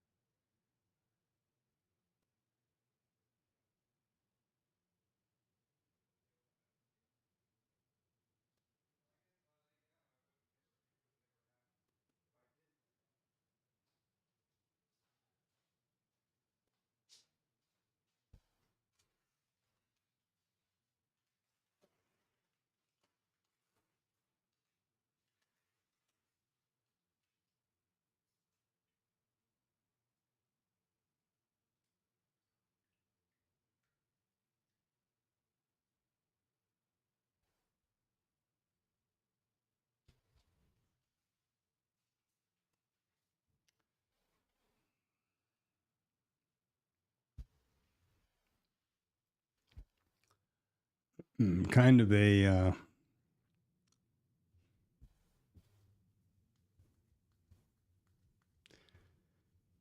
a strange day, but the stream starts every morning at 8 o'clock. I would recommend coming by then.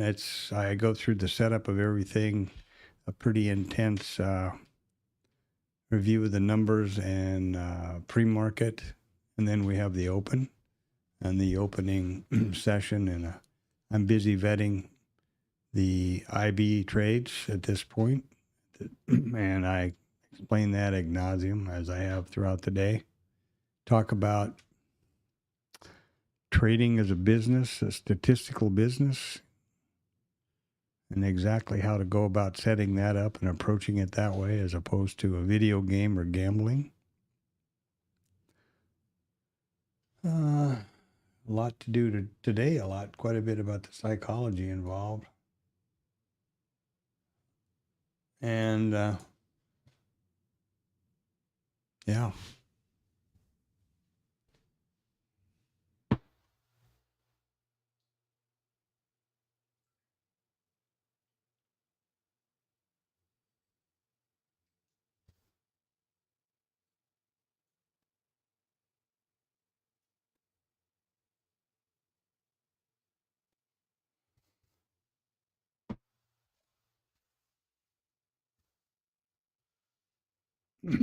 Seasonality wise, this week is I think the lowest week in terms of good trading and turnover and it makes sense. This is, the last of people can go on holidays and stuff before school starts becoming a thing. And the Fed will be in Jackson Hole, and,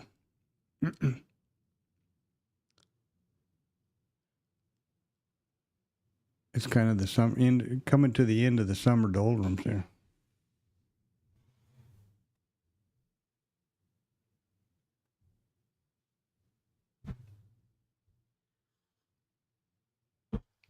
When I first started trading, the summers were amazing. You had to basically drive stakes to watch them. A highly liquid market like the ES, you might move 10 handles in all day. A lot of people started trading the NQ at that point, myself included, actually. Now the snake charming is not. I don't think it's got for me, it doesn't have the risk reward and the environment for the trading that I'm working to develop as my business,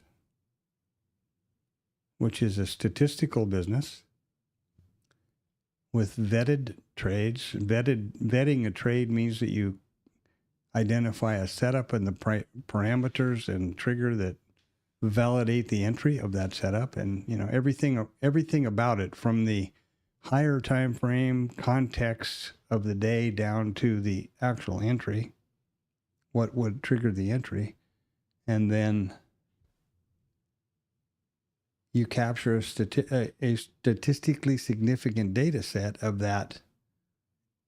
those exact parameters and setup and parameters, and determine if it has a statistical probability or a expectancy, an edge, whatever you want to call that.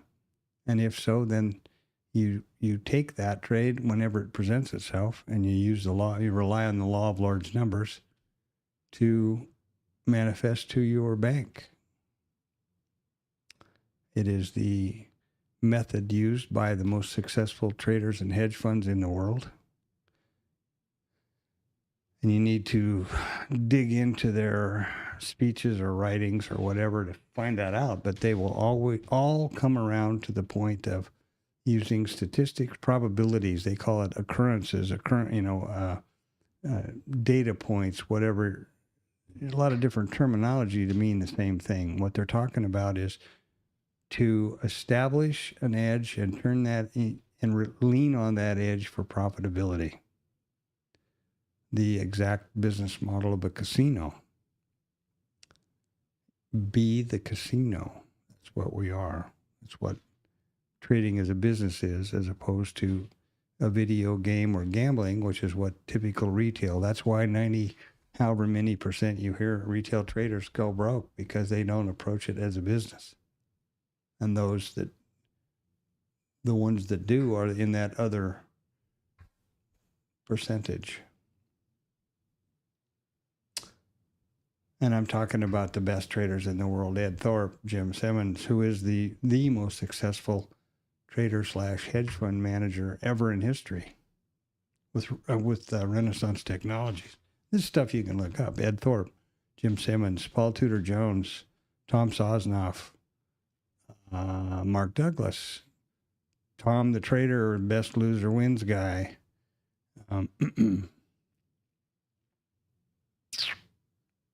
Ray Dalio, Tom B in the Traders Lab, right down to Rod and Lefty and some of the guys, and Garrett, guys in the TLab. Percentages and probabilities, and some staggeringly and very inspiring results, I might add, at the local level, right down here at my level. Guys I'm chatting with every day and going back and forth with every day.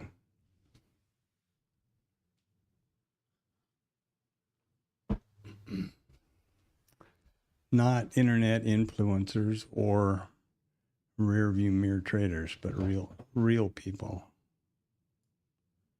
the guys that are doing that have little or no process or procedure, and I never trade with stops. I'm that kind of thing. They have no idea what their expectancy is. Typically, they are maybe not really doing what they appear to be doing. That's one of the reasons that I am so emphatic about complete transparency and accountability, and exactly why the stream goes for 7 hours every day. I will not take, do not trade, guaranteed any trade off this stream. And any trade that I do take is on the stream, and it's recorded and pushed up to YouTube and blah, blah, blah. And these are all live too, by the way. These streams are not videos recorded, overview of today's trade or some, that kind of thing. Nah. I don't want there to be, and for the reasons that I've just stated, transparency and accountability to those of you who would come by the stream and look, YouTube people, fellow traders, and remember, this is my virtual journal. Who the hell am I trying to lie to? Me? I don't need to have these screens and stand here for 7 or 8 hours a day. I can go, lay in bed and tell everybody tell myself what a porn star I am. You know what I mean? It's ridiculous. If you're going to lie to yourself, there's a lot easier ways to do it than this, I can promise you. Now, of course, those guys, a lot of those people are monetized other ways. They're paid by the prop firm that they're shilling for, that they're, front man for, or they have a large enough YouTube group that's what they're all about. I'm not monetized in any way. This sole purpose of this is my virtual journal. If you want to, don't get me wrong, if any of you want to send me money, please do. I'll be happy to take that. If YouTube wants to give me money, I'll be happy to take it. But that's not the goal of this message, of this thing at all, of my efforts here. My efforts here are to develop my trading business as a consistently profitable business based on statistics and probabilities in the futures market. You will never see one of those days when I've had a couple of losses and then the next day, I'm up. I'm up because I got on yesterday afternoon and I traded it back and got up, blah, blah, blah. I used to get so sick at this one guy that would do that, and he's still very active and is a front man now for one of the big prop outfits. Certainly, one of the ones I find a bit questionable, who shall remain nameless out of respect, but yeah.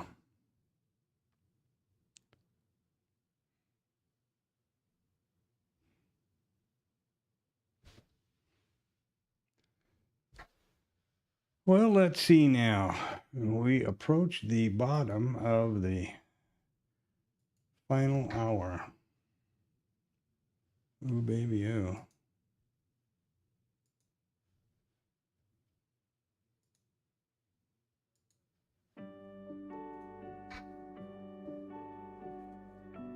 Don't see any more opportunities for Agent Orange and the Random Risk Band to disrupt the auction.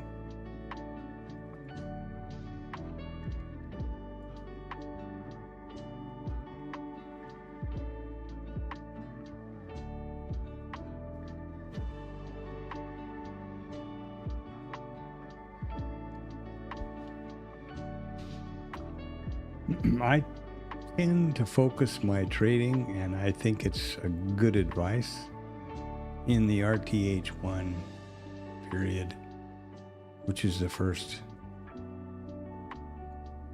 2 hours and 15 minutes. If you divide the trading day, the RTH session, by 3, it's 407, I think, minutes. Comes out to about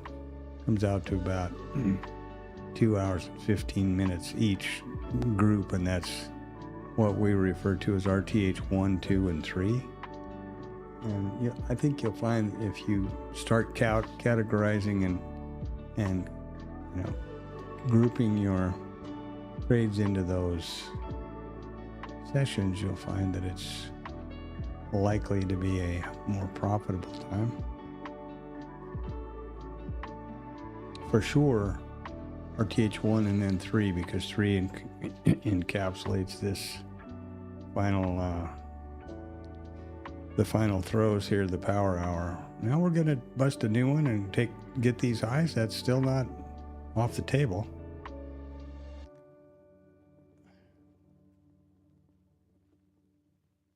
Remember that I'm only focusing on the IB trades, the IB continuation or failure.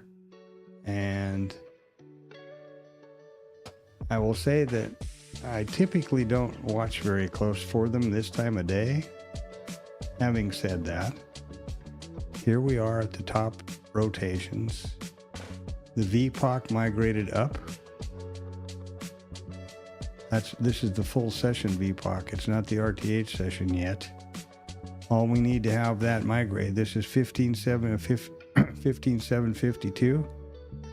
We need to get any one of these up here to migrate up to 15.753, and this will migrate. But we came back through the IB high, kind of based here on the previous close, came down and didn't get anywhere, and now we're trading higher. So technically that would be a validated RTH, Jesus, I can't talk, IB high continuation trade, which is what is suggested by the day type, which is pretty much directional, depending on which chart you look at. That's kind of an interesting point.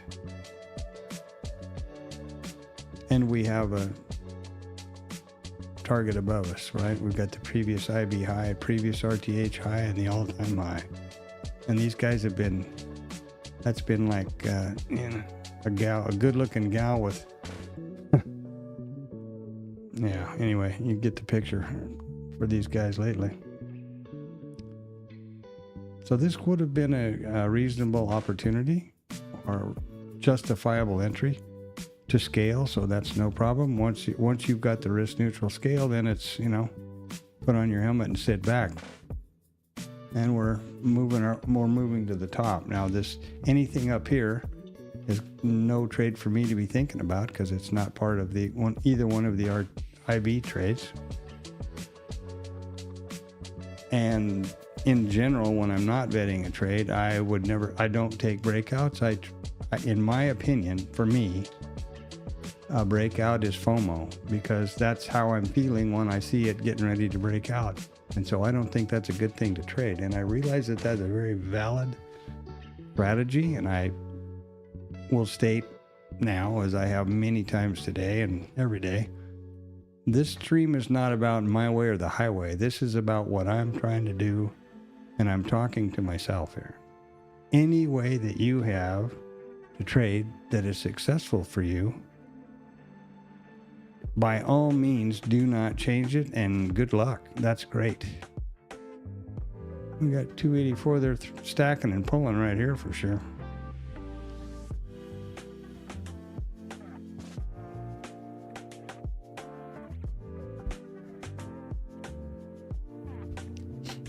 I'll be honest, I wasn't even thinking here. I was not watching for that. And typically I do not, frankly. I typically am not. If I haven't gotten myself in the right place by now, I remember an old floor trader friend of mine that, basically the guys that were left trading after 2 o'clock were pretty much usually just trying to pick each other's pockets, because they were all in a hole. They were all trying to lighten up a loss to some degree. especially on a Friday afternoon, but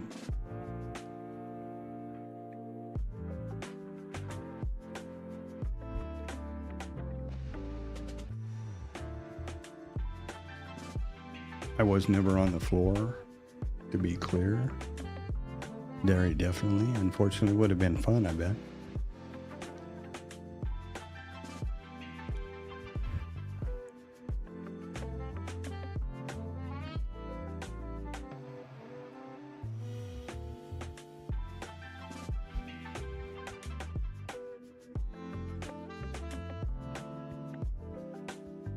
So drop a thumbs up, say something, drop your name, hello, goodbye, kiss my butt, whatever, whatever you think in the chat. Thanks. I appreciate seeing viewers come here. That's great. Trading is basically a solitary, lonely business, you know. I mean, I stand hours at a time in front of these screens and sound of my own voice.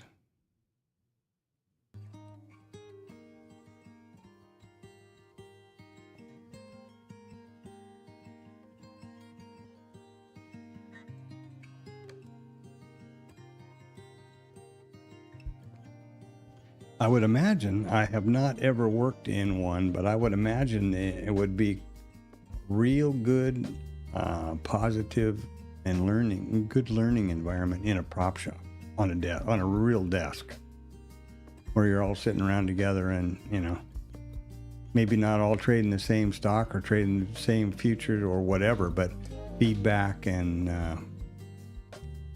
things must be pretty good.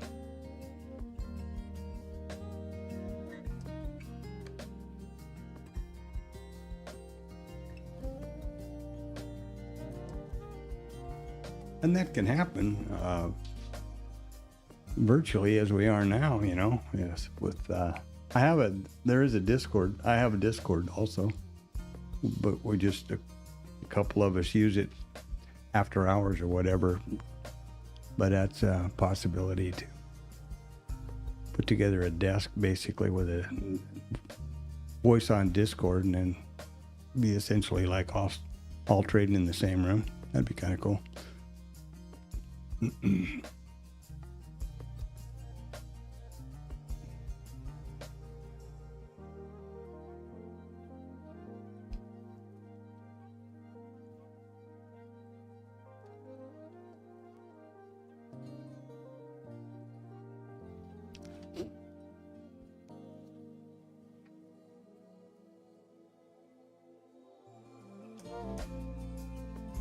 Another couple minutes and we'll round the final curve here and head for the roses. Now that IB continuation trade that was looking so great right here for these tops, they jumped in here with 300 or 400 contracts and kind of slammed the lid on the pot, didn't they? That's always a question. Which is it going to be? The two opposing sides are: is this is a magnet? People believe, and it's going to pull the, you know, price is going to go to the liquidity. And the other side of the coin is liquidity is going to slap a lid on the pot. They're going to turn around and go the other way. And so far that looks like the case right now. And I have no clue. I've not looked at it or studied it or tried to capture data on it to figure out what, who, or why, you know what I mean? Is there an instance where it works as a magnet? Is there an instance where it works as a lid? I don't know. Must be, probably. That's also an environment where a group of people would be able to probably multiply the efforts and increase the success. There's some of these big outfits like BlackRock and those places, they got 1,500 or 2,000 programmers just working on that. you know? Just to supply the trading desk with data and ideas and whatever else. So I understand it. I've certainly never been there or traded there. I don't even know where BlackRock is, to be honest with you.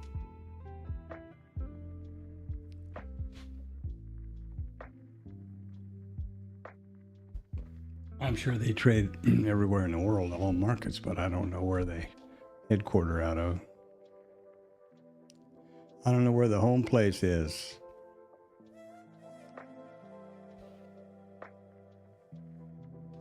To use the terminology from where I grew up. So you see that we have this 3 relatively extended, in my opinion, 3 distribution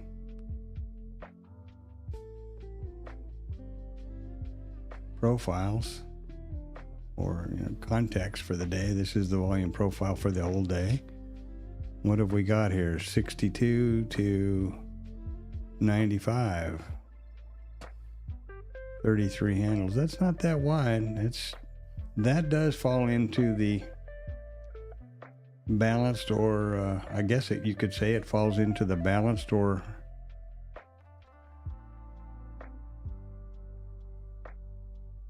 rotational type of day. If you look at it on IRT, it looks more so, eh? Maybe it's just the perspective of the profiles, but got 1, 2, 3. You still got the same 3 distributions here. Notice that the center distribution right down the throat is the POC. On here, the yellow brick road is the same as it is on my book map. And then it also plots out where the actual POC is, irregardless of the developing POC, which is this red line. So you see we have the 3 distributions. We have the developing, the value area low and high. We have taper on both ends, which suggests a completed auction. Over in the market profile, same idea. So, yeah. Not so much as of a B or a P-shaped profile as we've had several days running here with these B-shape, P-shape, P-shape, B-shape, B-shape, P-shape, Those shapes they indicate, this is per market profile wizardry, that a P-shaped profile suggests short covering, and a B-shape, get up here now, a B-shaped profile like this right here indicates or suggests long liquidation.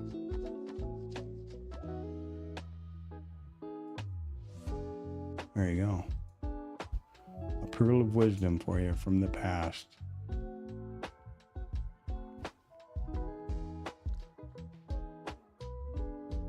They're just bubbling back and forth on the ES here for profitability or not. The way that works is, in case you don't know,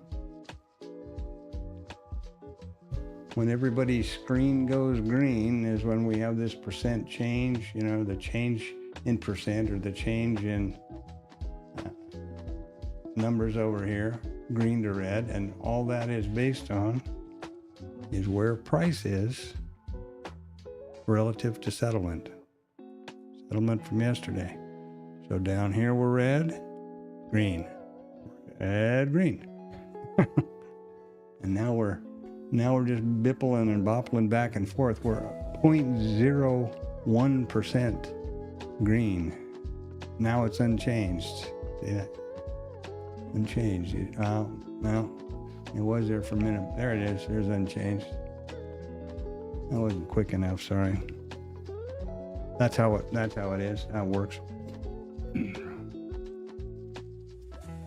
Again, it's not magical or mystery or rocket science. It's based on a fixed level, which was the settlement from yesterday. Yesterday's RTH settlement. Or above it, everybody's number is changed green, and if we're below it, everybody's number is changed red, percentage-wise.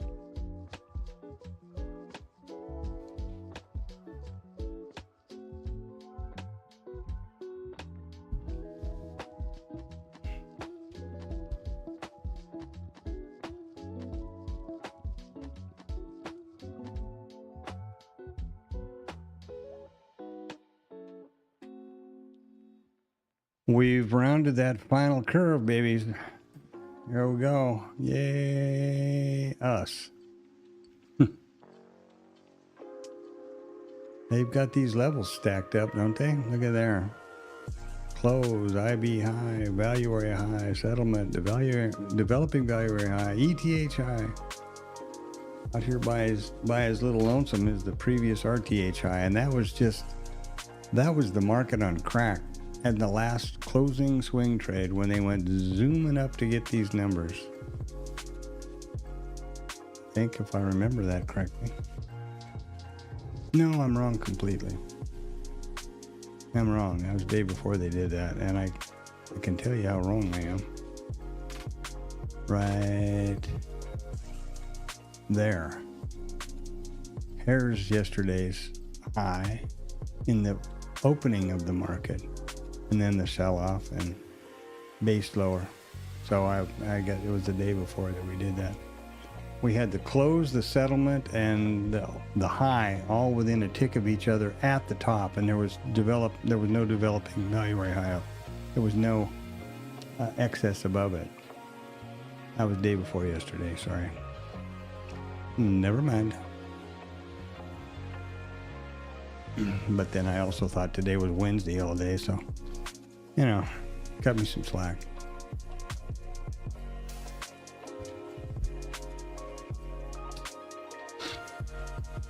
The next order of business, which used to be a fairly significant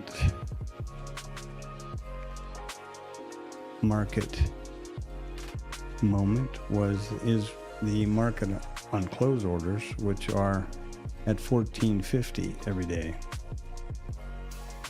Lately, they have been pretty much of a nothing burger.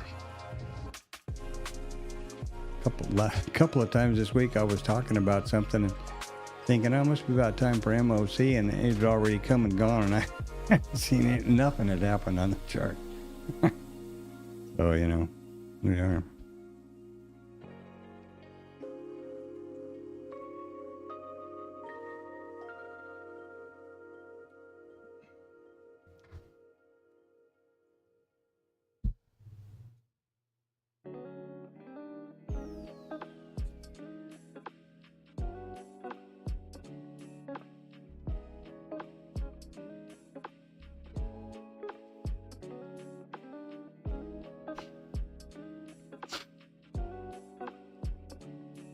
I don't expect any other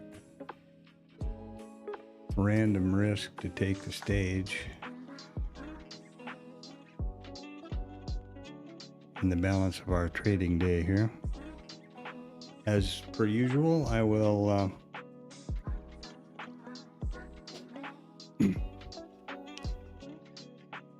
close the stream at 1500 or shortly afterwards. Back on again tomorrow morning at 0800, so please come by there. Get the pre-market and everything, and welcome to stay. Let's assume and expect that we'll get some trading this week here. I am not holding my breath. I don't come into the market with an expectation or a demand that I'm gonna, do anything, because it needs to be predicated on the market conditions and what I see. Trade what you see, not what you think. And I always approach this from the point of view of risk management and account preservation. And I believe that that's the long-term solution.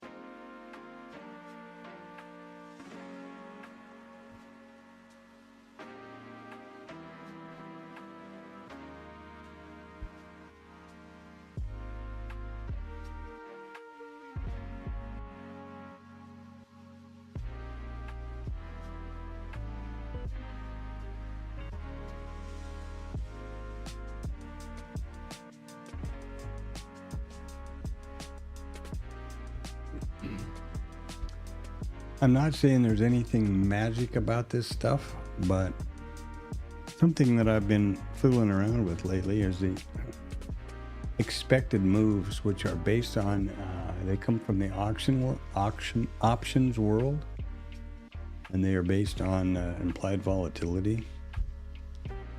So notice that the low of the day and exactly where we quit is the expected move for today. The expected move on the upside for today is a bit higher, but the weekly expected move is where we are at the moment. Now, I put the daily in every night. The minute the ETH opens, I do that calculation and edit these values. And the weekly expected moves were set in place Sunday night. And you can see the value. And if you don't believe me, you can go back to Monday's stream and have a look. But again, who am I trying to lie to? It is interesting, and I'm trying to, recent thing I've been messing with, and I put them on here because I actually have them over here. You see them here, which is kind of an experimental chart where I do things, but I wanted them here where I was kind of in my way, kind of in my face during the days, so I could keep an eye on them without jumping back and forth and people wondering what's that chart all about, that kind of thing. Here's an interesting one for you. I built in IRT, you can build a version of Bookmap. It's got the session prices, the dome, the heat map, and you can control I can control all the, the sensitivity and whatnot by these buttons. The only thing it doesn't do, and the reason Bookmap still is the leader as far as I can see, this is IRT, which I built myself. I own Jigsaw, which has what Pete created called Auction Vista, and that's real clunky. And here, the scaling doesn't really work very good, So, as far as I'm concerned, that's not bad, I guess. As far as I'm concerned, still, the leader in the heat map space is still Bookmap, unfortunately. And, the unfortunate part about Bookmap and IRT to a lesser extent is they're expensive. Now, they're not expensive, compared to what things used to be.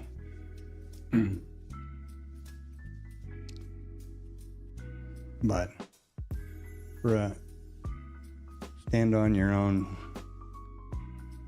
basically retail trader they are, I think.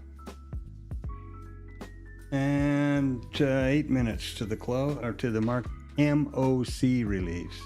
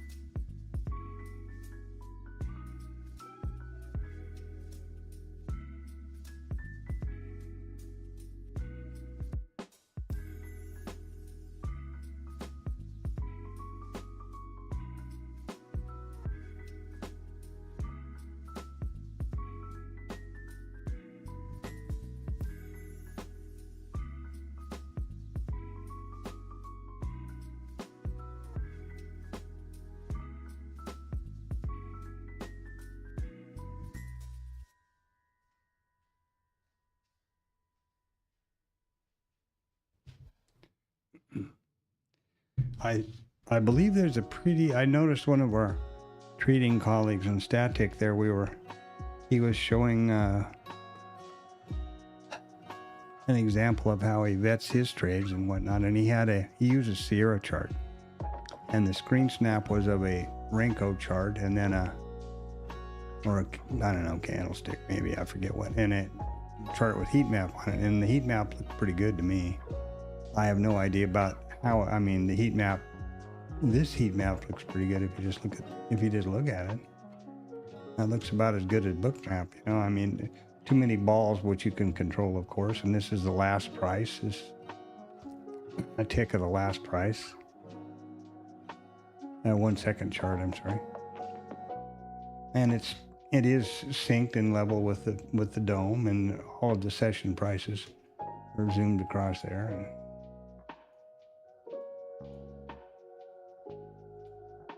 And doesn't seem very responsive here, does it? But for example, where's the POC? Right? The scope isn't very good, and I don't seem to be able to get this to look at that. I don't know what all that shit's about. It isn't responding like I would like to see it. That's for damn sure. Now maybe if I go like this. Well, that's okay. That's pretty cool. Maybe not. It probably isn't what I had in mind. Okay. Wow, this doesn't work very good at all. I don't know why it doesn't want to. It's still, wait, it's still manual. Let's go automatic. There we go. I guess I hit the wrong thing, maybe. I don't know. But you see, I can't just move it up and down and see where the POC is, for example. It doesn't seem like it's reacting very well to me. So is that could be just a problem with IRT now, or who knows what. But anyway, you get the point. And, you know, I can do this and I can do that, and I can go up and I can go down, and I can do that like nobody's business. You know, there's a POC, and I can zoom in and I can zoom out, and I can go up and down and whatever else it is. It's pretty slick. Pretty slick.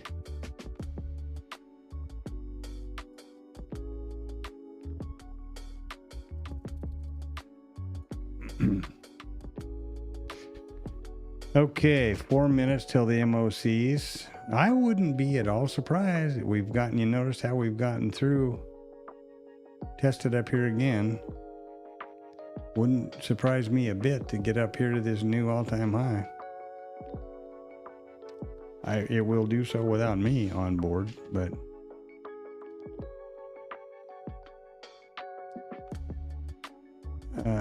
yeah. And you can look back and you can get all the FOMO you want. Just look back at all the opportunities you didn't have, remember?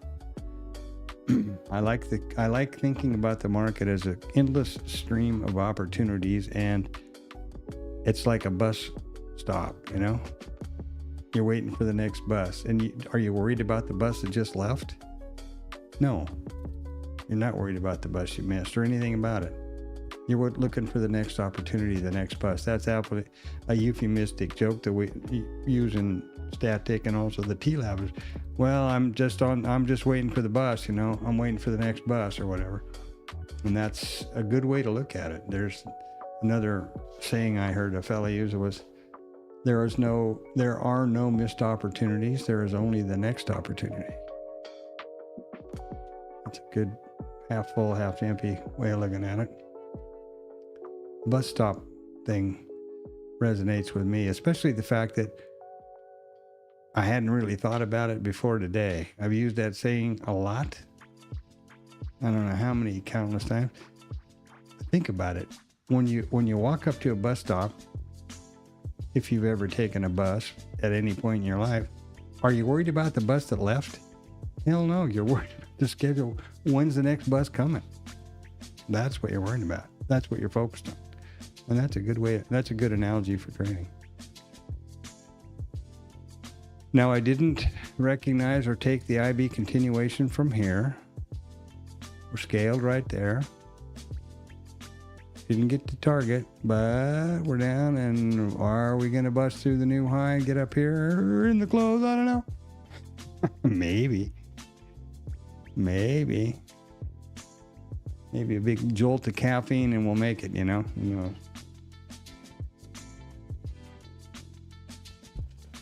And guess what? There's going to be 7 hours of this tomorrow. And if you want to get real crazy, you can start in about 2 hours, and it'll start with ETH. So thanks for coming in, and what we'll do now is keep our eyes peeled for the market on close orders and the, I forgot the keys for the daily wrap up. So basically, we've had a very rotational day with a up skew north. We started out with a definite context north, and this happened, which put me off my intended IB continuation trade. Remember that I'm vetting the 2 IB trades. There are only 2. I'm vetting them now, and that's the only 2 trades I'm taking until that's over with. None of the other setup, so that's important to remember. We've been all over the board with the VPOC. We had a crazy Ivan over here, and that's not really it's not really a crazy Ivan. This is the full session doing one thing and the RTH session doing the other, I think. Right here. Anyway, I call these little boopty doops like this crazy Ivans, just for lack of any other thing to call them. We've got a stack of levels here, which would put me off a bit because there is no range requirement, which states that there needs to be an unobstructed path to the risk neutral scale.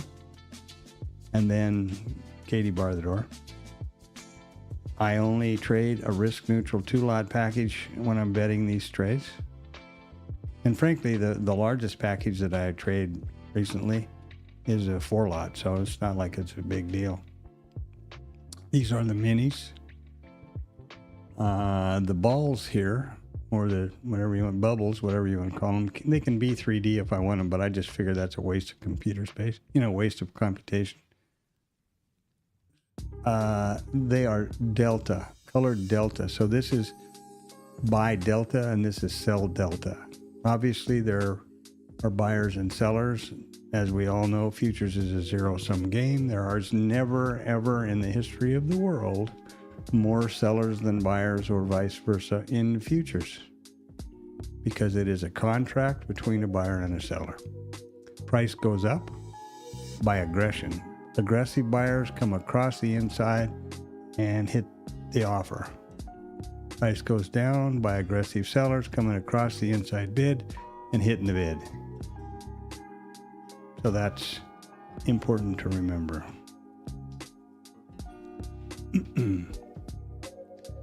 It looks like we're gonna, I'll be kind of surprised if in these few minutes we don't. As you see, it happened again. Here I am talking, and we went right through the market on close orders by 2 minutes now, and exactly nothing happened. Sorry about that. That's not good on my part. Here are the market on close orders. 302 million sell side S&P 500, 209 million buy side NASDAQ, sell side 122 million Dow, buy side 114 million Mag 7. Pretty weak. Recent days in this week we had 2 billion 59 million sell side S&P 500, for example. And I'm not lying. I'm lying, I'm dying.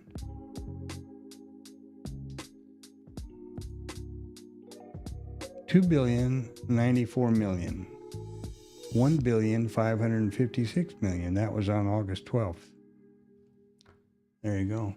See? What do we got here? What the hell is that?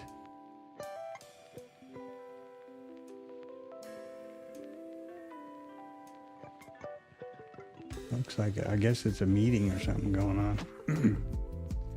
All right, so, market on close orders were once again a non-event. And going around the horn here. We continue our exuberance, irrational exuberance on the S&Ps. Here is today's trade. These are the leading days. Here's the Friday, oh my God, non-farm payroll day. We're going to basically have what I believe is a doji market profile. Look at the NASDAQ. You can bet that chopped up a whole buttload of people that are, can't refrain from clicking the mouse. And I hope not, but boy, that's about a perfect profile, isn't it? Talk about a Gaussian distribution. Look at that thing. POC straight down the middle, almost perfect distribution on both sides, 2 excess. Wow, that's pretty incredible. I had not noticed that until today, till right now. We haven't gotten quite such a pretty gal over here, but still it's looking like a balanced profile a bit, much more so than directional. We just got through looking at the balances. Percent change is still just fluffing around to, here we go. Now we're going to take that high. Watch this. They got the RTH so far. They put in a new high. Now we've got this big liquidity. 500 guys back in the market. Here we got 538 sitting up here at the century number. Now I'm going to be all so disappointed that I wasn't sitting on along in the century number in that previous RTH high. And I would suggest that by maybe in the closing swing trade, which is just after 1500, we'll take it. But I'll bet you Starbucks that we do. Certainly not going to trade it. My last opportunity for an entry was right here, and I am, yes, extremely disappointed that I didn't take this. Would I like to if I weren't on the stream and was standing here by myself, or would I be really fighting off a ferocious case of FOMO for not getting in there? Probably. But that's the way the cookie crumbles, boys and girls. So let's just analyze this on a bigger idea. Assuming I was not asleep at the switch and took this IB continuation trade, let's call it 86, and 3 is 89. There's the scale. So we need 98 for our second profit target. Ideal placement for it because it's just under that heavy liquidity and under that line in the sand, that level up there, the all-time high and the previous RTH high. Certainly not gonna, do anything at this point, and we may never get there until 2 weeks from Thursday. Who the hell knows? But that would have been an ideal location. The only problem is we had a range requirement. There was the value area high in our way there, but between entry and the scale. This is all hypothetical, right? And how else do you improve your trading? By analyzing this stuff. I'm not trying to pretend that I took these trades or be the rearview mirror guy. But my setup was, would have been here. Okay, and the VPOC migration could have helped. It's full session, not RTH, but traded down to the level and closed, and it kind of petered out. Up we go, down we come, and we don't get any further. The same story could be said for any of these, mind you.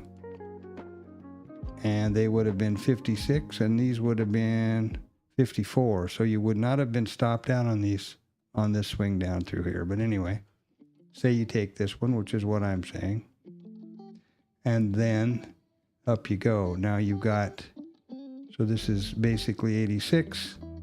You get up here to 89, there's your scale. Maybe. Yeah, there's your scale. 89, 89 quarter. That would have actually been a valid scale. And now, no heat. And no heat, and we're not any higher. We have now come through, we got about 15 seconds or 20 seconds to the cash close, and they're going to come down now. Ooh, are they going to come down? And here comes some of those sell side stuff. So we did not get to our 69 level. An 6, what is it? Losing track of my brain. 68. Okay, look at this. We're coming back down to our entry almost. Oh, baby. Now, if you're a real gambler, you throw one along right there. Looking for that all-time high, closing swing trade up to the previous high in the today in the RTH. I am certainly not ever do I do that. But that right there took out your stop. And here is our VPOC migration at long last.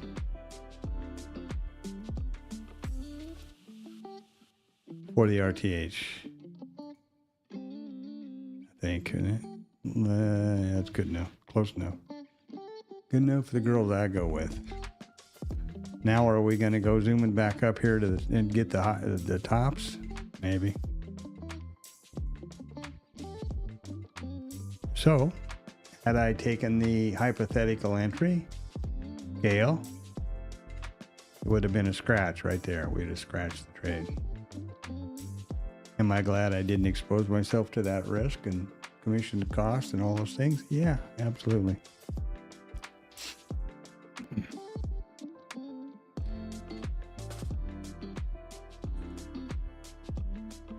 And that's not any real big spike in volume here. Down we go. Yeah. All right. Well, boys and girls, it's 15:01.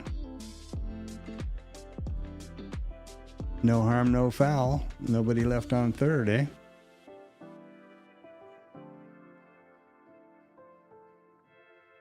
That pretty well wraps up the day. I will be closing the stream off here. Let it go for a little bit. This is kind of interesting price action. There's actually 15 minutes of futures trading here. They call the curb trade. That's why typically the prop shops and the prop evaluation companies around say that you must be flat by either 1500 or 10 after, whatever it is, because of that trade. It's an old floor deal. The reference to curb trade is because apparently, I was not there, apparently, the guys on the way out of the CME would be out there in the front getting ready to get in the car, whatever, out on the curb in front of the CME, and, oh, wait, here, did you cover me on this? That kind of deal.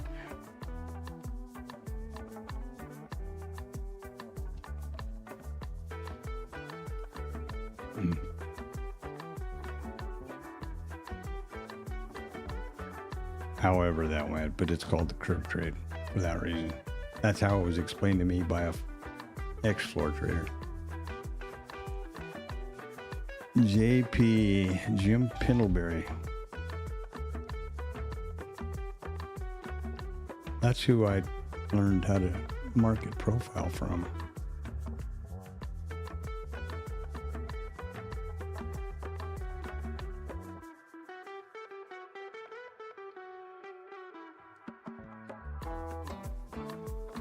And he had cooked himself up a fairly good little business where he put on market profile courses and then had a room. It was all webinar, and he never traded live, and he screamed microphone. It was a pretty chaotic time, but I'm talking back 2014 or something like that. Something like that.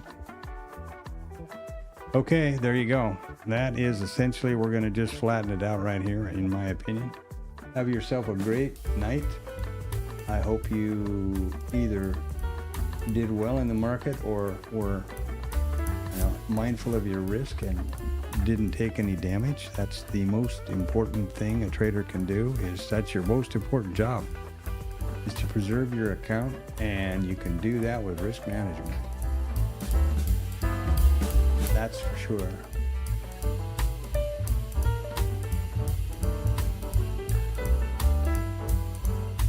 So there you are. We will be back. I will be back. Somebody will be back at 8 o'clock in the morning. So I hope to see you back there. Punch the thumbs up on the way out the door and have a great night. Go do something for your eyes, your health, your family, yourself. Get hammered, whatever it is you like to do. Remember that being switched on, well rested, healthy, makes your brain work good, and you need your brain to work good when you're trading. It's not a thing that you can just skate by with. Have a good one.